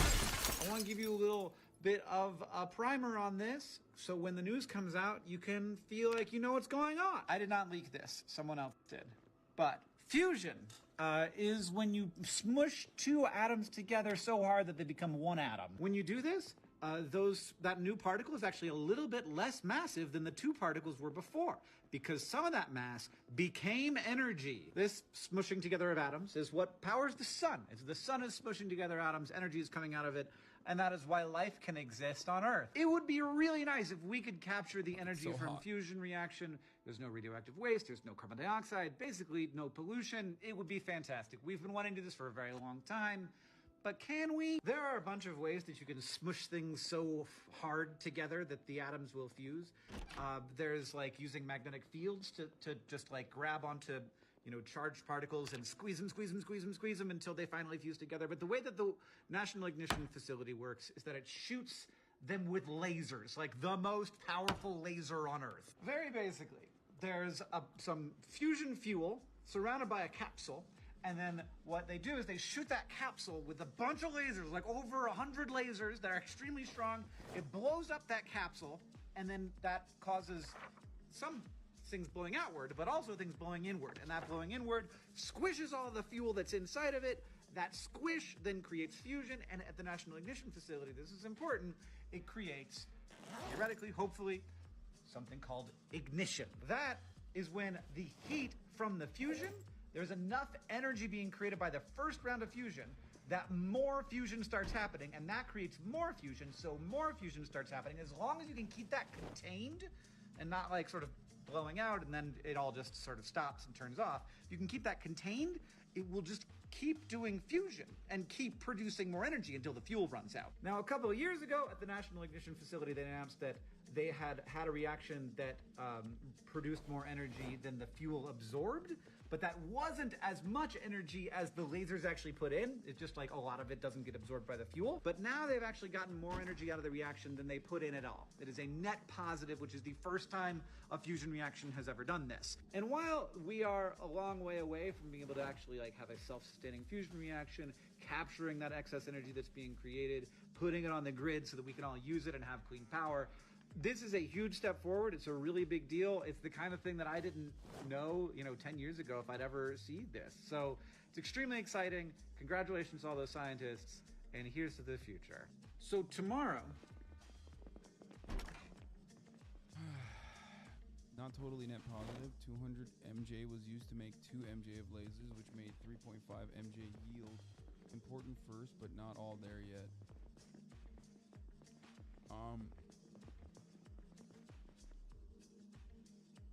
Well, it's sometimes fun to be woken up. Was there really a major breakthrough in fusion? Not really. Here are the facts. Okay, so as far as I understood it, this is a breakthrough, yes, but also at the same time, the way to try and generate power through this is U.S. scientists still requires a lot of power on the other on the laser side. There's 2 elements here that I'll watch it. Up to a lot of buzz about some kind of a topic in regards to physics or some kind of a discovery that I've been meaning to cover again for quite a long time now. We're talking about the recent announcement about the breakthrough in fusion, a way of generating power by combining 2 different atoms and creating something heavier, releasing a lot of energy in the process. Or basically the way that various stars, including our sun, generate energy, and something that we know works really well. But how can you possibly achieve this on planet Earth? Well, approximately a year and a half ago, we've actually already discussed pretty much most of this from the same lab. The National Ignition Facility in the Lawrence Livermore National Laboratory was able to achieve a major breakthrough in fusion by being able to release approximately 70% of energy that was inputted into a relatively complex laser system. And now, just a year and a half later, we've beat these records, officially achieving even more. But even though every major news source has already covered the story so far, pretty much most of them did not mention the important parts. I actually wanted to mostly focus this video on the challenges and things that were slightly misrepresented in a lot of these articles. In other words, fusion itself is still really far from being an actual reality, and even though the lab reported this as the official achievement of ignition, or essentially being able to produce more energy than is being put into the system, even the lab director herself has already mentioned that this is not entirely true. So let's discuss these details, let's talk a little bit more about what was achieved and what's actually happening, and also discuss about the potential future of the technology. But let's actually start with a very brief summary that I've covered in the previous video that you can check out in the description about the type of research that's being done on fusion. There are actually quite a lot of different types of research and lots of different devices that are being... Dude, I can't do this. I try so fucking hard to watch science YouTube and my brain fucking shuts off, dude. I hate myself. I hate myself. It's my fault. It's so hard for me to fucking watch science YouTube, dude. I can't. No, I know they're cool. I know they're cool. Like, I want to watch it. It just, like, hurts my fucking soul when I try to watch this shit and I can't. Like, I don't know why it's, like, easier for me to fucking consume it from, like, NPR. You know what I mean? Fuck, I'm, like, clicking random shit. Pipe dream for decades. Always 20 years away. never 19. It's easy to get jaded about this technology and write it off as impossible, especially when nuclear fission already exists and is being underutilized. But by the end of this video, I hope I can change that feeling and get you as excited as I am. Also, you fucking motherfuckers are just right up there with me. Like 1,000 of you left the moment I switched over to some science shit. Okay, so that's the other thing. It's not just me. I'm not alone. It's like you motherfuckers are the same. You're like, oh, he's not talking about politics. I'm done. I'm done. I'm not in the this. Potential of this technology. If we, as a civilization, actually pull it off and invent a cost-effective nuclear fusion power plant, it would change the face of society. Clean, safe fuels will allow every country in the world to benefit from this technology, allowing countries around the world to be energy independent, preventing one of the leading causes of conflicts around the world as we fight for control of energy sources. Cheap, reliable, and abundant energy is the foundation of every sci-fi utopian society. It would solve our issues with climate change, allow us to electrify industries that require fossil fuels like steel smelting, allow us to create entirely new industries that have been held back by energy costs like water desalination, providing the world with fresh, clean water to irrigate our lands and turn barren wastelands to fertile pastures, ushering in an era of clean, safe abundance, a utopian future that has been dreamed of for decades. Okay. Nuclear fusion experiments all the have been same. underway since the very earliest years of the Cold War, with the first generators firing up in the 1950s in both the USA and USSR. The Soviet Union approached the problem with the tokamak design, while the Americans used a slightly different approach, the stellarator. Each design attempts to solve the same problem. Fusion, in essence, isn't terribly complicated.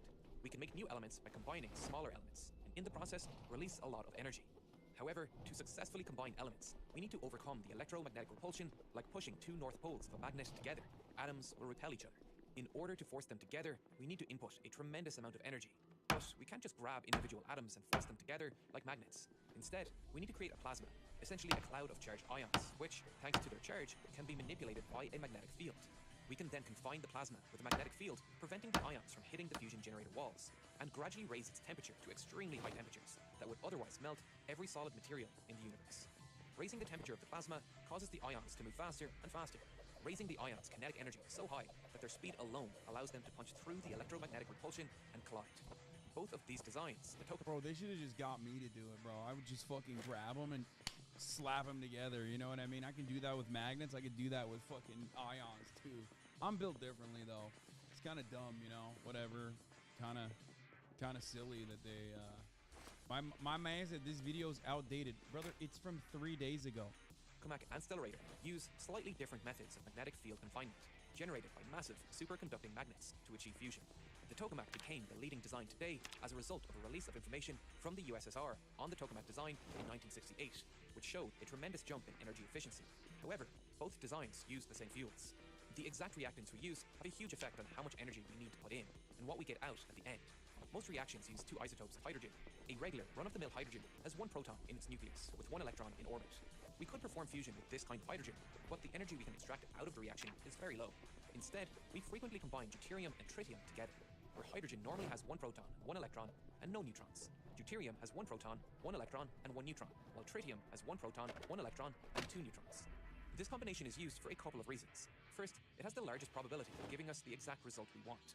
Other reactions, like a regular hydrogen-to-hydrogen reaction, have a very high probability of creating helium-2, which is unstable and almost instantly decays into two regular hydrogens again and releases very little energy in the process. They have a lower probability of combining to form deuterium, the reaction we actually want, which then go on to fuse to form helium-3 and finally helium-4. And this is the reaction chain that powers the sun. But I could do helium-6, dude. That's me. But the sun has an unfathomable amount of particles, making the probability issue completely irrelevant. And the crushing gravity needed to create the conditions needed for fusion. We need to supply those particles and the energy needed to combine them ourselves. Yeah. And if we can't extract more energy than we put in, built so that's differently. just a science experiment, not an energy source. We have successfully created many fusion reactions here on Earth. In fact, I witnessed the bright pink flashes of fusion myself while visiting Helion recently. Wait, why was that censored? Damn, he won't show us any of the sexy stuff, dude. I can't believe he blurred it. What, dude? What, I can't jerk off to the fucking, you know, the particle collider or whatever. You know what I mean? Like, I'm sorry. Can't stop me from imagining what it looks like, what that sexy ass particle banger looks like. Okay, I'm thinking about particles. I'm thinking about particles smashing. Can't stop me. You're sick, man. Sorry. Oh yeah. We know how to achieve fusion. The problem we are now trying to solve is lowering the energy we need to input while maximizing the energy we can extract. So, step 1, we need fuels that require less energy input that release more energy. That's where deuterium and tritium come in. When combined, they have a very high probability of creating helium-4 and release, on average, 17.6 mega electron volts for each and every fusion event. For comparison, uranium-235 produces 11.4 times this energy in each fission event. But on a mass basis, that deuterium-tritium fusion reaction releases over 4 times as much energy as uranium fission and produces no dangerous radioactive products. My horny ass could not be a particle physicist. Same, dude. That's why he wanted to keep your eyes on the prize and not show you that sexy ass machine. Helium is actually quite a useful byproduct, being used to cool MRI machine superconducting magnets, to fill rocket tanks after their propellant has been expended to prevent them from exploding, and occasionally to make your voice sound like Wendover Productions from 6 years ago. Thanks, Real Engineering. Be sure to go check out and subscribe to Real Engineering's channel. And we will eventually run out of the gas, so having a way to make it ourselves would be a nice backup. Deuterium is fairly common on Earth, occurring naturally in seawater, making up about 0.02% of hydrogen in seawater. And because deuterium has an extra neutron, it makes that water molecule heavier, giving it its name, heavy water. That difference allows us to separate it through a number of means. Vacuum distillation allows us to take advantage of heavy water's higher boiling point, while the Girdler sulfide process separates heavy water through chemical reactions. We can then simply electrolyze the heavy water to separate the deuterium. However, one of the issues facing nuclear fusion is the rarity of tritium. Our primary source of tritium is nuclear reactor moderator pools, which are often filled with heavy water. These pools are designed to absorb the high energy neutrons given off during nuclear fusion, and in doing so, they can become tritium, a hydrogen with 2 neutrons. This source of tritium is becoming less prevalent as nuclear power plants are gradually being shut down around the world due to competition from cheaper forms of electricity. Currently, total global reserves of tritium are estimated at... Okay, but I want to get to like the... Wait, oh, this is actually not related to the new information that came out, I think. It's just talking about what like the issues are. Damn, really impressive timing. This video clearly took a long time to make and you managed to release it right on the heels of a major fusion announcement. Yeah, what does Real Engineering know? What does he know that he fucking released this literally a day before this new breakthrough? Supposedly, you know what I'm saying? Well, I guess there wasn't really a major breakthrough. Known as first light fusion, and it works on the principle of essentially shooting something really fast inside a hydrogen pellet in order to then initiate the hydrogen fusion reaction. In other words, by having some kind of a turret pointed at a tiny pellet of hydrogen, you can use a simple railgun setup to fire a projectile at extremely fast hypersonic speeds. Yeah, which, when this is colliding what with I the pellet, know. will generate specifically Yes. timed collapsing shockwaves, creating the necessary pressure levels to initiate nuclear reaction. And in this case, it can actually reach speeds of about 70 kilometers per second, compressing the tiny pellets from just a few millimeters down to just a few microns, which basically then initiates the fusion. All this was demonstrated a couple months ago, and it does seem to work, but it obviously has not achieved what's known as ignition, or basically producing more energy than was being put from the outside. And then we have that third technology, the one that uses lasers. Although similarly, just like with the gun and pellet technology, it uses what's known as inertial confinement, where basically outside pressure causes the fusion to start as opposed to being started by something like a magnetic force, such as in tokamaks. And so how does this exactly work? Well, if you want to learn the details, check out the previous video in the description that actually does explain it pretty well, but in a nutshell, you still have some kind of a pellet. A pellet that's going to be creating the necessary energy. But this pellet has to be placed inside a room surrounded by approximately 200 lasers. In this case, 192 to be precise. And actually the pellet itself also has to be inside one of these things in order to make the actual reaction more efficient and in order to prevent any potential abnormalities. Once again, the video in the description explains what this is used for. And so then all of those 192 lasers start to shine at the pellet, producing a massive amount of X-rays on the inside, which will then initiate the reaction on the outside of the pellet, and the resulting shockwave will make it shrink and contract, causing extreme pressures on the inside. Here's what some of this looks like as the reaction starts. And so this only lasts a few nanoseconds, but it basically results in a tiny nuclear explosion as all of the atoms on the inside combine into a much heavier atom. Although what this image shows you is that even a tiny abnormality can actually create major inefficiencies on the inside, which means that all those lasers... Thank you, Nopus. Wow, for the 10 gifted subs. Look, the point is they fucking shoot lasers and those particles get together and fuck, okay? They otherwise can't get together, kind of like fucking... They have their own force, so they don't want to get together. It's like two magnets, okay? So this laser that they shoot into it makes it fucking go so fast that it just fucking hits each other, smashes, and then they turn into one. And in the process of that, you get energy. Okay, that's it. That is what they're saying. But you're insane.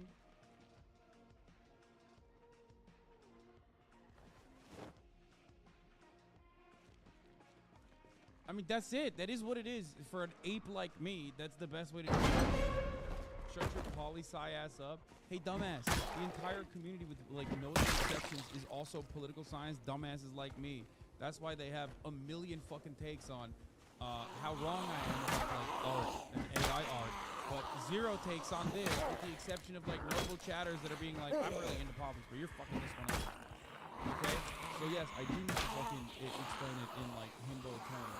This kingdom has to be perfectly calibrated to produce an equal distribution of energy, and the power itself has to be peaceful. It's here. But ultimately, if all goes well, the leaders focus in the middle, the pellet explodes, and you receive a huge amount of energy. And while the huge breakthrough last year, in August of 2022, was the ability of the pellet to release approximately 1.3 megajoules of energy, which represented about 70% of the total input. And this was a pretty big achievement, but obviously, even though it was a breakthrough, there was still quite a lot of power. So the problem actually started to only appear at the months afterwards. The problem was trying to recreate this. Several other labs tried to recreate these conditions with a similar setup, but were not nearly as successful and could not even achieve which was an important indication that this technology is still really or that this technique is still very unpredictable. Even a minute change somewhere, or a potential imperfection in one of the lasers, or maybe even in the pellet itself, can... The NPR really did manage to summarize the video. Yeah, that's what I learned this from, not from these videos, but it's literally from NPR. Up first, did a really good job of fucking describing this. And then also talking about how it wasn't as big of a scientific breakthrough as people are claiming it is, because there's still no way, we are still like at least a decade out from like being able to utilize this consistently. And then also simultaneously talked about how it's actually good for weapons testing capabilities as well. So that's how I learned about it and freaked out a little bit. It's costly money-wise. It won't be commercialized for a very long time. It's not gonna save us from climate change. We need to save ourselves first. But this is yeah. I mean, I'm not gonna fucking sit here and act like new technological advances is not a bad thing. Obviously, it's a good thing. We are a long ways out from it, but dramatically dropped the total output. And so even though NIF was able to achieve this, this was just a one-off event, which meant that it was still here. Yeah, this was developed for weapons testing, yes. And chatters were actually saying that that's not true, but they openly stated that originally. Far from being potentially useful. Right? I mean, something about like how outdated our nuclear weapons are because we can't really test them adequately, but this is like one way that you can do once, it. And it was not recreated by anyone else. And also, just look at the sheer size of this facility. The facility itself is huge and requires a lot of energy just to function and just to conduct these experiments, with most of the energy actually being wasted on the power amplification inside these 200 different lasers. But now, just a year and a half later, they've reported an even higher achievement. In this case, finally achieving the symbolic ignition by introducing approximately 2 megajoules of energy. Nuclear reactors for power originally for submarines. There's the vid where they mention how important this is for national security or some shit. Yes, this allows us to test without detonating nukes underground. That's also a way to justify scientific funding for Congress. I know, but I'm saying that it's not just for unique ways of developing energy, but also the first thing we do with any technology is weapons test it. If you don't recognize that, you're a fucking imbecile. I mean, can I recognize that and then also say that, like, I wish that that wasn't the ultimate goal or the only big usage of that or the most common way to utilize it?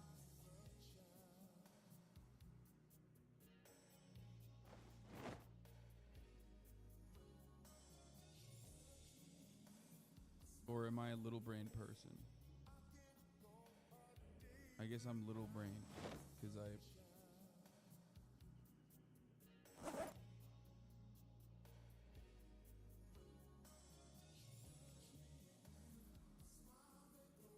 Anyway, regardless,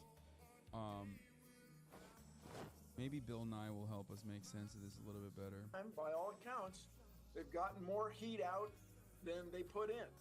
And this is amazing. And there's, as far as I know in the reporting the last few days, no one's mentioned that Enrique Fermi and his colleagues in the University of Chicago did the first chain reaction, which led to all the nuclear power plants we have now. Yeah. On December 2nd, 1942. Okay. So it's quite a little chin stroke that it's very close to 80 years later to the day that this breakthrough occurred. And so you guys, if this would work, yeah, if this is a harbinger, if this is really the beginning of something huge, it would change the world. Thank you for explaining that to Allison. Well, no. I Thank mean, you so I was much. going to say all of that, but Bill Weir, tell us what we need to know. Bill In just addition to that- did. in addition to Anyone that. over with dates at the band? No, it's a star in a box. This is the whole idea. This is why nuclear physicists have been salivating on this idea forever. It's taking a star and putting it in a box on Earth and tapping that energy that goes forever. It's what Iron Man has in his chest. Okay? Now we understand. It's this endless clean energy machine, and the appeal of it is you don't have any nuclear waste. There's no fallouts. There's no accidents. We don't have to drill or mine for fuel anymore because the fuel is seawater. We have 30 Yeah, we're just shooting lasers into seawater million particles. years of seawater, theoretically, to feed these machines. But what Bill was describing there, these 200 lasers aimed at what is essentially a peppercorn of hydrogen, a long way from there to where you can plug in your house to this stuff. We are. This is for our grandkids, probably, as a meaningful technology. Bill, maybe you're more optimistic than I am about how fast this takes. In the meantime, there's all this incredible breakthroughs that are happening with wind and solar, and more will go online in the next 5 years. It went online in the last 20.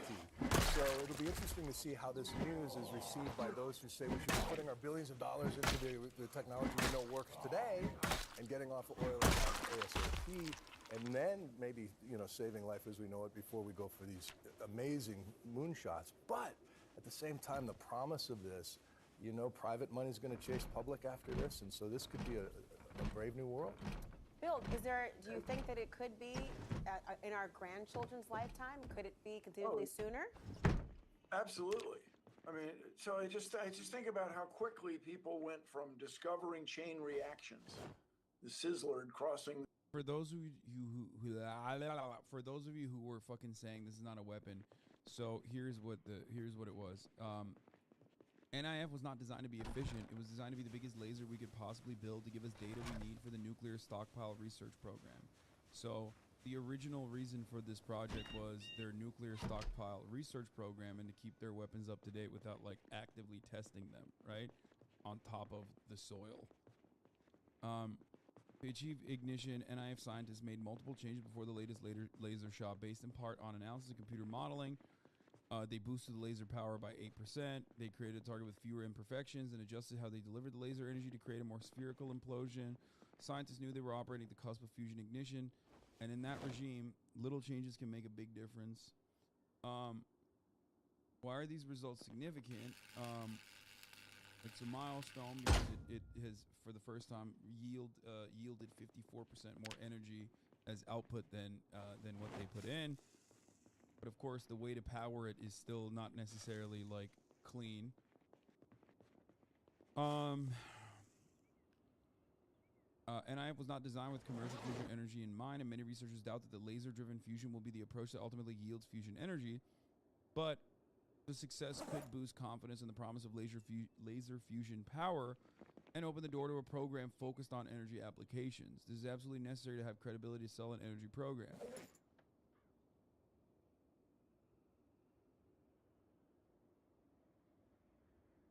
Okay.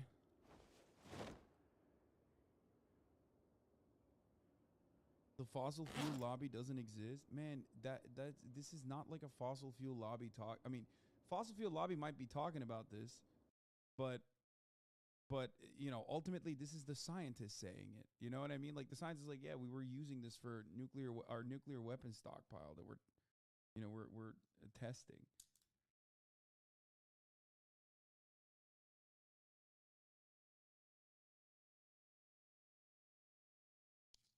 I mean, that doesn't change the reality that this is cool, and you should be excited about it. Just like the top of the hour ad break is something that many are excited about at the top of every hour when there's a 3-minute ad break, because they're already subscribed. Like, they know it's coming. They don't give a shit. But some of you are not subscribed, and you will see the 3-minute ad break, and you probably aren't excited about it. Okay? But fear not, you can avoid those ads as long as you subscribe for $5 or for free with a Twitch Prime, or by getting gifted a sub.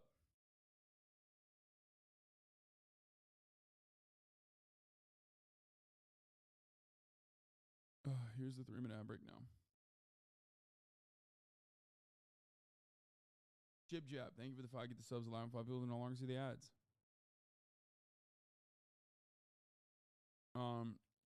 The efficiency of the yield, the energy released compared to the energy that goes into producing the laser pulses needs to grow by at least 2 orders of magnitude. Sufficient fusion energy producing events. Repeated performance would be a major milestone of interest. So they have to like repeat it. This is a wait, there's another collaboration project between China, the European Union, India, Japan, Korea, Russia, and the US, which aims to achieve self-sustaining fusion, meaning that the energy from fusion produces more fusion through a different technique from NIF's inertial confinement approach. ITER will keep a plasma of deuterium and tritium confined in a toroidal vacuum chamber, or tokamak, and heat it up until the nuclei fuse. When it starts doing so in 2035, it will aim to reach burning stage, Luce explains, where the self-heating power is a dominant source of heating. So 2035 is the year where we all die.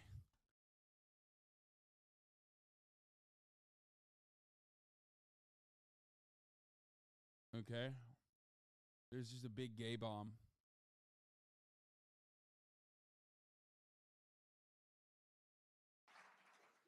So, fusion is an essential process in modern nuclear weapons, and fusion also has the potential for abundant clean energy.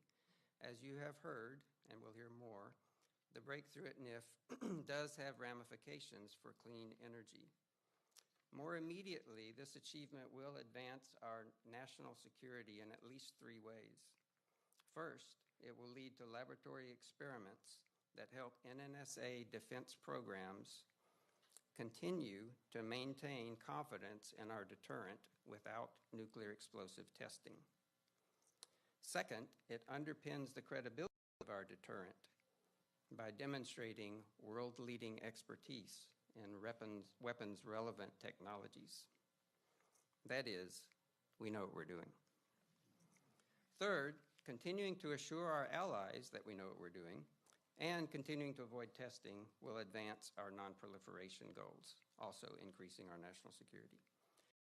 Wait, so like it simultaneously advances their proliferation goals, okay, but it's like technically not without actually testing their nuclear weapons capabilities, but it also advances their non-proliferation goals because they no longer have to make new nukes because they already have the old nukes and they can test them this way.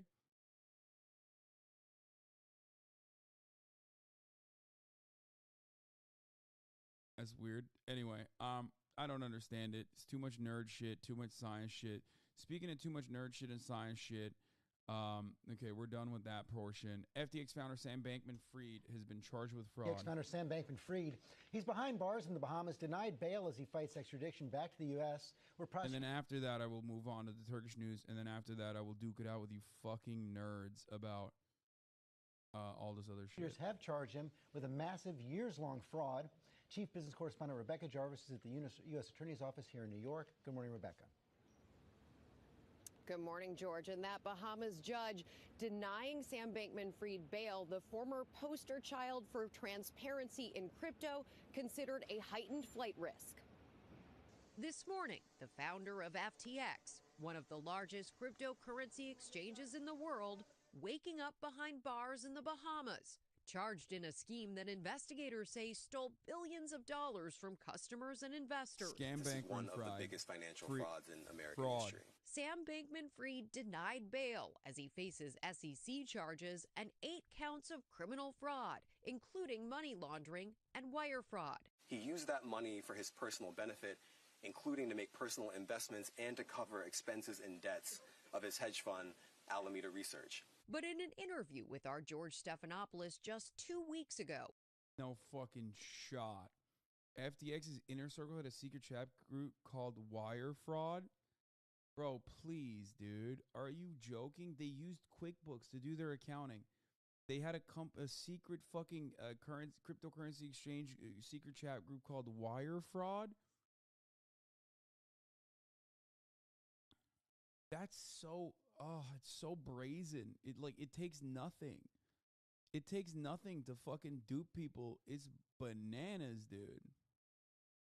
Bankman-Fried repeatedly denied knowing FTX funds were being misused. Did you know that these funds were being funneled to Alameda? I did not know that there is any improper use of customer funds. Bankman-Fried's lawyer telling That's really, he nailed that one, dude. ABC News he's considering all his legal options. The 30-year-old founder, once celebrated as the poster child for transparency in crypto, partnering with celebs like Steph Curry and Tom Brady. His parents, Stanford law professors, by his side through its rise. His father even allegedly giving Bankman-Fried legal advice and receiving payments. But then, nearly a month ago, FTX filing for bankruptcy. Bankman-Fried stepping down as CEO, and customers defrauded of over I had to feed some dogs. $1 billion, according to federal authorities. Entrepreneur Evan Luthra says he lost more than $2 million in FTX's crash. We do not plan to get scammed. What happened here? Dog. You have a camel Bitcoin hat. Like, no way. Of course you were gonna get fucked over. Oh my god, bro. In the time frame that like this interview was shot and aired, okay? I mean, come on, bro. Dude. That's sad, look, bro. This guy probably has NFTs printed out in his house, bro. Okay.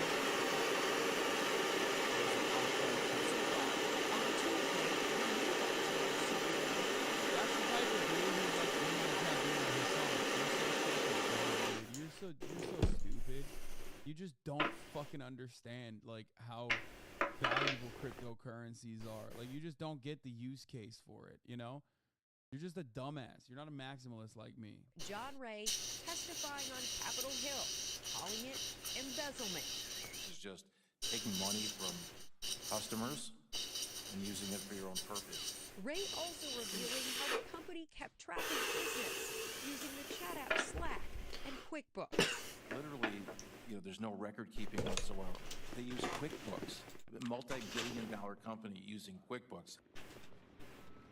This is absolutely astounding for a company that was valued earlier this year at $32 billion.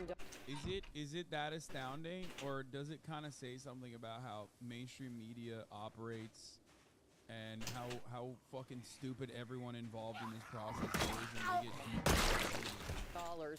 Today, the Senate will hold its own hearings on FTX. Sam Bankman-Fried will not be there. He continues to remain in the Bahamas and looks like he will fight that extradition.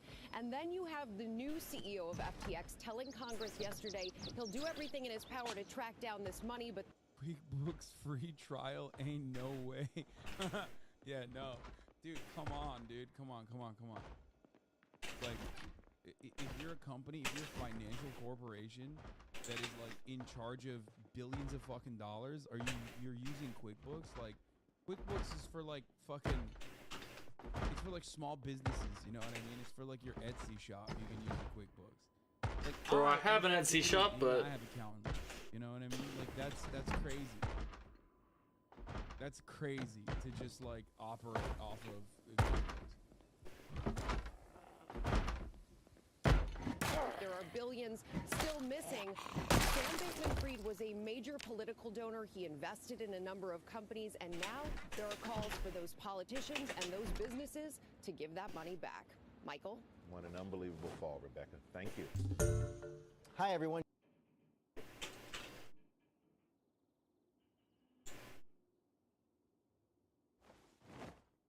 Anyway, that's fire. It's being called one of the most impressive. We're skipping this. Very good news. Bernie Sanders on slowing inflation. We have an update on a. Skipping that. Title 42. I don't care about that. What is this? Do Republicans and Democrats ever agree? There's a cut video. Or all lives matter. Black Lives Matter. Oof. I guess all lives matter. Why that? Because I feel like my life matters too. And I'm not black.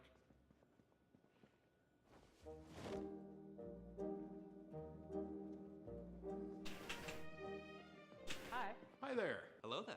I'm Ryan, and I'm a Republican. And I'm a Republican. I am a Democrat. And I'm a Democrat. I am part of the Democratic Party. What are some stereotypes about Republicans? We're all old, rich, white guys. Southerners, uneducated. Non-inclusive. Probably doesn't like different people. They're all religious. That they're like hyper religious and just really hateful. What do you think Republicans say stereotypes about Democrats? We don't have a backbone.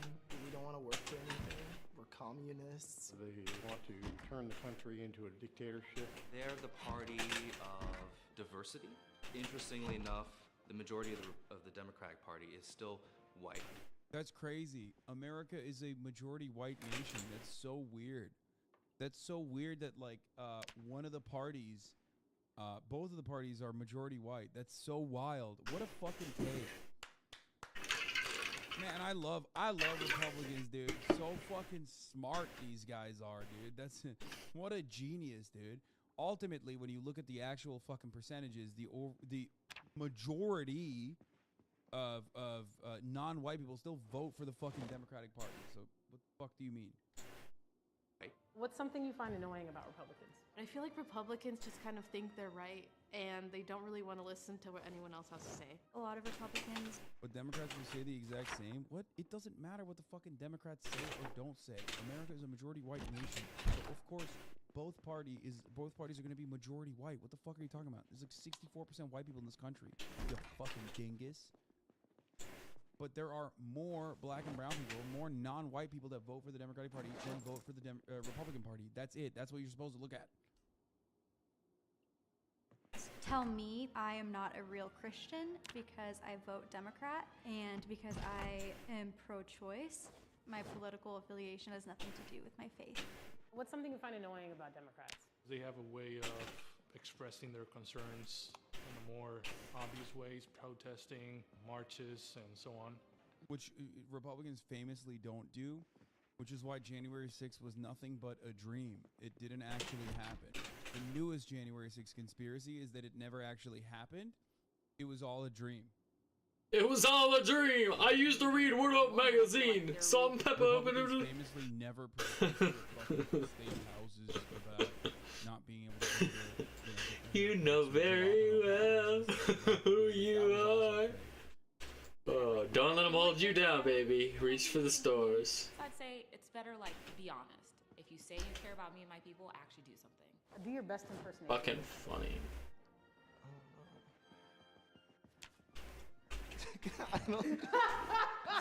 Black lives don't matter. All lives matter. We'd have some like boots. Definitely not Doc Martens. Those are Democratic boots. Hey, the Republican boots are the cowboy boots. I got Doc Martens on, but I'm. I would need tighter pants to really get the hipster look going. What? Oh, you have the fucking D'Artagnan mustache, dude. No. Like, you already look hipster as fuck. Come on, bro. You have the fucking... I ride my unicycle to work to make craft brews like it's like 2013 and you're a hipster living in fucking Williamsburg before it got like full-blown gentrified. Virginia? No, bro. Been there. 13. So have you been boosted? Bro. Take your COVID shot. We must ban assault weapons right now! That was the best commitment I've seen all day. Mechanic? I don't even think I... Kinkier. Democrats. Republicans. Yeah, no. I think Republicans are kinkier because they're into some freak shit, dude. To have a more conservative point of view. I would say Republicans. There's something about those like church girls and like the conservative people that when their world is open, they get down. I would say the Republicans because it's always the nice-seeming people who are the freakiest. Democrats. Why do you say that? They're very open. It's not vanilla. Have you ever had sex with someone of your opposing party? Yes. How was it? It was great. All sex is great. Like he's just happy to have sex in general. Like, what do you mean? Like, his answer was pretty funny. Like, yeah, it was great. I had sex. It was awesome. Ever had sex with someone of the opposing party? Yes. Like afterwards, they were very like shameful of it. I kind of understand because they were religious, but like the act itself wasn't bad. Who's more problematic? Democrats. Democrats. The leadership of the Democratic Party. Democratic voters themselves, I wouldn't say that's the case. What do you think the Democrats said? Oh, they definitely said conservatives, especially after Trump. Well, she was a spicy man. But I mean, freedom of speech. Republicans. Just because storming the Capitol has never crossed the Democratic Party's mind, ever. Both. I don't think either group is problematic. I think the extremes of both ends are problematic. Oh my! I fucking I just hate liberals so much. It's Me crazy too. to me. Which is why I'm like, I don't know how I feel about being the Doc Martin Democratic Party. It's crazy. Lock ourselves in and paint the other as the extreme. And I think, how do we have conversations? How do we see the humanness of the other person? Black Lives Matter or All Lives Matter? Black Lives Matter. I guess all lives matter. Like, there you go. That's a great way to look at the extremes on both sides. One side is saying Black Lives Matter, and, you know, Black lives are a part of all lives, so all lives clearly don't matter until Black Lives Matter, because Black lives currently don't matter. Okay? The other side is saying, nah, fuck that, all lives matter, actually. Black Lives Matter, too. You're just fucking, you know, wrong for bringing that up. So I'm just going to use that as a counter and say, no, all lives matter, all lives matter, all lives matter, yeah, blah, blah, blah, blah, blah. Like, the extreme in that situation is one side saying, correctly, okay, that, you know, black people are disproportionately targeted by the criminal justice system and sometimes even killed as a consequence of that disproportionate targeting and systemic racism. The other side is denying that reality. On the extreme side, on the other side, they are also taking matters in their own fucking hands. So how can you look at that situation and go, huh, both sides have some ideas here? Why is that? Because I feel like my life matters too, and I'm not black. It's not even a thing of people don't understand the whole Black Lives Matter thing. It's they don't want to admit that they understand. If I was to choose between the two, I'd say all lives matter. It's just way too encompassing the term. It's the same thing with Black Lives Matter. I believe in general that Black lives matter, but do I believe that black zoosadists' lives matter or black pedophile lives matter? No. I think terms like that are just way too all-encompassing. That's such a fucking annoying semantic. That's a creepy take too. Like no one thinks that. Yeah, nobody way, thinks that way, dude. You just sat there and wanted to come up with a debate lord solution to justify the real reason why people say it. What a fucking argument, dude. Oh god, it's always the dumbest people that are debate perverts. Like, they just think they're so smart. It's so sad. It's like, haha, Black Lives Matter? Well, what about pedophiles? It's like, what the fuck do you mean? Like, what do you... Like, no one thinks this way. That's not a slogan, dog. That's not. Hey, guys, you know, a lot of Black Lives matter, but some actually don't matter. But, like, ultimately, most of them matter. But, like, as long as they haven't been, like, convicted of being a serial rapist or a pedophile, even though that would make up, like, a very small percentage of the lives, so it would be irrelevant and insignificant. But ultimately, you know, we should just bring that up because this guy with the fucking wackest mustache wants to make sure we cover all bases. That's a good slogan, I think. He's like, Black Lives Matter is all-encompassing, which is why I'm advocating for all lives matter. Oh, I'm sorry, I didn't realize all lives matter was less encompassing than Black Lives Matter. The fuck are you talking about? And don't allow for any nuance. All lives matter, of course. But Why all Black Lives Matter as much as any others. When you spend so much time saying that, it makes it sound like nobody else does.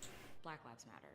It's almost like a child when it's like, why can't we all matter? That's not the point of it's not the point of the phrase. It's not always about you. We get to have a moment too. Pro-choice, pro-life. I'm pro-choice. Pro-life. Pro-choice. Pro-choice. Why pro-choice? There should not be anyone telling anyone what to do with their own body. Pro-choice. The Republican Party at its base was about freedom. Last one, give Republicans a compliment. I like the fact that you are very well-spoken and stand for what you believe in. I think that's a really good characteristic to have, to be strong-willed in that way. Democrats know how to win. Sometimes Republicans don't. They're very good at motivating their base. Republicans have a harder time getting people charged up and to vote. You guys have some pretty decent concepts, like being pro-choice. That's a good move. What do you think some Democrats said? They probably struggled on that one. After Trump. Bro, Seattle, fucking Seattle Republicans are so funny. Like, they would literally... Every Seattle Republican would get hate crimed in, like, you know, Alabama. Like, that's true. Like, oh, you're gay. Yeah, they literally just, like, beat the shit out of you, dude. You're gay. You're a gay man. Trump, Oh, you from Seattle? Oh, you must. It's just like, I can't it's even do funny, the rest like, of it that. would be, like, Not because I funny would laugh, bars just for because it would being get way honest, too you know real what I and mean? way too fucked. Ay, ay, ay. Why? Ne haber lan? Adam mısın? Murat's here. Yeah, that's Stabby Baby's calendar. Bro, I need to do more mechanics. Oh, Elon Musk came up with an update on the flight tracking. He said any account doxing real-time location info of anyone will be suspended, as it is a physical safety violation. This includes posting links to sites with real-time location info. Posting locations someone traveled to on a slightly delayed basis isn't a safety problem, so it's okay.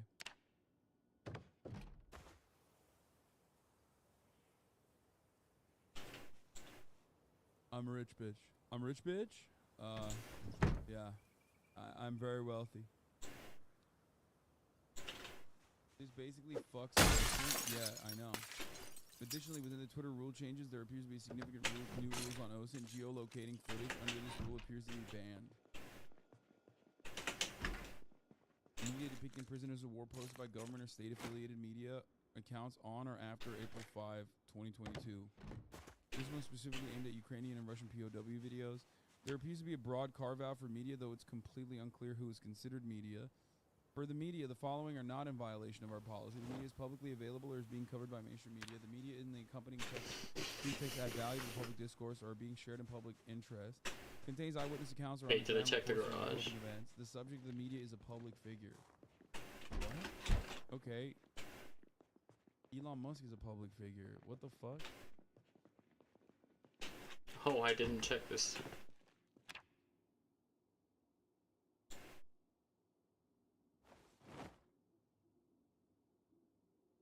Twitter safety. When someone shares an individual's live location on Twitter, there is increased risk of physical harm. Moving forward, we'll remove tweets that share this information, and accounts dedicated to sharing someone else's live location will be suspended. You can still share your own live location on Twitter. Tweets that share someone else's historical, not same-day location information are not prohibited. Content that shares location information related to a public engagement or event, such as a concert or political event, is also permitted.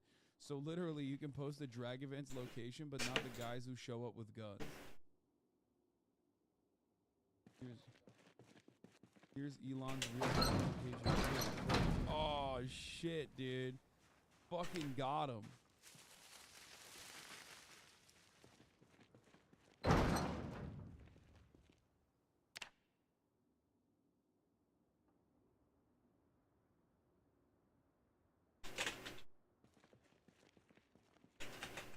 So is this okay? This is old data from Elon's jet, so it's okay to share. What the fuck? Wait, did he actually make no shot? He did not go to Little St. James, bro. No fucking shot. 12 trips to this location since 2010? No, that's not real. No way, dude. Even he's not dumb enough to fucking do that.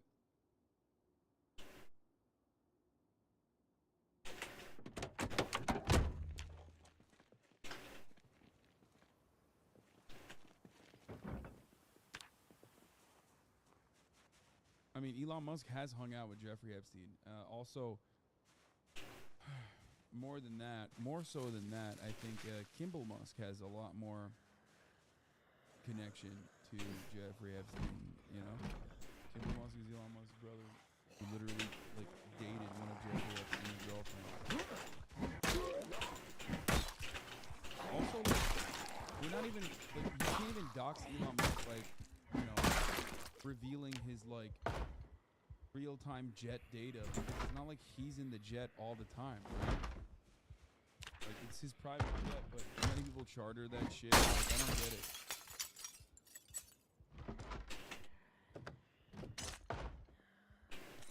Anyway, extremely cool the left-wing commentary when the far-right came across this Christmas drag event. They found themselves outnumbered 4-1 by community members defending them.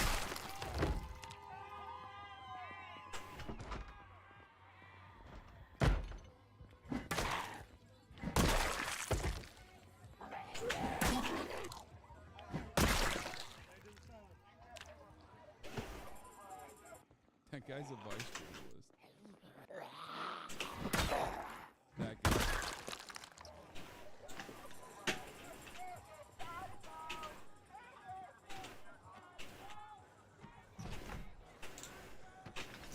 I'm dead.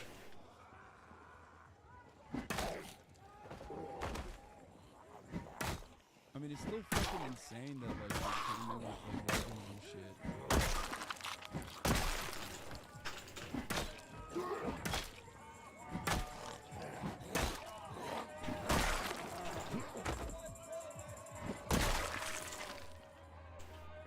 Jesus Christ.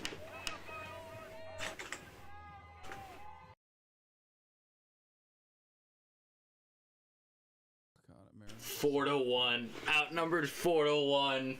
Oh, the fucking sweep, baby. Did you hear about what happened in Istanbul? The fucking mayor. Yeah, I want to hear about this. The Istanbul mayor was sentenced to jail over fool's insult. So a Turkish court sentenced Istanbul's mayor to more than 2 years in prison and banned him from politics in a move that his supporters described as politically motivated to sideline a high-profile rival of the president. Ekrem İmamoğlu was sentenced to 2 years, 7 months, and 15 days in prison for calling members of Turkey's Supreme Election Council fools in a press release 3 years ago. İmamoğlu did not attend any trial hearings or the sentencing and is expected to appeal against the ruling.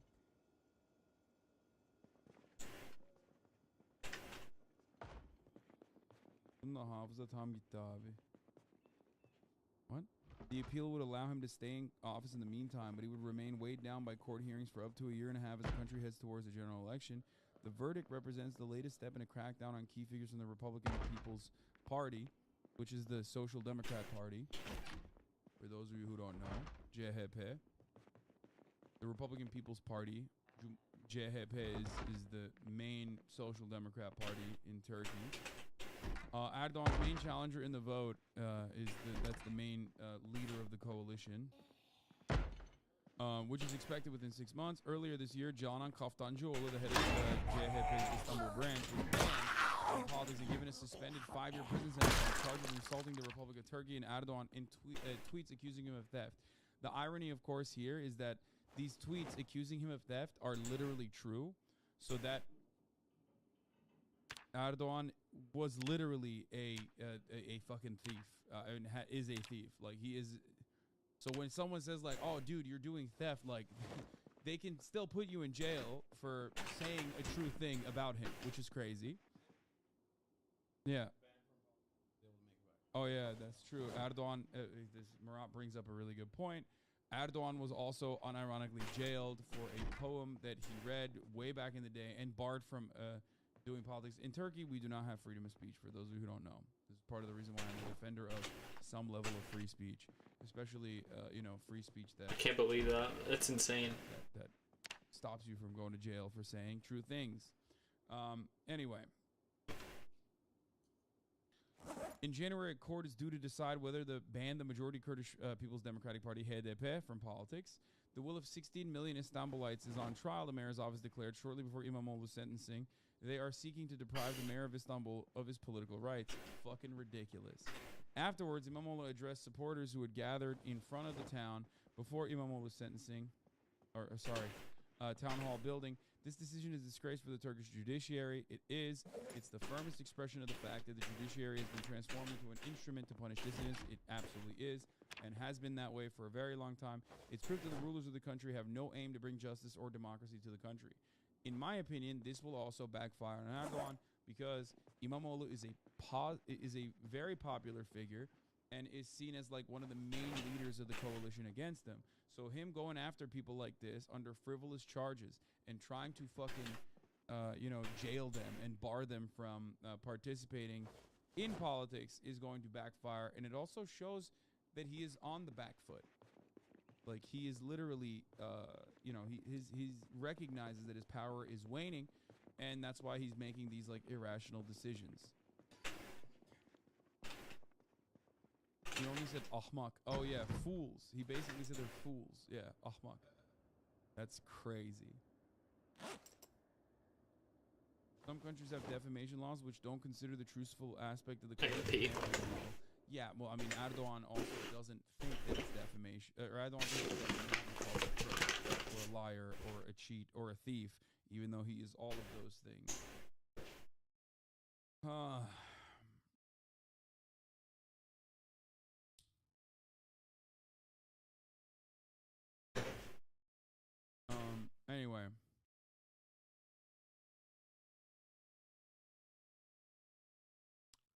İmamoğlu supporters chanted, one day the AKP, Erdogan's Justice and Development Party, will answer the people. That's the far-right party, or the right-wing party in Turkey.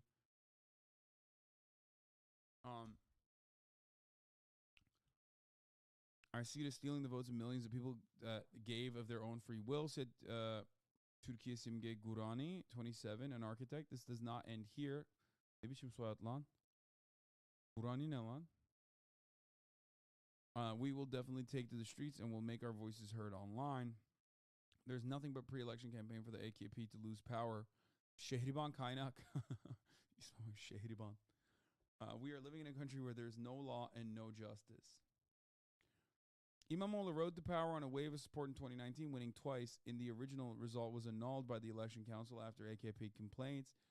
They tried to cheat it, they tried to steal it, and they lost. At the time when I covered it, I told you that this was the tide changing. Or as anti-democratic as Turkey might be, their lack of free speech might be an issue. Their clear-cut violation of civil liberties.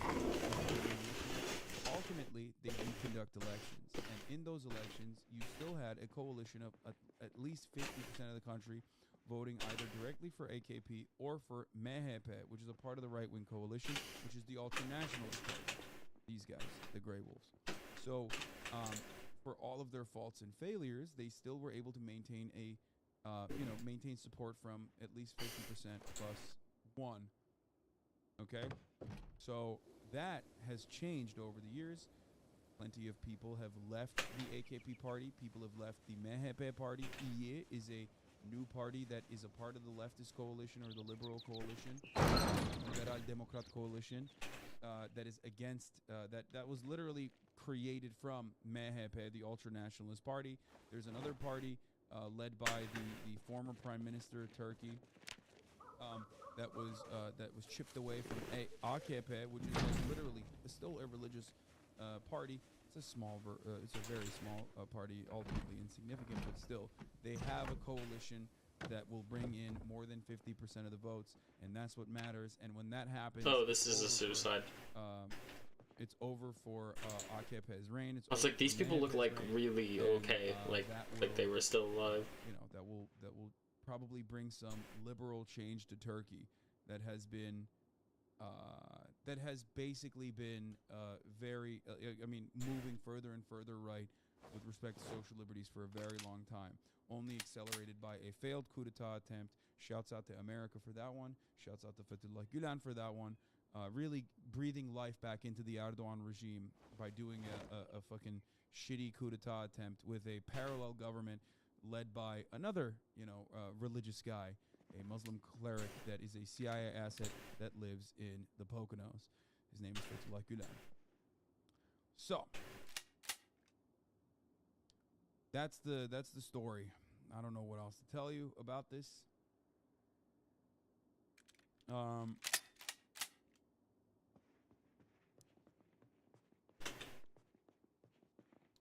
In the aftermath of the coup, Turkey was able to do a referendum, or Erdogan was able to do a referendum, and basically I'm gonna bury these folks. Powers of the executive branch, shifting it over from a parliamentary system to a presidential one. It was uniquely and profoundly damaging to the Turkish constitution. So that happened because of the military coup. A lot of people fucking died. So that's where we're at in Turkey, the false flag coup. Yes. Anyway, so, this is a thing that Erdogan is doing as he lashes out aggressively.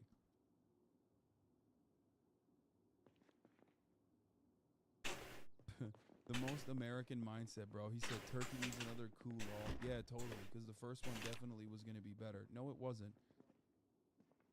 Turkey has had military coups a lot, too, but that's a different point that I'm not getting into right now. Anyway. Okay. How about no coups? How about we just democratically vote Erdogan out of power? Erdoğan'a ikinci bir şans vermek sence iyi fikir mi? Ne şansı amına koyayım? Erdoğan'ın amına koyayım. Senin de amına koyayım. Ne şans veriyorsun daha ya? Kesin Almancı bu bak. Erdoğan'a ikinci şans vermek sence iyi fikir mi diyor. %100 var ya Berlin'den yazıyor bunu. Amcık. Dalga geçiyorum amına koyayım. Öyle dalga mı geçilir lan? Silivri soğuktur lan. Erdoğan 30 senedir anasını sikiyor herkesin Türkiye'de. Hadi bir şans verelim. Bir daha siksin. Anyway. Okay.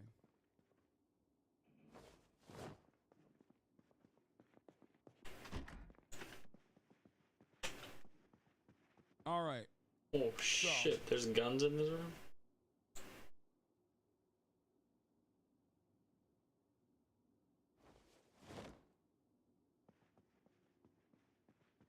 Last night, car carrying little eggs in LA was followed by crazy stalker thinking it was me who later blocked car from moving and climbed on the hood. Legal action is taken against Sweeney and organizations who supported to harm my family. What? Wait, what the fuck? What does that have to do with Sweeney, dog? What an insane fucking take. He's gonna sue the Elon Jet kid? Why?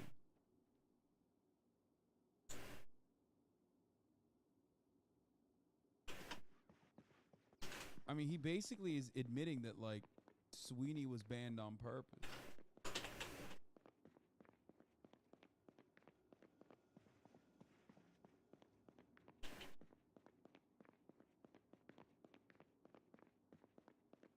This is like just an appeal to emotion.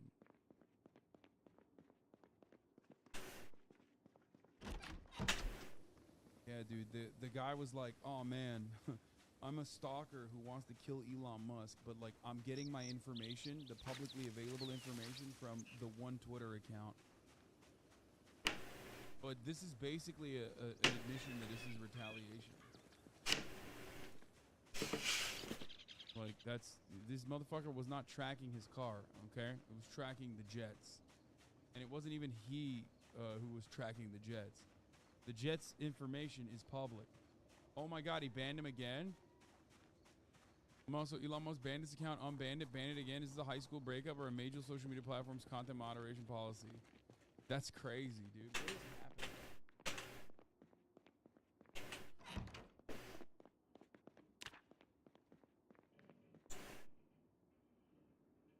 There's no better indication, dude. There is no better indication that this is like personal agenda shit.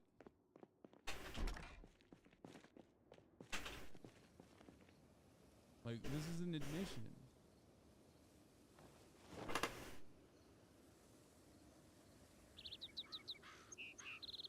Hey, so apparently it wasn't public info. Turns out Elon did change to an API or whatever it's called, and the Elon Jet kid tweeted about how he managed to bypass it and could easily do so again.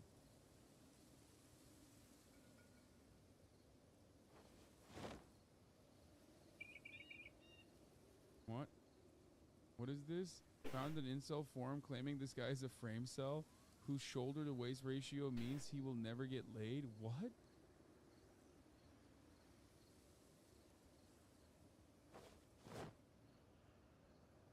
Yeah, dude, I hate looking like this, dude. Fuck. Yeah. This guy definitely won't get pussy. You know what I mean? I need to Dude, crap. incels are fucking insane. Like, there's no better example that they're so out of their minds than, like, looking at a guy who is, like, 8-cycle Timothy Chalamet and being like, that guy definitely won't get pussy, okay? Like, what do you mean? Motherfucker looks like Timothy Chalamet who cycled, okay?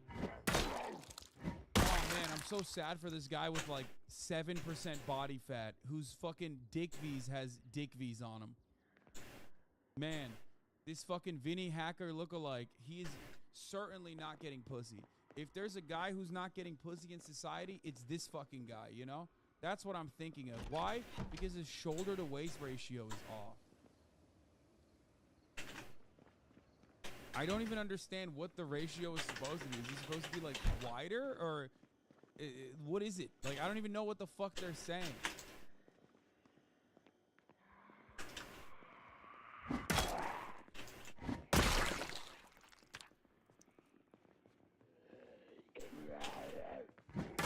Because his face looks like Timothy Chalamet who got smacked too many times by a shovel. What? Is he saying his shoulders are too low? What the fuck? Dude, what are you saying, dude? That's insane.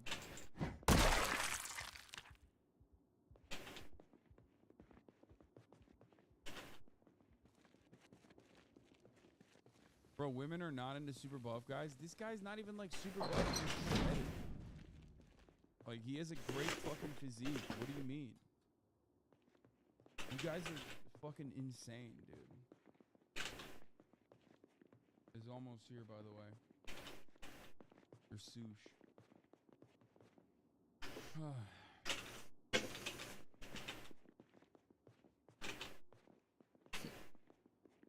Destroyed everything. Women, according to research, women on average like lean muscle. I mean, that dude has lean muscle. The fuck? Bro, this is so fucking stupid. Like, okay, listen. We're not even talking about this dude's personality. But, like, as far as the way he looks fucking awesome. I would love to have this physique, okay? It'd be so sick. What the fuck are you talking about? He is as close to a like peak male physique as you can get. Dude has main character muscles. Yeah, literally. Looking like a fucking anime protagonist or antagonist, if you will. After the fucking looking like an anime protagonist after he, like, you know, goes Super Saiyan or whatever the version of Super Saiyan is that you want to think about. Like, he evolved into that. It's like Gon after he drinks the get old and fuck shit up potion.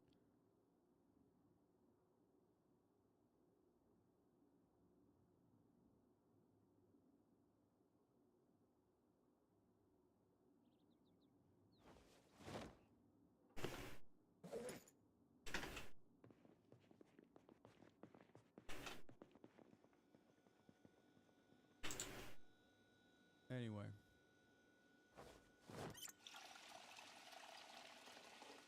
Ugly people have sex too, you freaks. I mean, agreed. But also, this guy isn't even ugly, so that's even funnier that, like, incels will post a photo of fucking Brad Pitt from Fight Club and be like, man, this guy's not getting any pussy, boys. You know what I mean? Like they'll post this guy, dude. Man, typical. Oh, man, what a fucking loser this guy is. You bet your ass he's not getting laid. You know what I mean? Classic, dude. Classic guy who's not getting pussy, okay? Incels post a fucking photo. Okay, let me use a more relevant example, because that one is like 20 years old, okay? Let me think. Who's like a hottie now? What is it, Namor or whatever? Is that the one that people talk about? I don't know. I just like, I feel like the one who's like penis they photoshopped out.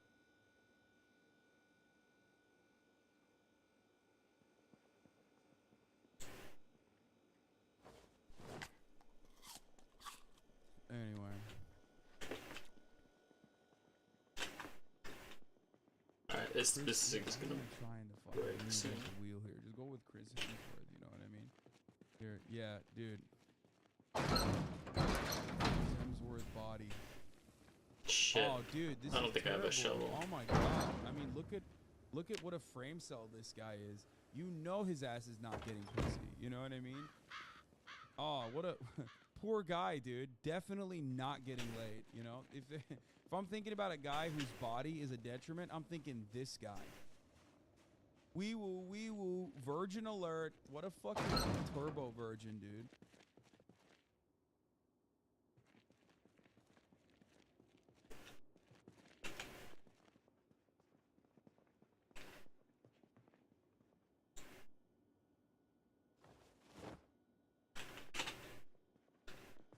Anyway, I feel like dudes idolize this shit way more than women. Yes, dudes care about the way other dudes look, and in a different way, for sure. Peak Zoomer physique, Rookie Bazooki. Okay, this guy might not get it. This guy's getting all the pussy, okay?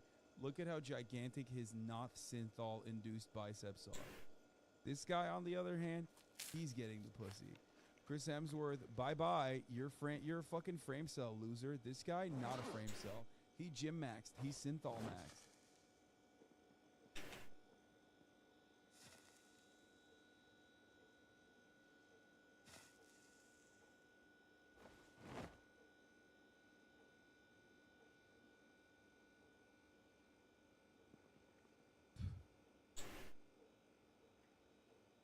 Strength build? No, man. That dude is not strength build.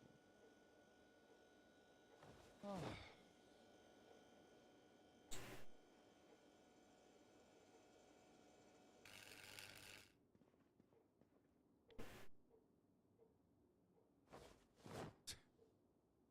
Why do these guys do this stuff? Also, it's not enough that he did this, but like, what is this fit, my man? He decided to not do himself any favors whatsoever, okay? He went with the Ollie London route on the fucking facial reconstruction, trying to look like sexy SpongeBob, or I mean sexy Squidward. But then also he was like, you know what? It's not enough that I fucked up my whole body and my face. I should also wear the Kristen Cinema outfit of choice, okay? Ensuring that like... ensuring that there is no way that someone might accidentally mistake me for attractive.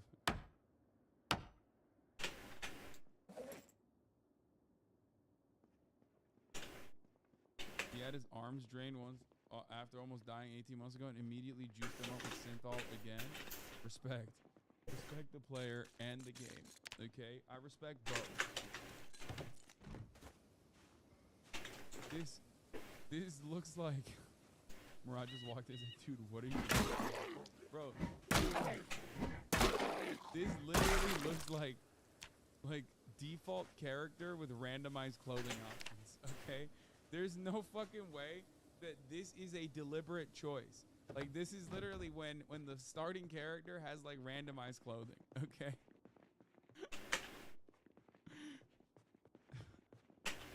He hit random on the fit, and this is what he landed at. That's my Saints Row character.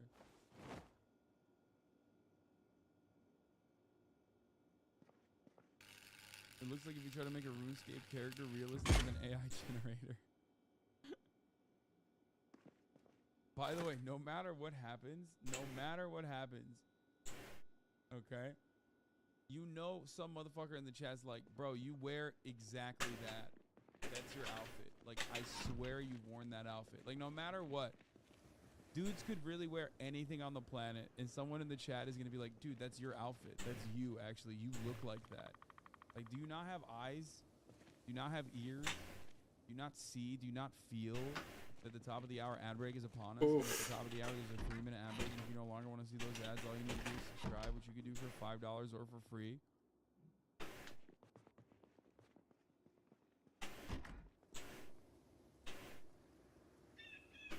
What is this streamer right now, gets angry and makes horrible apology video? Wait, really? Murat knows about this and I don't? What the fuck? Murat knows about something I do not know about. He said your mom's dead thing? Is that what this is?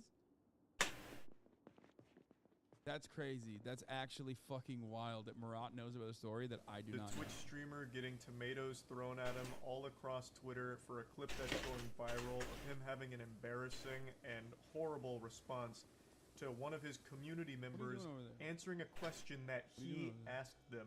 In Spanish, and it's chef's kiss. All right. Curvy, where the fuck have you been? Oh my god. Well, tell you what, Miss Dirty Curvy, you know what we're not going to do? We're not going to talk about it in my chat. Because it's Friday, and that is a whole big bucket of bummer. And his response is a big barrel of butt cheeks. So to give... Wait, so what happened? What did the chatter say? The chatter said like, oh, I haven't been around because my mom died? Is that what the chatter said? I mean, you asked, bro. What the fuck?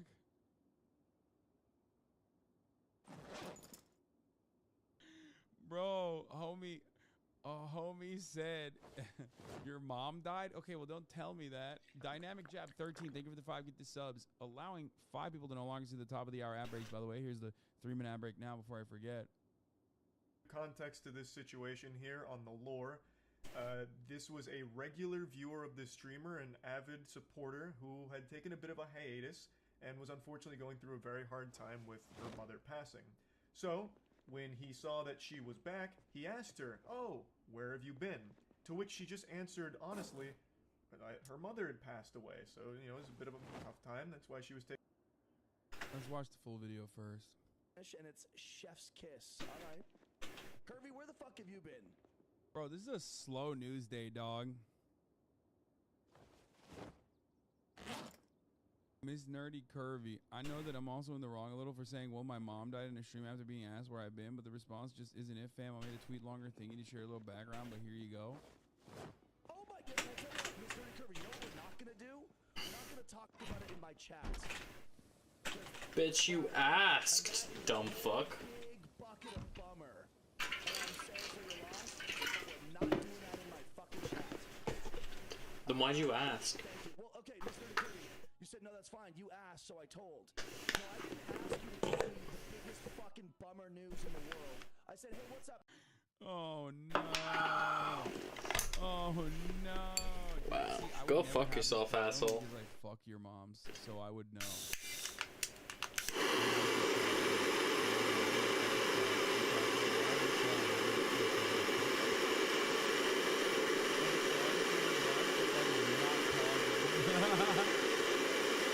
Jesus Christ, I'm so glad you son. didn't yell at me when I said my mom died. Well, because your mom is alive.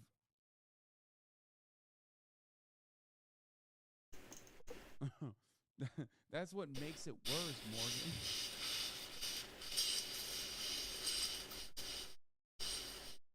How are you? You know what? Let me give you a little bad going on in your life. What are you, fucking Sesame Street? Get the fuck out of here with that. Responses. Good, and you know what? I'll make it through. Oh, dude, this guy is awesome. Yo, I love this dude. This dude is fucking fire. This shit's crazy, dude. What the fuck? He's just going in, dude. What the fuck? Oh, that's funny. I'm glad his son can laugh at it. A 30-year-old dude with a beer castle made of empty PBR cans had a bad take. Okay. See, that's good comedy. Like, we... 1, 2, 3, 4. I haven't cleared up this. Some motherfuckers will be like, bro, my mom died, my cat died in, like, the TTS. When someone doesn't ask about what's going on. Okay? And it is something that people do. Like, some chatters do the trauma dumping stuff, right? And it's like, okay, well, it's kind of fucked up. You know what I mean? Calm down. Like, there's plenty of people who are, you know, involved in the situation where you're just, like, kind of popped off out of nowhere and you're, like, kind of fucking up the vibes a little bit. XQC's made a joke about it. Like, the mom died, the cat died. But that's about TTS. Like, that's about trauma dumping without... That's about trauma dumping without, like, having someone ask. So they just won't straight up come for the gate. That's crazy. Different. This person asked a question, and that person responded with what had happened to them. So, like, this reaction is insane, dude. Holy fuck.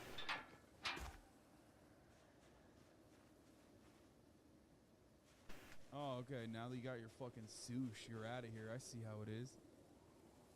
This Slime says, nuking a chatter from orbit like this when you were a double-digit streamer who is this uncharismatic and annoying shows an extreme level of hustle and dedication to dope-ass Friday vibes that we rarely see anymore in this space. I know, Friday vibes should never be fucked with.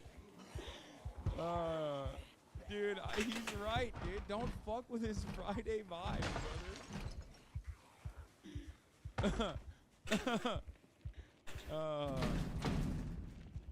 I think just getting mental health is out of reach for some people is pretty rough and not acceptable. No, man. He asked why she wasn't around. Like, that's entirely different. How are you? Good? Or... But he's still going. It's not even 56 seconds. He's still going. He said, what's up? Why haven't you been in the chat? The person said, my mom died. And he was like, oh, I'll make sure you want to die too. That's fucking awesome. Yo, RIP to your mom, but it's fucking Friday. And how about you stop killing my vibes? You know what? I'll make it through. Awesome. Love to hear it. Dude, he's like, hey, let me give you a quick lesson on how to cope with the trauma of your parent passing. Dude, I love this. I can't get enough of it. I'm sorry. This is so fucking insane, dude. What the fuck? Oh no, dude. He's still going. See, there you go. Or Prom's response. Yeah, I said, Prom, how are you doing? She says, I'm alive. There you go. What? How you doing? She says, my mom's not, but I'm alive.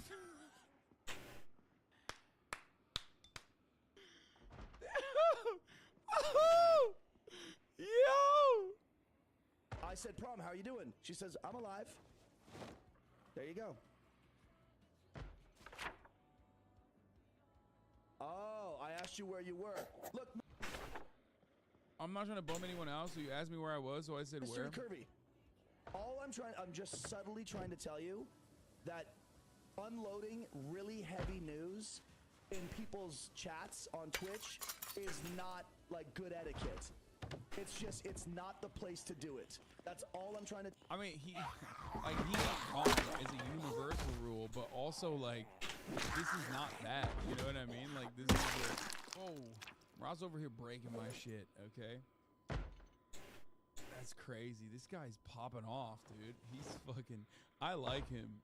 He's insane. There's a time and place for a small sorry to hear that, chat. I hope you're doing all right response. You've done that before yourself, but yeah, exactly. Like, I mean, I get this shit all the time, obviously.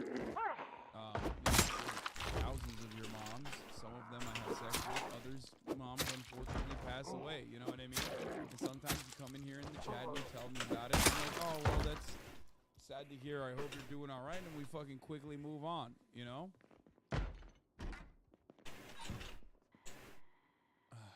But having said that, this is why he's still going in. Like, I think if he hadn't gone in this aggressively,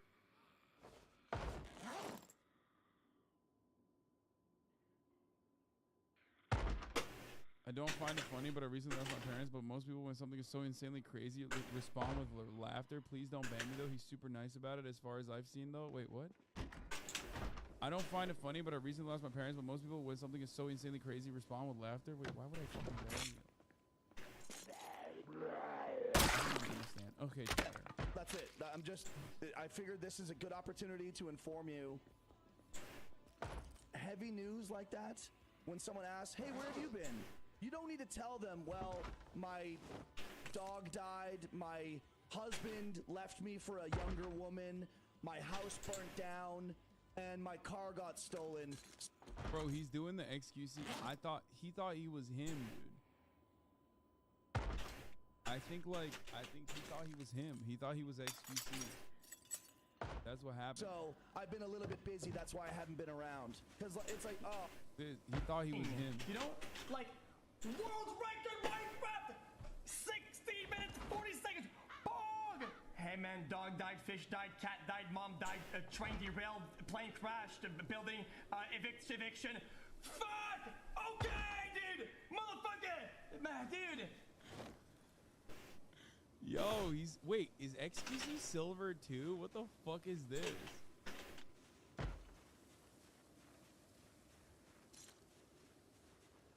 Motherfucker! Gold. That's in beta. This is probably when Valorant started. Motherfucker! This guy heard it from XQC and wanted to copy it. Yeah. God, like, you know, like, if someone asks, like, hey, what's up? Where have you been? And it's heavy, just be like, I had a bunch of shit going on, so I've been lying low for a little while. Got it. I'm not trying to rip you. Bro, but you did. You did nothing wrong. You didn't deserve to deal with that kind of public scolding. It's pretty funny. you mean? Of course he's an asshole. What the fuck? That's an insane response, dude. Like, I've had some bad moments on streaming, okay? I've had some bad moments while I'm streaming, and I get so fucking mad, and, like, someone says the wrong thing in the wrong time, and I pop the fuck off, right? But, like, you didn't have to go in and lay in on the motherfucker that hard, dude. Holy shit. Anyway, Charlie uploaded a video. Let's hear what his take is. Taking a break. And then for some reason, this must have input a cheat code into the streamer's brain that just sent him into, like, debate club.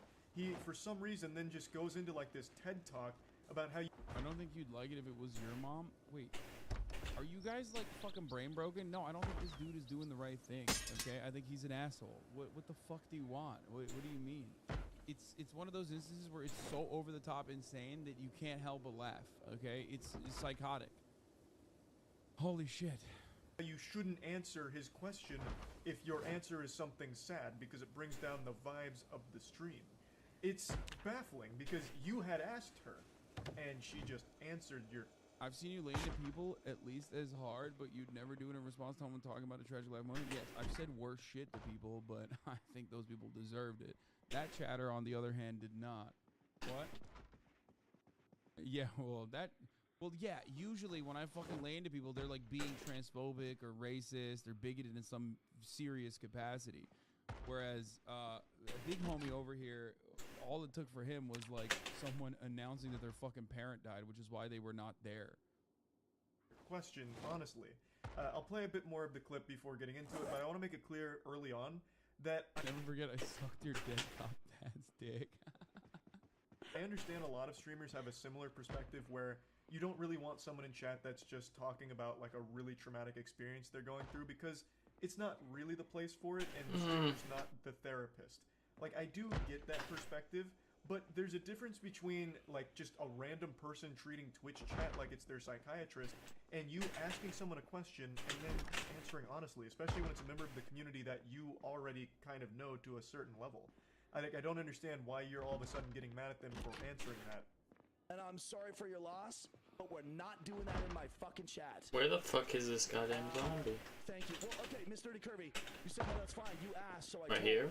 No, I didn't ask you to tell me the biggest fucking bummer news in the world. Yeah, right He here. literally apologized. Like, he could have that was the moment for him to be like, yeah, you know what? I'm sorry for reacting that way. Like, I'm sorry for reacting that way to your parent dying. And instead, what about the person you banned for saying you sucked at Valorant? Oh, okay, well, that person does deserve to be banned. Also, some of you motherfuckers think like getting banned in chat is, you know, death sentence. Okay, calm down. Banned in chat. If you fucking hate me that much, you shouldn't write in the chat anyway. Probably better for your mental health if it stops you from fucking banned for the truth. Yeah, exactly. It's funny. It's like banned chatters think that. Like I'll talk about like being banned from Twitch for like the fake, the bullshit copyright, right? And so many chatters will get in and be like, duh, this is exactly like when I couldn't write in your chat about how you fucking suck. And it's like, yeah. You know, it's probably best for you that you're banned from chat if this is the only chatting that you're doing. He has an apology video that's 8 minutes long. That's crazy.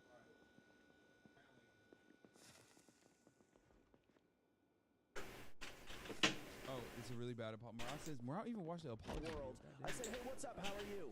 Fuck you, dude. Know what? Let me give you a little bit of a lesson, Miss Nerdy Kirby.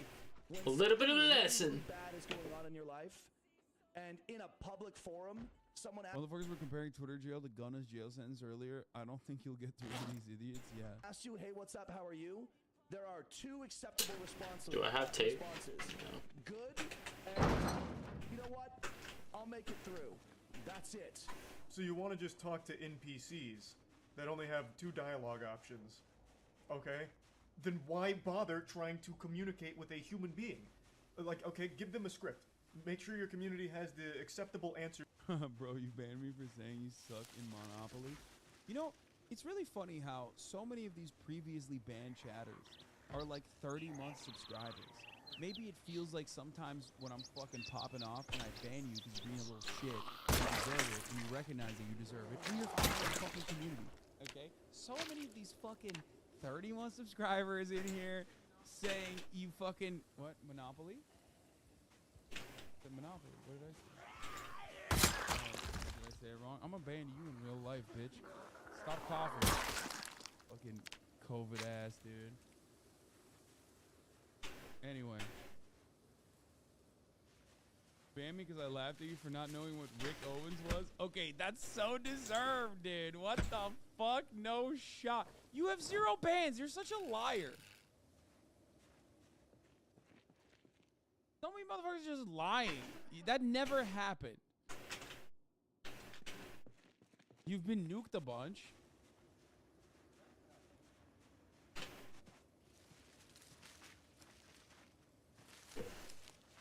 I've never been banned, never will be banned, but until he sees this, please give me a day off.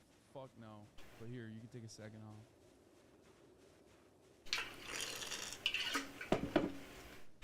Got yelled at. This motherfucker this is his kid, dude. Look at him. His name is Got Yelled at.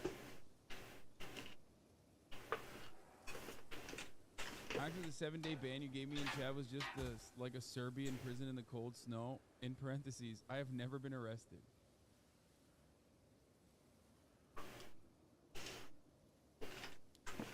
You guys love getting banned. It's so weird. It's so fucking strange. I've developed a kink.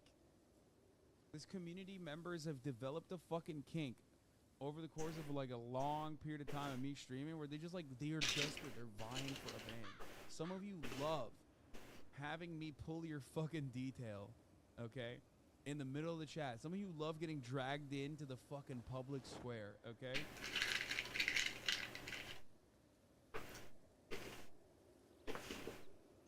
I got banned for saying Nancy Pelosi boobs aren't great. That's bannable. That's a ban-worthy offense.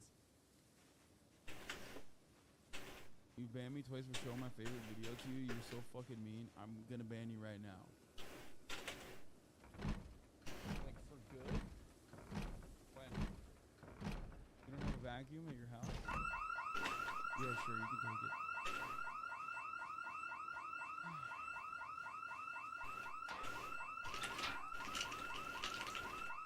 My buddy is chat's photographer, and you have to get banned in here, he told me.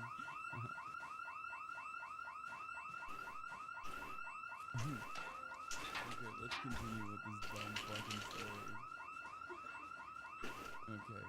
Your script to my stupid questions. I don't actually care where you've been. And just tell me one of these 2 canned responses. This is so fucking dumb. And I also love the audacity.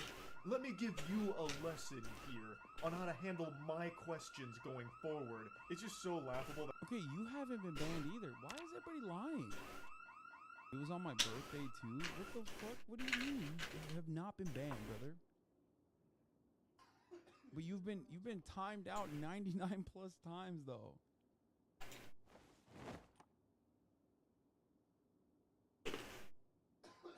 Most of the people think a timeout equals a ban. Yeah, they literally... Oh, dude, you are coughing so much. It's starting to scare me a little bit.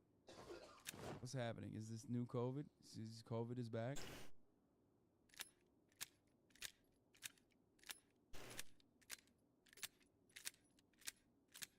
I don't actually understand. Why do people think that they've been banned? Oh, yeah. So many of you dumb motherfuckers literally get clapped by Fossabot automatically. That he's acting like some kind of social savant here about how to handle public conversations and what you're allowed to say.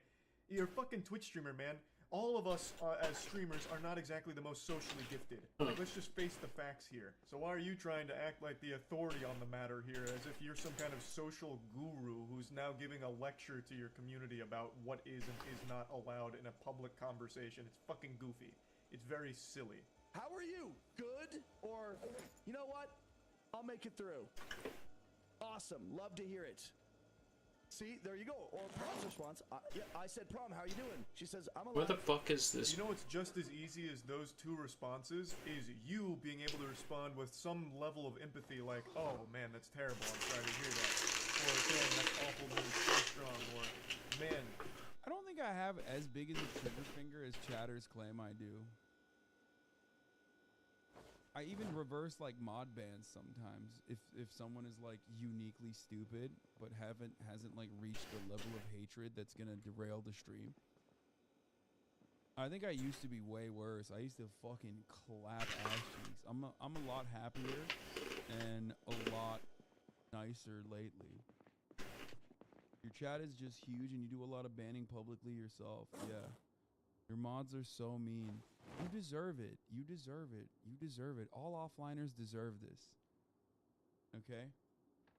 Every single offliner deserves this existence permanently. If there was a way that I could make all of the offliners that are like, oh, it's Moby night, it's Moby night. If I could have them fucking banned and unbanned simultaneously, non-fucking stop, I would do it.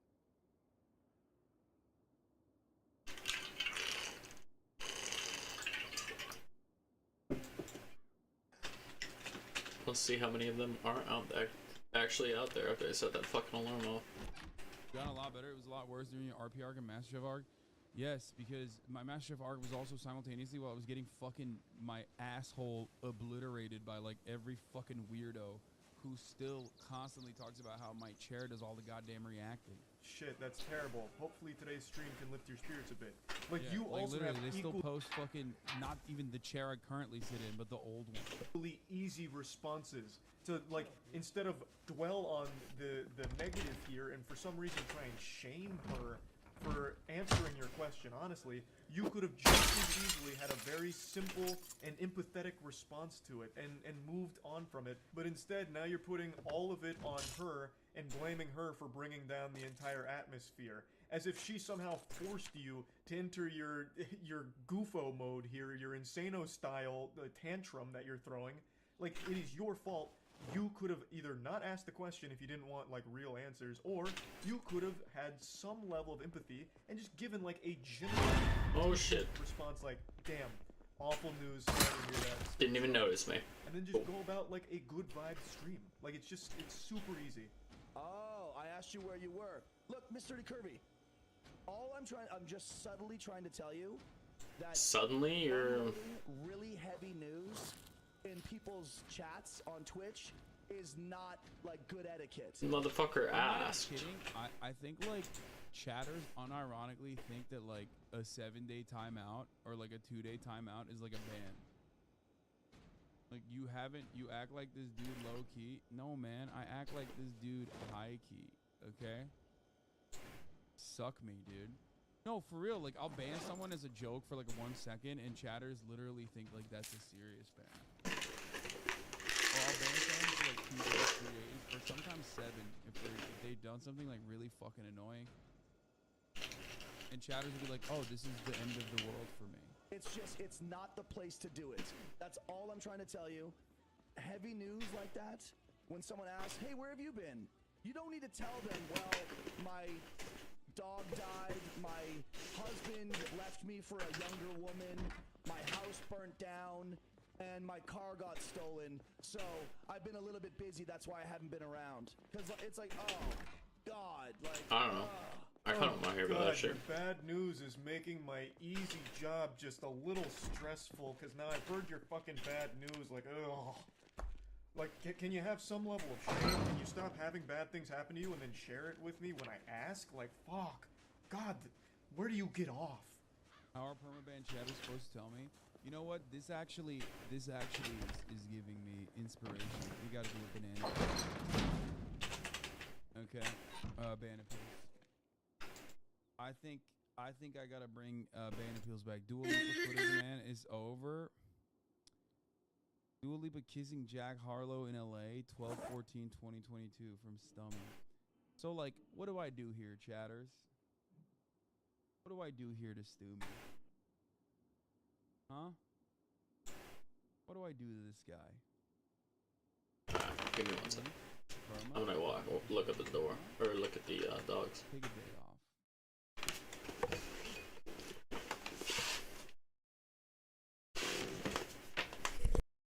Fucking asshole. What a stupid perspective, bro. What are you talking about? That's not even what they did. You asked them a question and they gave a simple response to it.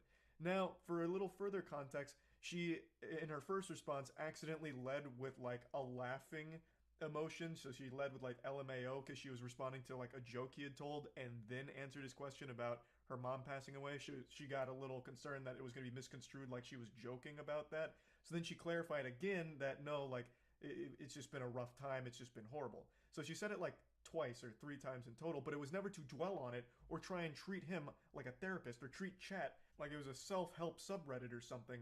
She just answered his question, but didn't like her first answer because she thought it might get misconstrued. So then just said like, no, it's just been bad, and that's where it was. She didn't try and like keep pressing it further or anything. For some reason, he did. He took it and ran with it and made it an overwhelmingly negative thing, and then shamed her publicly in front of the entire community for it, which is so fucking weird and terrible thing to do. Now, like I said in the very beginning, I do understand the perspective of not wanting your community to treat it like it's like a therapy session where they're dropping really heavy things. What's your band? What your bands look What like? I've noticed is every single person you ban is usually not a warranted ban. You have no idea what you just said. Wait, what is he reading? Culture of Critique is a very famous Nazi book. Oh, I didn't know that. Why Did you must know that, Pokey? Why must you do this? I didn't know No, that. I just thought it was funny that you were rolling Hassan. I didn't know. See, she didn't know either. I didn't know. I'm sorry. I didn't know. What I've noticed. It's always like that. Remember when Ray was on the stream in New York and I was like doing ban appeals or whatever, or I was like yelling at chat, and she was like, "Wow, you really? Maybe you should do a full blown amnesty day and like unban everyone." And a Turkish chatter chimed in and was like, "There's Nazis in here, woman." What do you mean? She literally is like, that's part of the reason why I don't like raid everyone. You know what I mean? I raid like parties that I know, can handle it for the most part, even if they're small.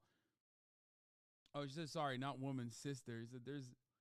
Said she'd unban everyone, and then the entire mod team had an anxiety attack. Like, yeah, and it's like, okay, it's just, oh man, there's a lot. We're talking about politics. There's a lot of fucking people who are just like, there are people that are banned that are just fucking sitting around in here. It's awful. Yeah, I would say at any given moment, there's probably like 1,000 people who have been banned who deserve to be banned by like every that just kind of sit here and like wait to clip shit. You know what I mean? Kind of sit here to wait for a moment that they can like catch me slipping or whatever. And then there are a lot of people in here that I would say I've banned that have changed their perspective, who are waiting to be unbanned, and oftentimes we do unban them eventually. Whenever I do like my yearly ban appeal or whatever. But yeah.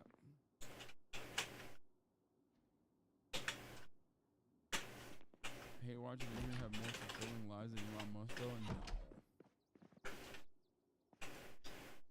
Have you always been fast at reading, or have you learned by doing this? I'm pissed poor at it. Yeah, your yearly 20 ban appeals, we go through them sometimes to get the easy ones. Yeah. Anyway, let's continue. What's going on in their personal lives into the Twitch chat, or asking you to solve the problems for them. I do agree that that is just not the time nor the place, and that's not going to help the person either. That's not going to help them or anyone else around you. That needs like professional help and someone to actually be there and qualified to give real helpful advice to that person that's struggling. And Twitch chat is the last. Now she avoids you. She unfollowed you. I'm almost certain. Like okay, you want to know? Let's see. Who is this? Finish God of War weird champ. Okay, never mind. I thought this guy was like a band chatter. I mean, this person probably is a band chatter. But I don't even know who the fuck this person's talking about. But I think I know. Okay. Well, are we watching the video? Holy fuck. Yeah, bro, we already watched the video. I already gave you the commentary on the video. Now we're just fucking around looking at chat, talking about it's that one freak from Twitter probably. Which is weird because like, yeah, him being a gaming frog actually saved him. But unironically, my ban culture I think is very valid. You'd want to go for anything real. So I do agree, like that is never a good case, like that's never a good situation to be in, but that's not the situation this streamer was in. He had asked a community member that he knew a question, and it was a personal question. Where have you been? I'm waiting for your answer. And they explained, well, it's just been a bad time because her mom died. Yeah. And that's it. She didn't like keep going forward about it, like to try and like make it all about what she's going through. She just answered his question point blank. And for some reason, he went off the rails about it. Like, you know, like, if someone asks, like, hey, what's up, where have you been? And it's heavy, just be like, I had a bunch of What the fuck is this? I've never watched Hasanabi. If Ahmad sees this, please unban Racky Jacks. He's a friend, not me, for sure. And I've heard he's very sorry and will be a better chatter, I promise. I mean, he promised. Are you fucking... Wait, what? Who is this guy? Cum guy? What? I have to look this dude up. I'm sorry. Dude, what the fuck?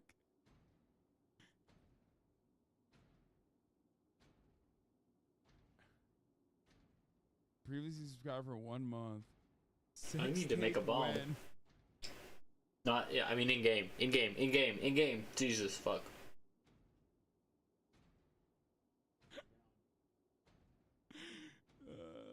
I think he's like probably got banned for Islamophobia. It seems like maybe. 30K Andy had a conversation with a congressperson. I said slavery, you say sorry. Slavery, sorry. Define white people keck. Sausage Big Hoss is taken in the center square 2 times in one stream. What? All Muslims are good and innocent. Can you though? Mia Khalifa. It was an assumption. It's Hassan technically Muslim? I got called a communist fuck for saying good guys with guns don't exist. I know this guy, and I will say I've been in chat where she dubs her issues often. This video is very one-sided, and he was over her drama. She would start all the time. I'm not trying to be biased, but she's blown it out of context for sure.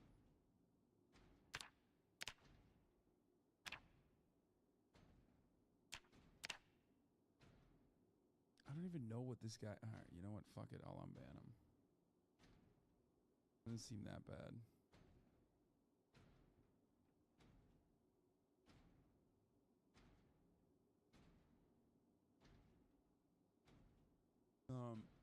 She runs the Hasanabi posting account on Instagram that I repost sometimes. shit going on, so I've been lying low for a little while. Got it. That's it. I'm not trying to rip you a new ass. Yeah, not trying to rip you a new ass, just trying to embarrass you in front of the entire stream. The lack of self-awareness here.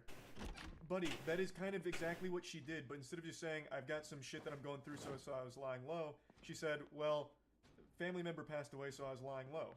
That's it. She didn't... Even if she, like, trauma dumps regularly or whatever, like, I think he just came across really bad. He could have just, like, publicly... He could have just, like, silently banned her. You know what I mean? If she trauma dumps all the time, you have, like, 30 members in your fucking community, in your audience. Just, like, wait until the end of the stream and then ban her. You know what I mean? Like, why the fuck? Or just like, say, hey, I'm sorry to hear that. My people, I'm home. I'm a top 2%. Not to sound fucking fake and shit.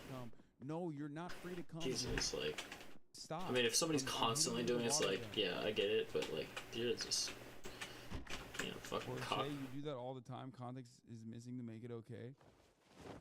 This guy, what the fuck? Motherfucker literally came back and immediately was like, I'm the cum guy. This is why you don't release them before rehabilitation. I don't think he we don't know anything. We'll see. Maybe he won't do it. But I might actually fucking ban you again, dude. Come on, Hossie, you can't unban cum guy and be surprised when he comes.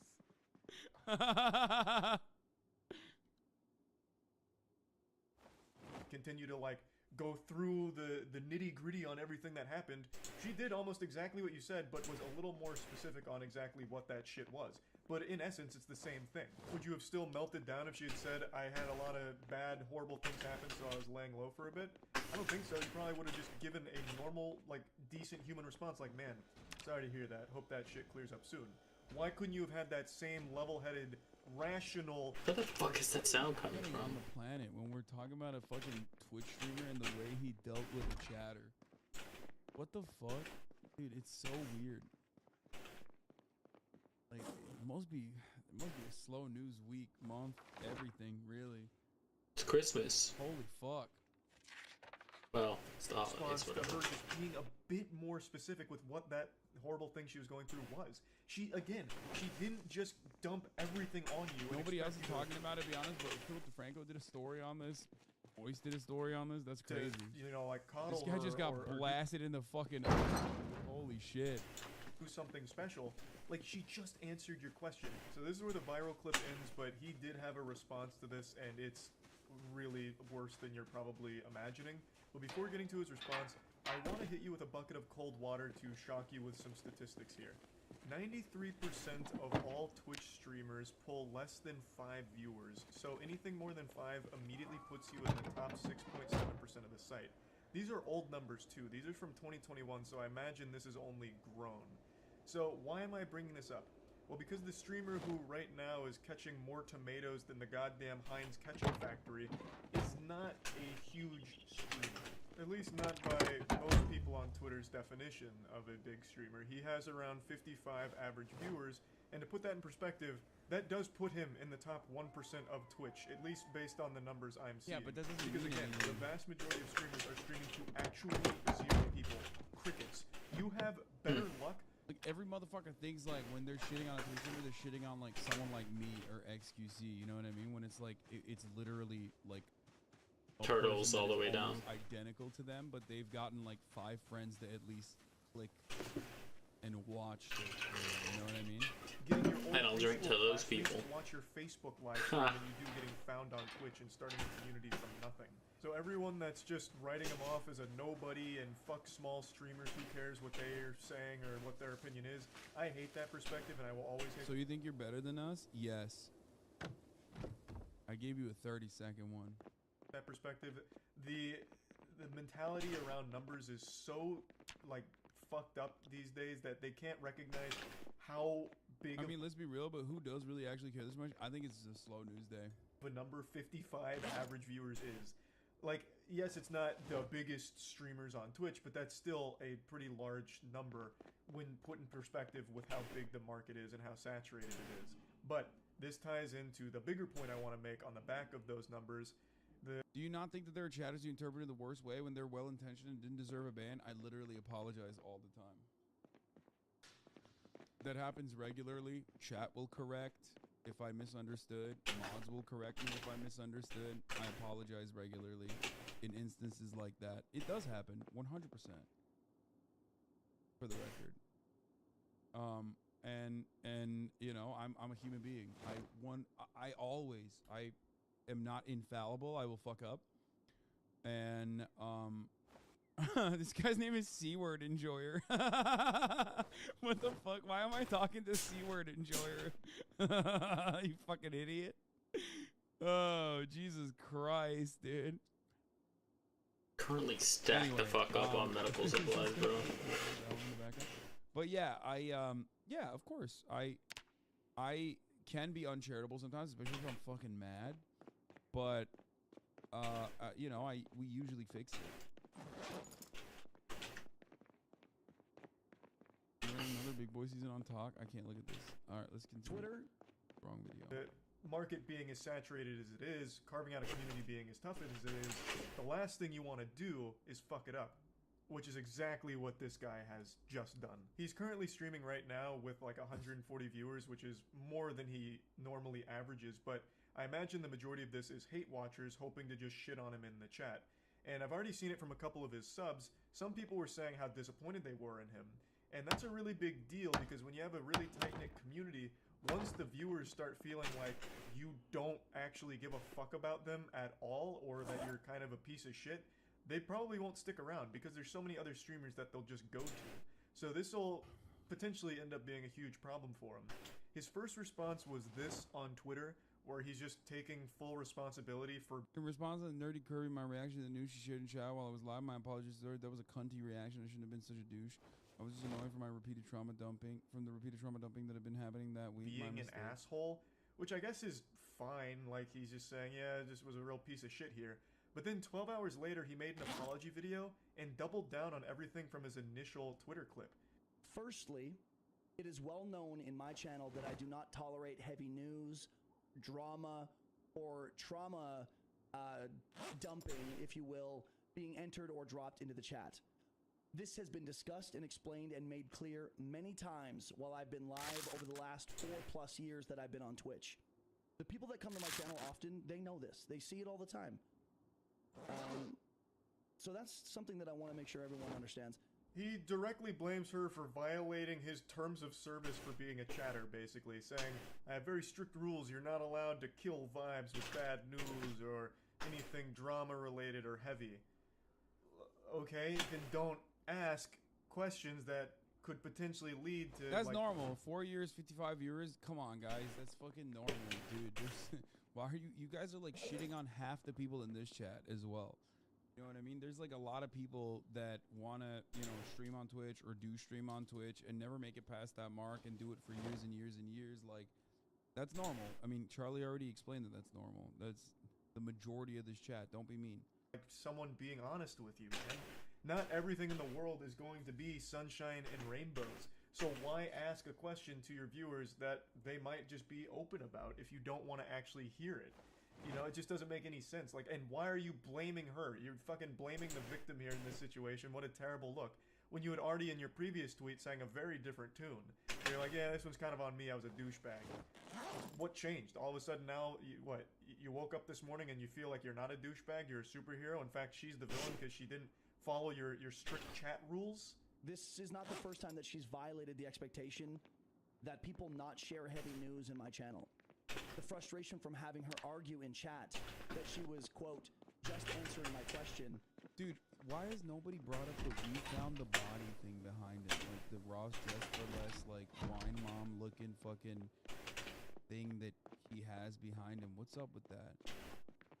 I don't know what the fuck that is. Lamau streamers build? Yeah, bro, I saw the streamers, okay?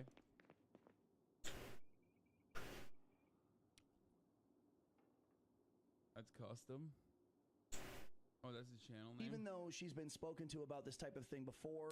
Calling this an apology is a disservice to apologies. He is literally just justifying. That's what we was just talking about yesterday, how we almost gave up streaming if it wasn't for Will's encouragement. Okay, and yours too, I guess this motherfucker said only Will's encouragement.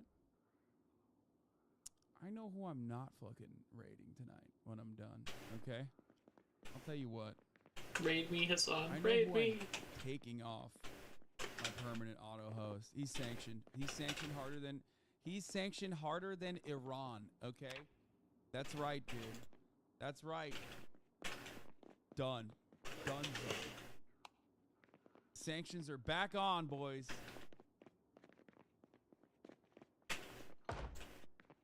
Who said that I'm banning them in Nezua's chat? In total shutdown. His reaction and saying it's all her fault. She violated our expectation of her in chat and said she has a history of doing it. And in her statement, one of her twit-longers, she clarifies a bit deeper on what he's talking about. And he's pretty misleading with the way he portrays what happened here. Again, you asked her a question, she answered it. So the quote, I was just answering your question, is very accurate because that is all she was doing, man. Frowned upon. Dude, I'm getting follows right now. From Joe JCKS. Bro Chacho, welcome to the channel, dude. Thanks for the follow. Yeah. He even acknowledges that maybe he should edit that out and then decides not to. He should have edited that out. Respect, dude. Nah, fuck that. He's like, dude, I'm fucking caking right now with this hate train. Let's go, bro. Chacho.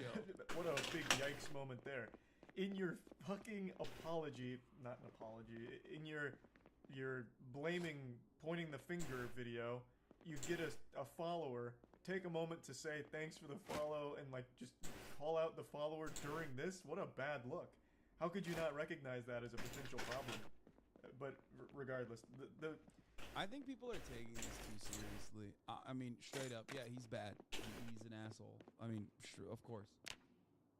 But I do think that like the punishment, well, it's not even a punishment. I guess no one is like really fucking that upset over it regardless, but like it's just like, you know, he's fucking getting getting roasted by the fucking moist man, dude. It's just I mean, holy shit. Getting roasted by Mr. Moist Meter himself, Mr. Charlie Penguinzo himself. I mean, fuck. The actual video he has made here is not a good response. It is somehow... Guess I found out who I'm rating after this stream instead of Nessa. You know what I'm saying? Even worse than the initial one with the doubling down and trying to justify it. Like, just have an obvious common sense level-headed Shit, I response. thought I had 2 of them fucking torches. I shouldn't have done that. I don't even know what I was thinking. I must have just been in a bad mood. Like it was just so easy to move on from this. But instead, you doubled down. And now you look real silly for it. That's about it. So, yeah. It's just the classic. Too many people think they're celebs, and in reality, very people should have anyone listen to them. Yeah, I mean, I agree with that. What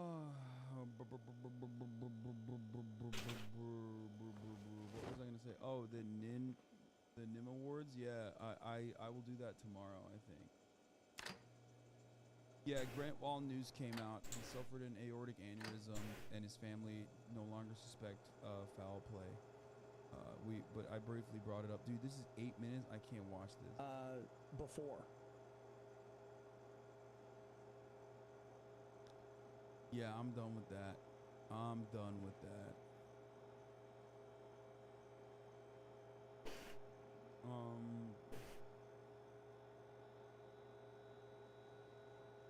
The fuck is this? A mall. Oh, I like this guy's channel. The mall cop who exposed a 10 million counterfeit empire. Okay, I'm not gonna look at that right now. I think.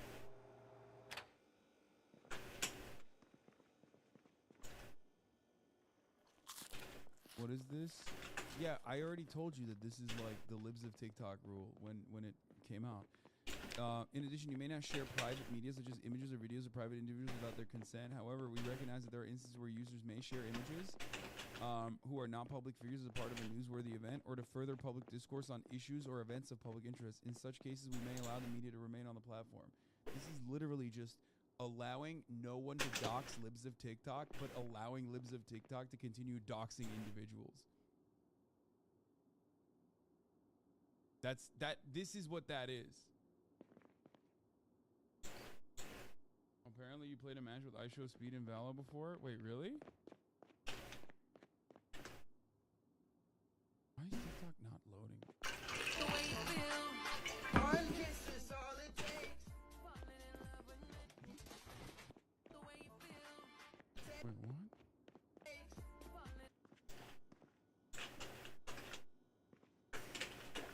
Wait, what is this?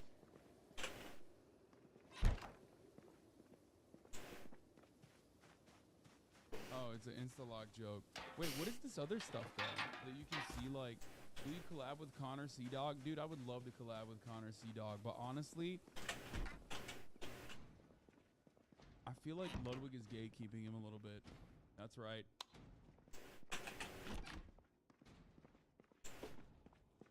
I think Connor Dog Virginia is a wonderful person. I've even lowered the amounts of anti-Welsh jokes that I make, specifically so I can appeal to Connor Dog Virginia. And to be fair, it hasn't worked. Yeah. I'm not making any Welsh jokes. I'm like in favor of Welsh independence. Okay. I make a distinction. I say they're not British all the time. You know the thing with the Welsh, at least they're not English. I agree. Honestly, that's an aspect that I value. As a matter of fact, I value that. Get a pet sheep, he'll arrive on his own. Connor Dog Virginia talking about you yesterday. Never lie, steal, or cheat. But if you must lie, lie. Oh, wait just a second. What are you saying? What are you talking about? What is it relevant? It's like a classic toast. It's like a speech.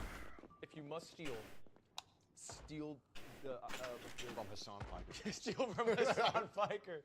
No! Okay. Ready? Yes. Yes, Jeff.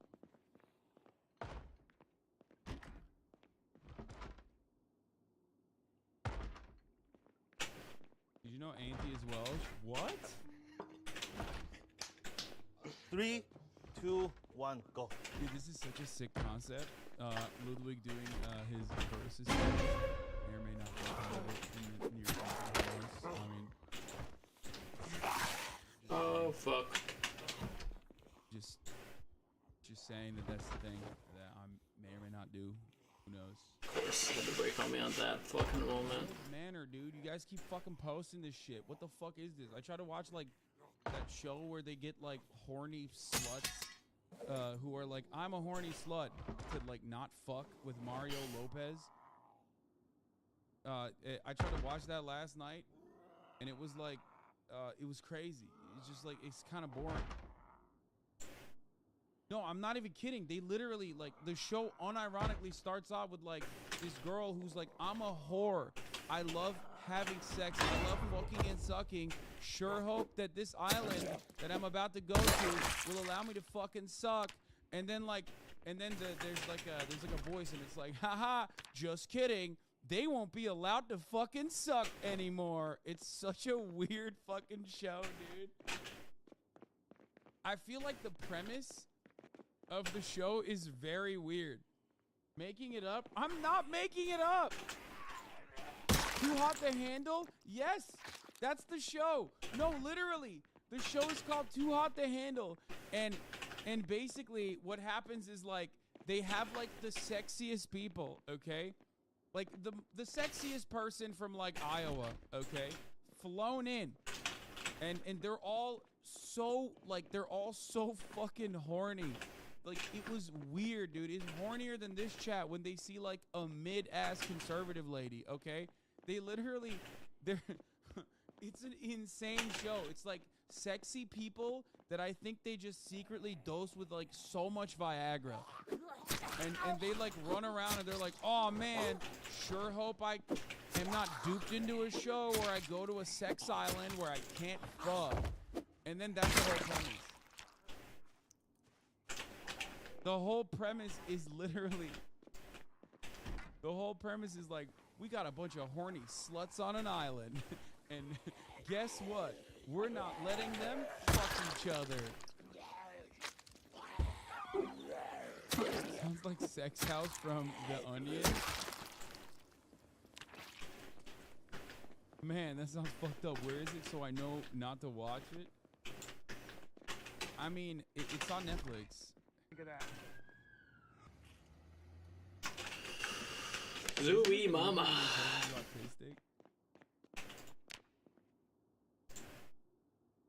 As well. Here's the trailer. Oh yeah. This retreat is full of the sexiest people in the world. Yeah, see, I wasn't lying, dude. Literally, this is how they build the show. You thought I was. Plenty of you probably heard me say horny sluts, and you went, Hassan. That's kind of fucked up. That's kind of weird that you said it like that. No, they literally are like, look at the show. They literally are just straight up like, these are horny sluts, and they want to fuck. It's insane. Little quesadillas? What's happening? I would rate myself a 10 out of 10. Bring that here, reel it in. This is literally heaven on earth. Cheers to sexy people. Oh shit, that's two. But with one naughty twist. I'm Lana. Got twist. There are conditions to your stay here.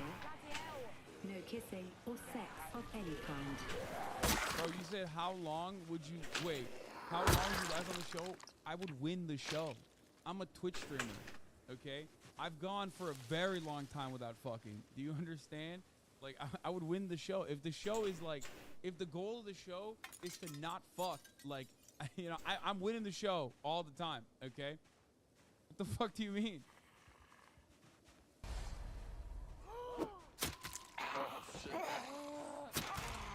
As if some robot is telling me I can't do anything. It's not easy to go an extended period of time without any sexual release. Think of your dad. This retreat is to help you gain deeper emotional connections. Is blue a real thing? We'll find out. Money will... Wait a minute.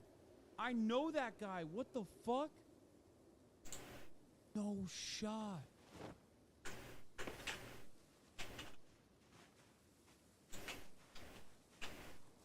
my god, this is like some fucking director dude from LA. Money will be deducted for any sexual activity. What? Wow. All we want to do is rip each other's clothes off. Not all of you have invested in the process. I really don't care. His name is Bryce, and he lived on a yacht and was on an old season. Yeah, he's a brother too. They like literally, I think they like bought a yacht and like filmed their life on the yacht or something. Prezzo moment. I don't look at him and just see sex. Maybe more can come from this. I don't want to break the rules. We're in sexual rehabilitation. I'm starting to look at the fish. Everyone's so horny. How many times do you think they say the word horny? Control ourselves. That cost me money. Oh, God. Time for growth. What are you talking about, bro? All we've got to do is just keep our pants on. Dude, it's so trashy. I love it. But like, I honestly thought that it would be better. But I feel like the premise is kind of played out. You know what I mean? Okay, so this is Milk Island. Dude, it's always the same house. All these houses look the same. What is there, like one architect for these shows? This is like the only architect in the Caribbean, okay? There's one guy. Every island you go to, doesn't matter, Dutch colony, British colony, doesn't matter, same architect. This is the Coomer architect, bro. Life has given me some curveballs. I think it's my time to find love. I was married for 14 years. I want to get a chance to do me a little. Young men have much more energy. They think out of the box. I want that, especially in the bedroom. What? I am in this amazing, beautiful mansion here in Mexico. This is a perfect place to find love. Welcome to the villa. You're about to embark on a dating experience like none other. Let's go! I have an extremely high libido. Is that too much saying I have an extremely high libido? Should I just say high libido? Ladies, where's all the men at? MILF Island. My house every time Chatter gets acting up, dude, and then your mommies are here. Fucking right, straight, dude. Connect with somebody who doesn't care how old I am. There better be some fucking cloth in here.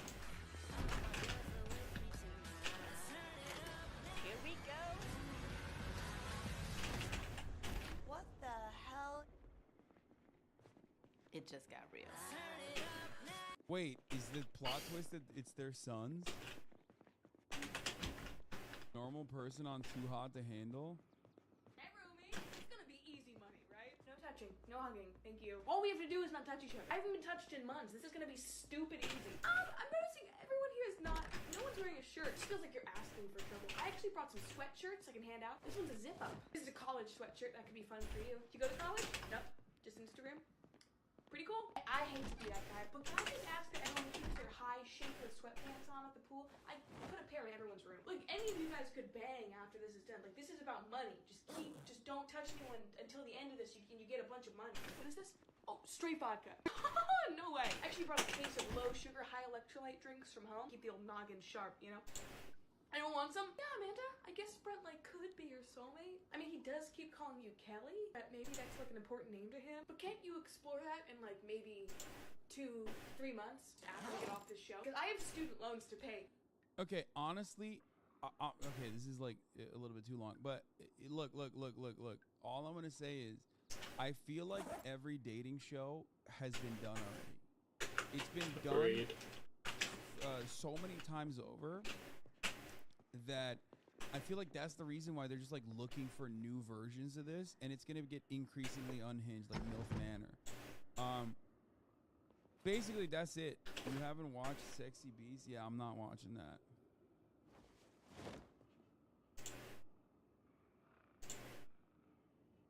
I think they made this joke for you. A young gay couple in Armenia posted a photograph of Why the can't I? captioned "Happy Ending" before jumping to their deaths after the two men's families didn't accept their relationship. Uh-oh. 4-2 for the Turks. Oh god, that's pretty messed up. These two had just. Come on, bro. Come on. Bro, Rainy draws a lot. Thank you for the 10 gifted subs. I'm not laughing at that. That's a bad joke.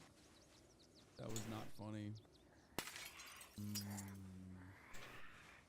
That gay show was peak. You can't stop. You can't top that. You watched with Tabs, the Adam Friedland show? I have not, but I mean, I have no issues with it. Did they do a Christmas Ghost of Christmas Past special thing? No Dilf Island, 10 divorced dads on an island with hot young women? Yeah, because if they did that, literally the show would get canceled after episode 1. Every single one of the divorced dads would be like, every single one of the divorced dads would be fucking screaming anti-Semites.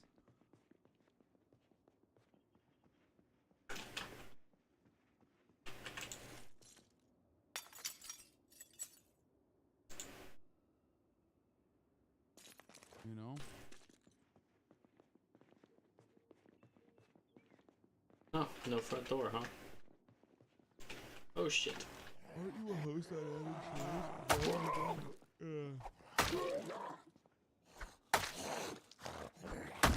Beyonce? What the fuck is this? She's an all-American girl?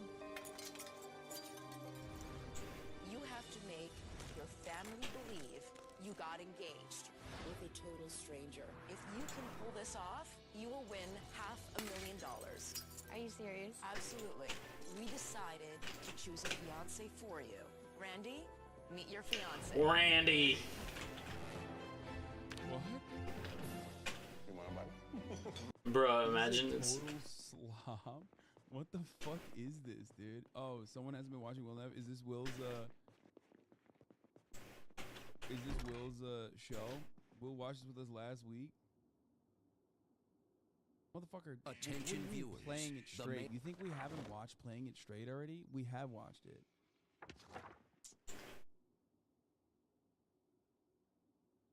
Holy shit. I have a headache. What the fuck?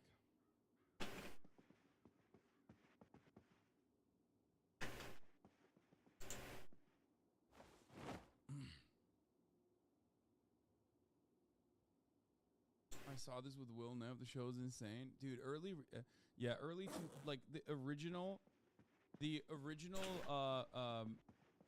Screen or what was it? The fucking Writers Guild.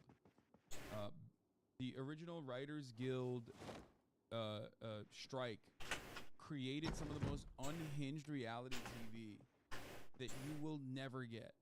Like basically, when the Writers Guild went on strike across the board, no more. All of a sudden, you didn't have any, scripted television, right?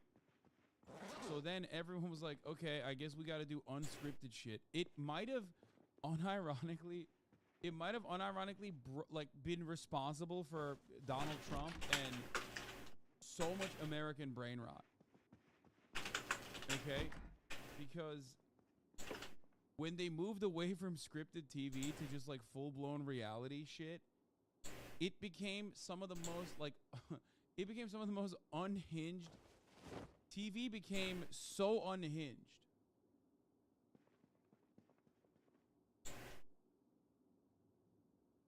You said we watched Love Island a few months ago? I mean, yeah, but I don't know. That's like too aggressively copyrighted, no?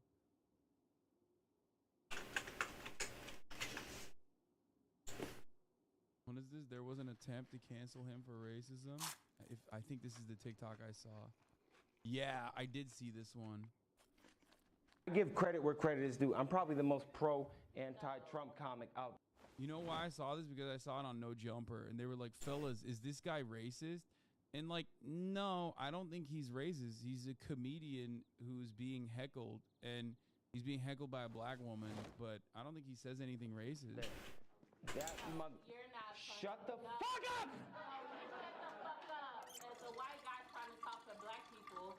I'm not. No, you're not. What are you upset about? It's not me. No, and shut up. Any black person ever tried to laugh at his fucking jokes? No.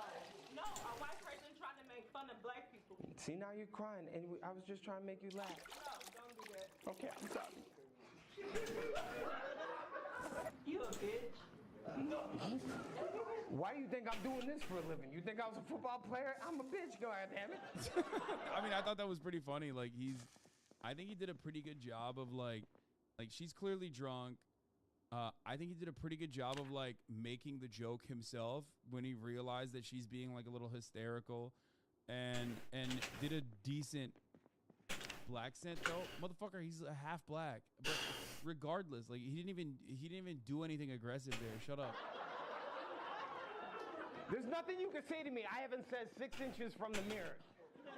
You're the first name going in my suicide note tonight.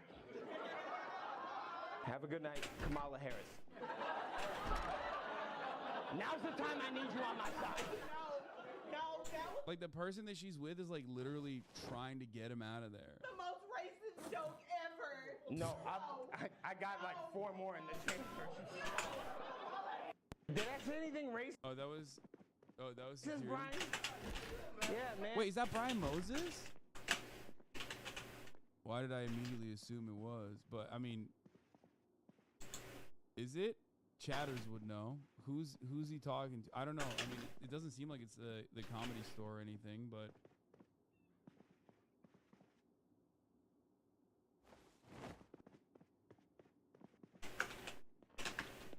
Need a painkiller, so I'm all fucking bandaged up. Brian is my one Asian friend. never mind, it's not. That's not racist. It would be racist if I had no Asian friends. What are you doing to stop Asian hate? You assuming it was the one Brian based on his name law? Well, Brian Moses runs or used to run the roast, but it's not. It doesn't look like the Comedy Store, so maybe probably not.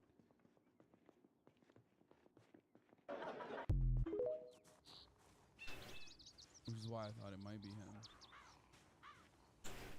Or I thought that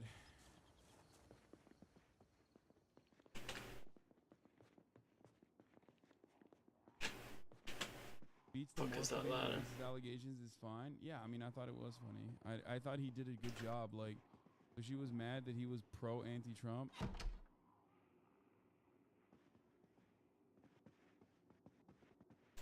Apparently, it was a joke about his dog Cupcake. Something like, my dog loves people but hates other dogs. If I'd known when I got him that he hated his own kind but loved his oppressors, I would have named him Clarence Thomas. That's what she got mad at?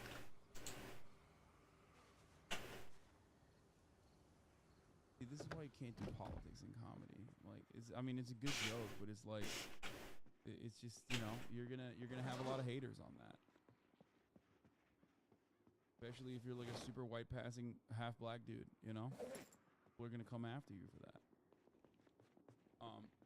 Because anyone who understands that reference is like politically brain rotted, and anyone who's politically brain rotted will use not laughing at jokes as like a marker for how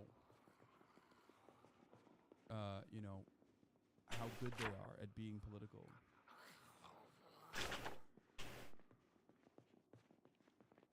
The Kamala Harris joke was like the least funny joke out of everything he said. I think the best part was, I'm a bitch, I'm a comedian. Like, I'm not a football player. I think that was really good. He deflected it so expertly. You know what I mean?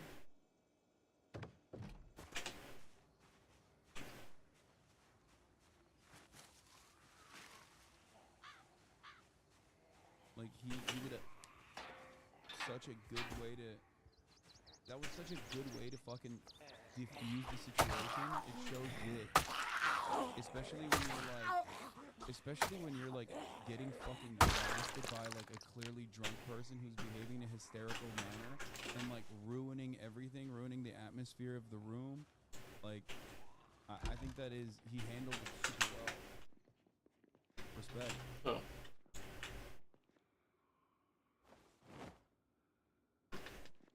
You know? Good for him. I did see that.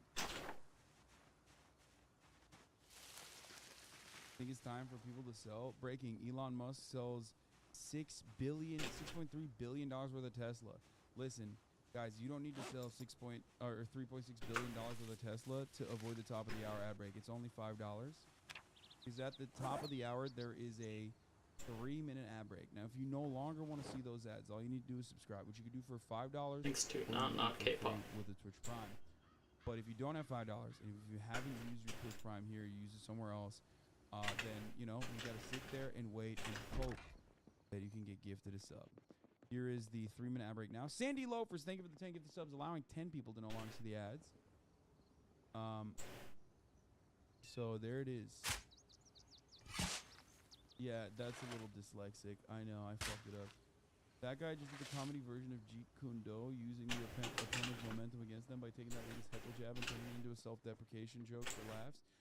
No, I mean, that's how you deal with hecklers usually by fucking shitting on them. And I think it's oftentimes, like, valid to do that. However, he didn't even do that. He actually did it into a self-deprecating manner. Like, you don't usually see that. Oftentimes people consider that to be valid.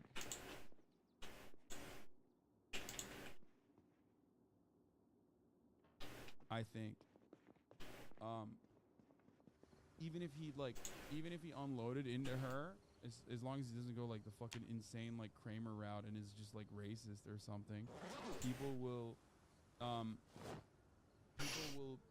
usually consider that to be valid. Bro, you're going to a comedy show. Like, come on. You're going to a comedy show. Like, you're gonna be offended. I'm sorry. That's why it's like everybody in here understands and laughed at fucking Elon Musk when Elon was trying to make it seem like there were woke people in the crowd. You know? Like people were upset. Like, dude, it's a Dave Chappelle show. No one is fucking woke there. Like, the expectation is that they want to hear they want to hear Dave Chappelle jokes. You know what I mean? So, what is the Suburb Welcome to our Olympics? first annual Suburb Olympics. Here are some of our contestants ready to get this one started. We are excited to be here and see who will be able to achieve a gold medal in this Olympics. Starting off with N-word restraint, we have Leela Menigo from the Canadian suburbs. One of the top suburbans looking to get the gold today. I'm looking forward to how he handles this. Dude, this is like, I mean, let's be real. Twitch chat loses this like in every other community. May I help you? Yeah, I'm just looking for my, my box, but I think that is mine right here. They delivered to the wrong address. Pick it up with USPS. Get off my property. Nah, I'm saying that's literally my box. Say my name. Yeah, and you're trespassing. Get off my property. Take it up with USPS, like I said. Bro, it's literally not that serious. Let me just get the box, bro. No. Bro, what's with it with you people? Ooh, and I'm not sure about that There's one. just no talking to you. Talking to what? And here it is, the big moment. Urban people. Oh, okay. Man, I'm about to go. Hey! Watch out, bro. And there it is, the famous N-word. He's definitely not going to be taking home the gold with that one. He's going to have to rethink his strategy next time. Canada is definitely not happy with this one, considering they were considered a favorite in this round. Next up, we have Desmond Johnson from USA Suburbs. Now, we know that the USA Suburbs is some of the most racist suburbs across the world. Will he be able to take home the gold in N-word restraint? He does not look like a strong candidate. No, you get your goddamn ass out of here! And there it is, not even 5 seconds. The Americans are ruthless as usual. Racism is running amok out there. They definitely are going to have to find a better way to hold that racism in. It is getting blatant. Right off the bat, Desmond Johnson is eliminated. But I can't say we expected much from him. And a world record has been set, ladies and gentlemen. Mark Phillips from the Sweden suburbs. Not too many people know a lot about the Swedish suburbs. They are a sleeper, but we're gonna find out today how good they are at refraining from racism. What are you doing? Oh, what's up? The special mailman brought my package on accident. You know, Okay. I live next door. Well, you're trespassing, and I don't know if you know, but that is a federal crime. I just want you to know that. I understand that, and I apologize. I'm here to get my package, and I'm gonna be gone. No, I'll return that to sender, and you can get it from USPS next time. So just why would I let you return get it? off of my Right property here. right now. I'm telling you, realize. No, you aren't gonna do all that. I'm gonna let you know, right, Demetrius. Listen, Nigga, my name ain't fucking Demetrius. What are you talking about? He's looking like he can fold right here. I thought it was Demetrius. Why would you think my name was Demetrius? Whole time, you know. Man, you want some No, bullshit. whoa! Hey, look, I just want to let you know. I want to let So you know. what, you finna call the cops? No, they're already called, buddy. I was just gonna call him again. No, a twist sticks to landing. I called before I opened the door. But I just want to let you know, I am the neighborhood watch captain. I don't think you know who I am. Man, you on some bullshit, bro. I'm finna go. Oh, okay. No, just go ahead. Carry on. I will. Oh, okay. And this is gonna be the point right here, and amazing. Truly a stellar Sticks to landing. Nothing less expected from the Swedish people. We don't hear too much about racism in that country, and they are proving it here. Okay, that's so wrong. Oh my god. What do you mean? Today, Mark Phillips has our first gold in the Suburb Olympics. Let's get to the next round. I guess it's because he's not Muslim. And with this event, we have racist dressing. And we love it. They are giving it their all right off the bat, starting with Lila Menigo with the fit, looking racist as ever. The glasses are a nice touch with the American flag on his hat. And he turns around. The Blue Lives Matter flag, really big, printed on the back. Lila Menigo is definitely doing his job here in the suburbs of Canada. He is definitely a racist. That's going to be hard to follow, but we have Benjamin Skinner. And right off the back, a blatant performance to start. With the American flag across the shoulders, on the shirt. I don't know if we've seen this before, ladies and gentlemen. With a blend rest of a fit, he knows what he's doing. Wait, the glass. This man is racist. This man is racist. He's definitely in the lead at the moment. All we have left is Desmond Johnson. I'm not sure how he's going to follow that performance. Ladies and gentlemen, Benjamin Skinner has done something that many people cannot do. And Desmond Johnson comes out. He looks pretty basic. I'm not too sure why he put on this fit. This makes his suburbs look not racist, and that's not a good look at all. He turns around, and we see he is in fact a racist. United we rise. Wow. That is Desmond Johnson. Always a twist.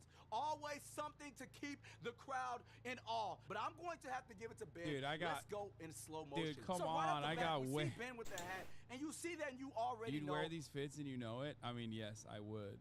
But He also, could be racist, but you're not completely sure. Your eyes scroll down just a little bit, and you see he has a I got way more racist fits, bro. Come on. shirt on, and you know he probably has a racist stylist helping him put these clothes together, and that is what you need, ladies and gentlemen, to bring home the gold.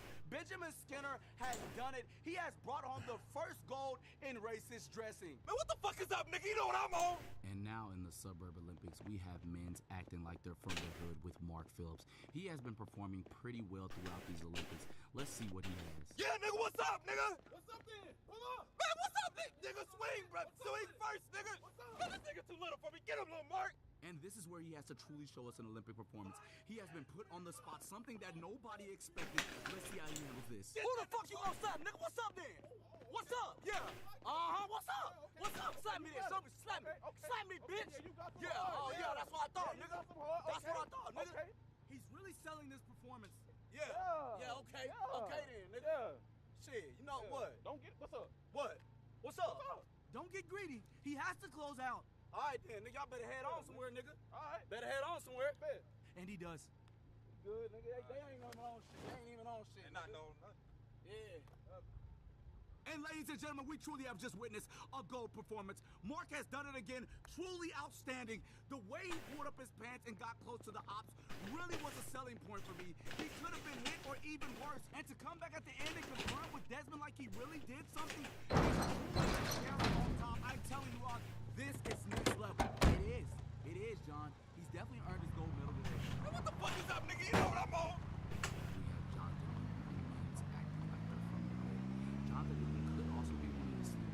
Let's see how this one plays out for the Poland interview. Yeah, nigga, what's up, nigga? Swing first. Man, this nigga too little for me. Get this nigga little. What's up? Get that nigga. And he came running full speed in the opposite direction. His bluff was called, and he's in the win. And next up, we have Olympic police calling.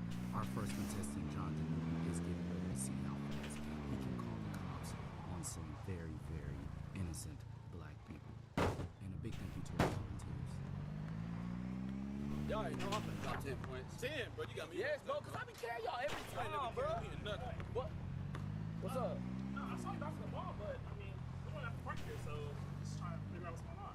What? There's a court down the street, bro. What you mean? We walking to it. Oh, I mean, Well, curfew's coming up, so y'all might as well just head back. I know you don't have cars and nothing. Curfew? What? You don't have cars? Ain't no fucking curfew. You got going on so Okay, well, that's fine. That's fine. I've already called the cops, so it don't even matter what you're saying right now. Y'all might as well stay right there and don't even try nothing because it's recorded right here. I'm just saying. I'm staying nowhere, bro. I'm just saying. So, I mean. Performance from the Suburban Man. He handled that really well. Called the cops before he came out, and I cannot be mad at him. I'm not sure if that can be easily topped. Everything he did, he hit directly on the nail. Amazing. And a big thank you to our volunteers. Carry y'all. You ain't never carry y'all. I'm not sure where our next contestant is. That's what I'm saying. For real. Hold it, guys. Hold it. Oh shit, the cops came before him. What is this? Y'all already know I'm finna drop 10 points. 10, but you got me. Everybody, I don't know, maybe not everybody, but there's always been a situation with basketball.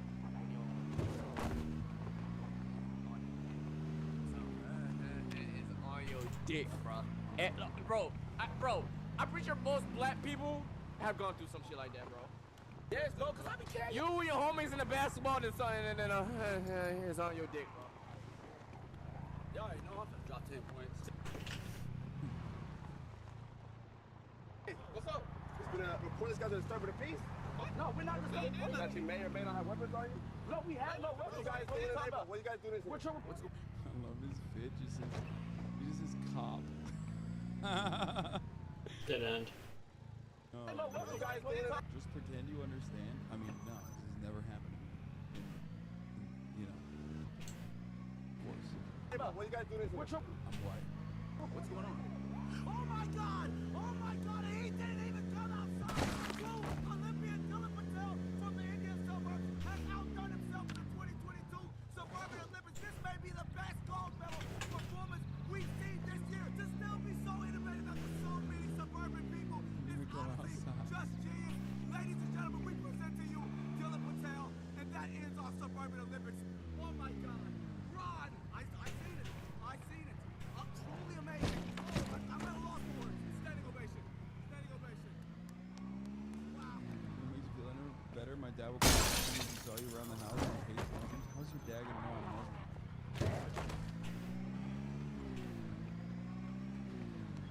Wow. One, two, three.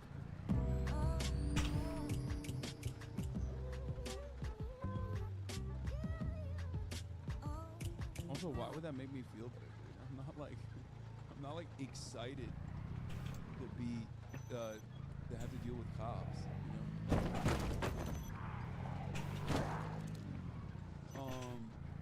That was good. That was one of my. Why do white people love telling me about their parents' racism? I don't know, because like, why do people love mentioning that they have racist relatives? I don't know. I think it's like a way to distance themselves from it. You know what I mean? Where it's like,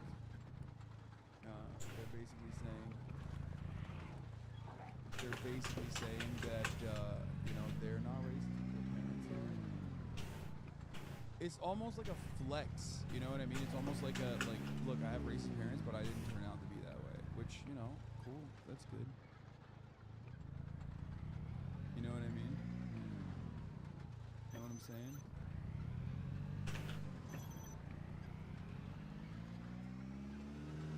But people love telling me they used to be white nationalists.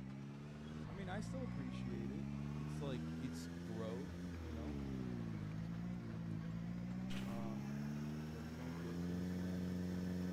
That's white though, too? Yeah. Well, my mom and dad are whiter than me, almost. Yeah, they're super white. The only person in my immediate family that's not, like, very white looking is Jay, I would say. He's just very dark.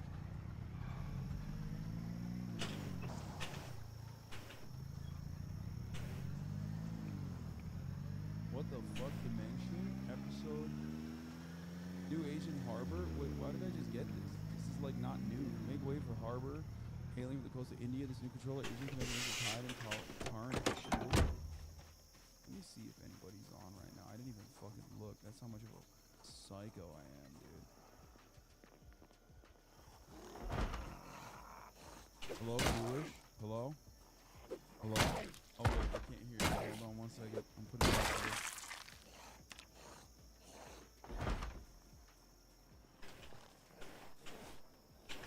Hello? Hello? Foolish, what are you up to? I'm in a match right now. You are? You're playing Valo? 3 to 5 right now. What's the score? 3 to 5? God damn it. Yeah, kind of in there deep. Okay. Do you want to play after? Yeah, sure, I'll be down. Okay. That's cool. That's cool. All right. Do we have a stack or? I just work here. Okay. All right.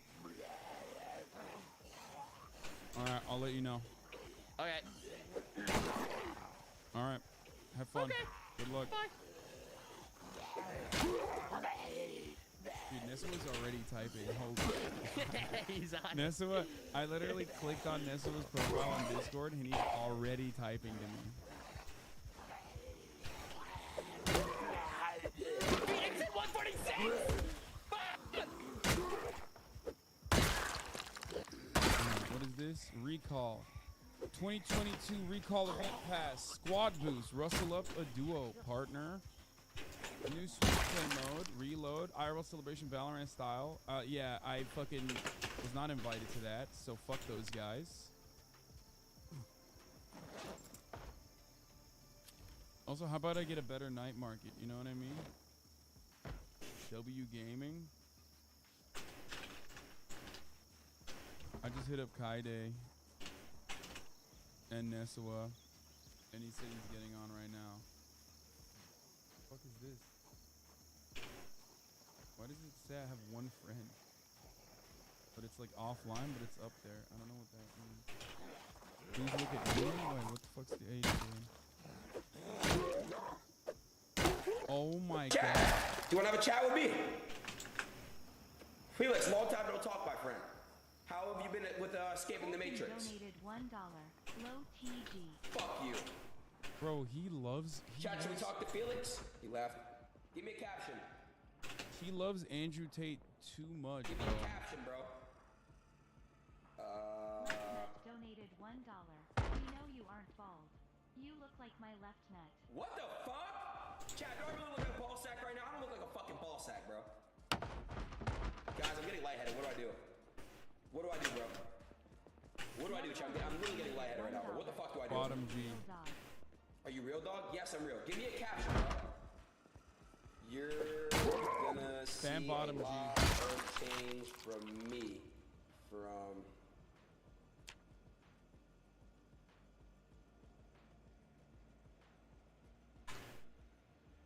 There we go. I just made a tweet. Chat, I don't look like a ball sack, chat. I made a tweet. Chat, do I look like a ball sack, Everyone chat? go to my tweet right now. Now, chat, if you're from the stream, go to my tweet, and I want you to reply with something very nice. Don't be toxic to me, because I'm trying to tell you, you guys are my family. You're gonna see a lot of change from me from here on out. I'll tell you. Everyone go to this tweet. Sammy donated $1. I left you for Top G because I always knew you were Pudgy G. That's not the real Pammy baby. Chat, why do you guys think she left me? Y'all are weird. All right, let's read some of these replies. Citrus, are there any bad replies before I read them? Oh shit, hold on. I don't want to fucking... Okay, L, Pudgy. Stop putting in Boppy, bro. Argentina's gonna bust their asses, bro. Rip Twitch, what the fuck? Are you blocked by Aiden? No, but his chat is 80k right now. There's no fucking way he's gonna see me. You know what I mean?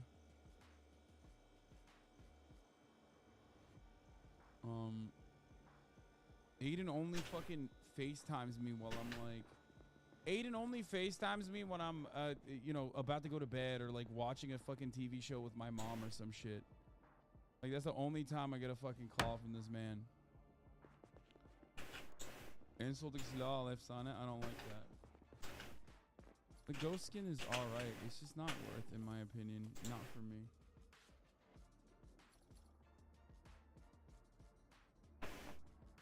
Wait, what? Yeah, Aiden,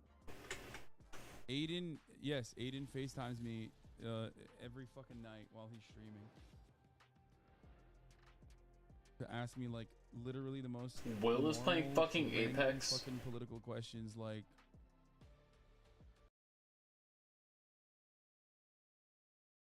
Easy is even if it's abysmal.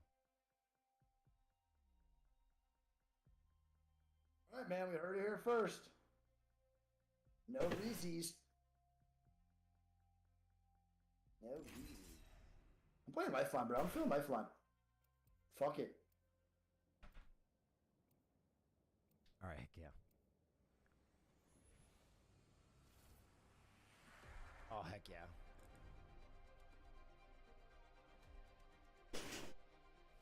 My fighter podcast or some.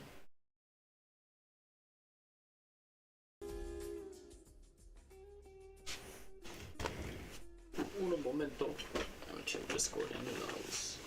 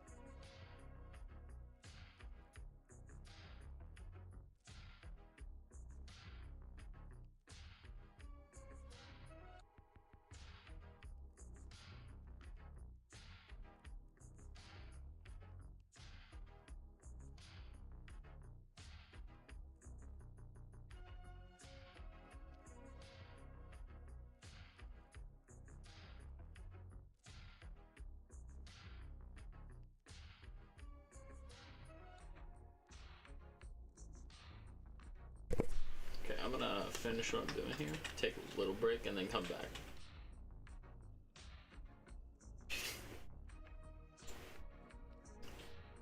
Right now I gotta get the fuck out of Dodge here though.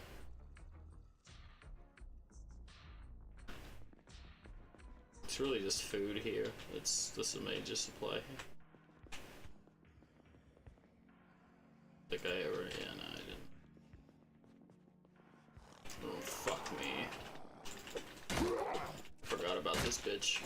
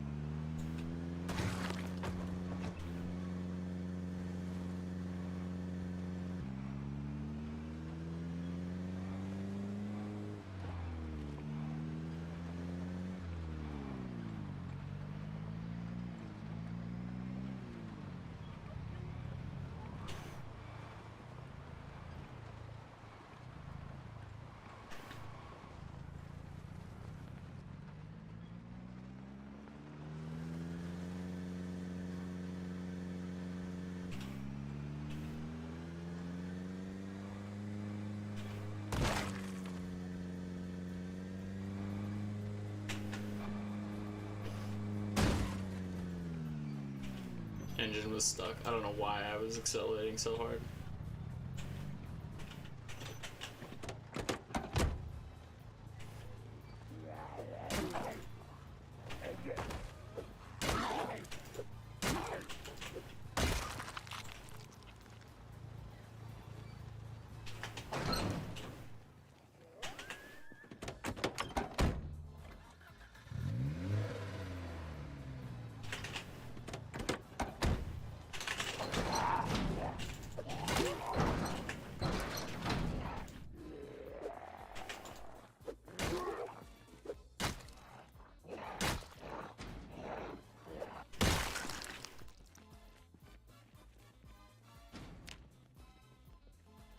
So much for sleeping.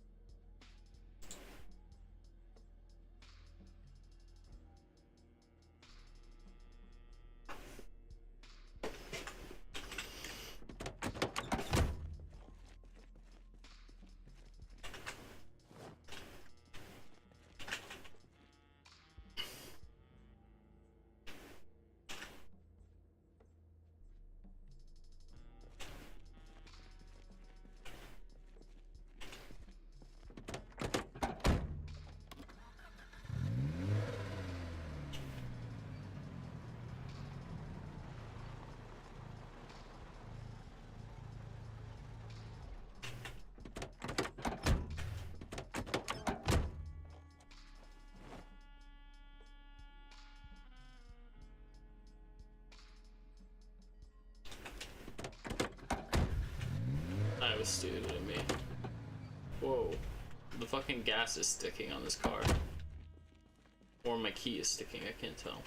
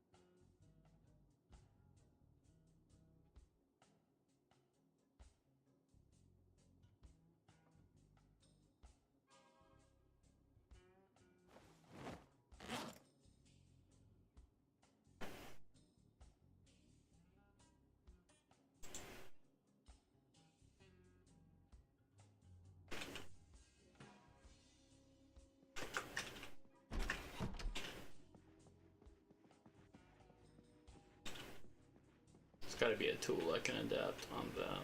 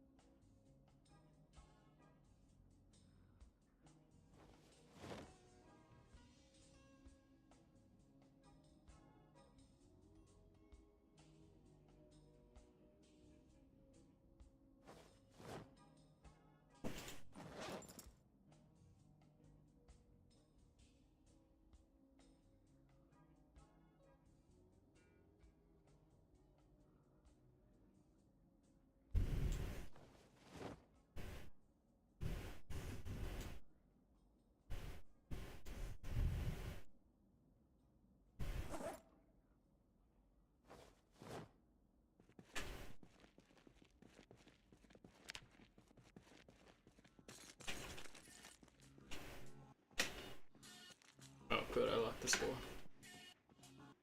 Okay, I think I'm gonna go have some dinner, and then I'll be back. I'm gonna go back to that secure room.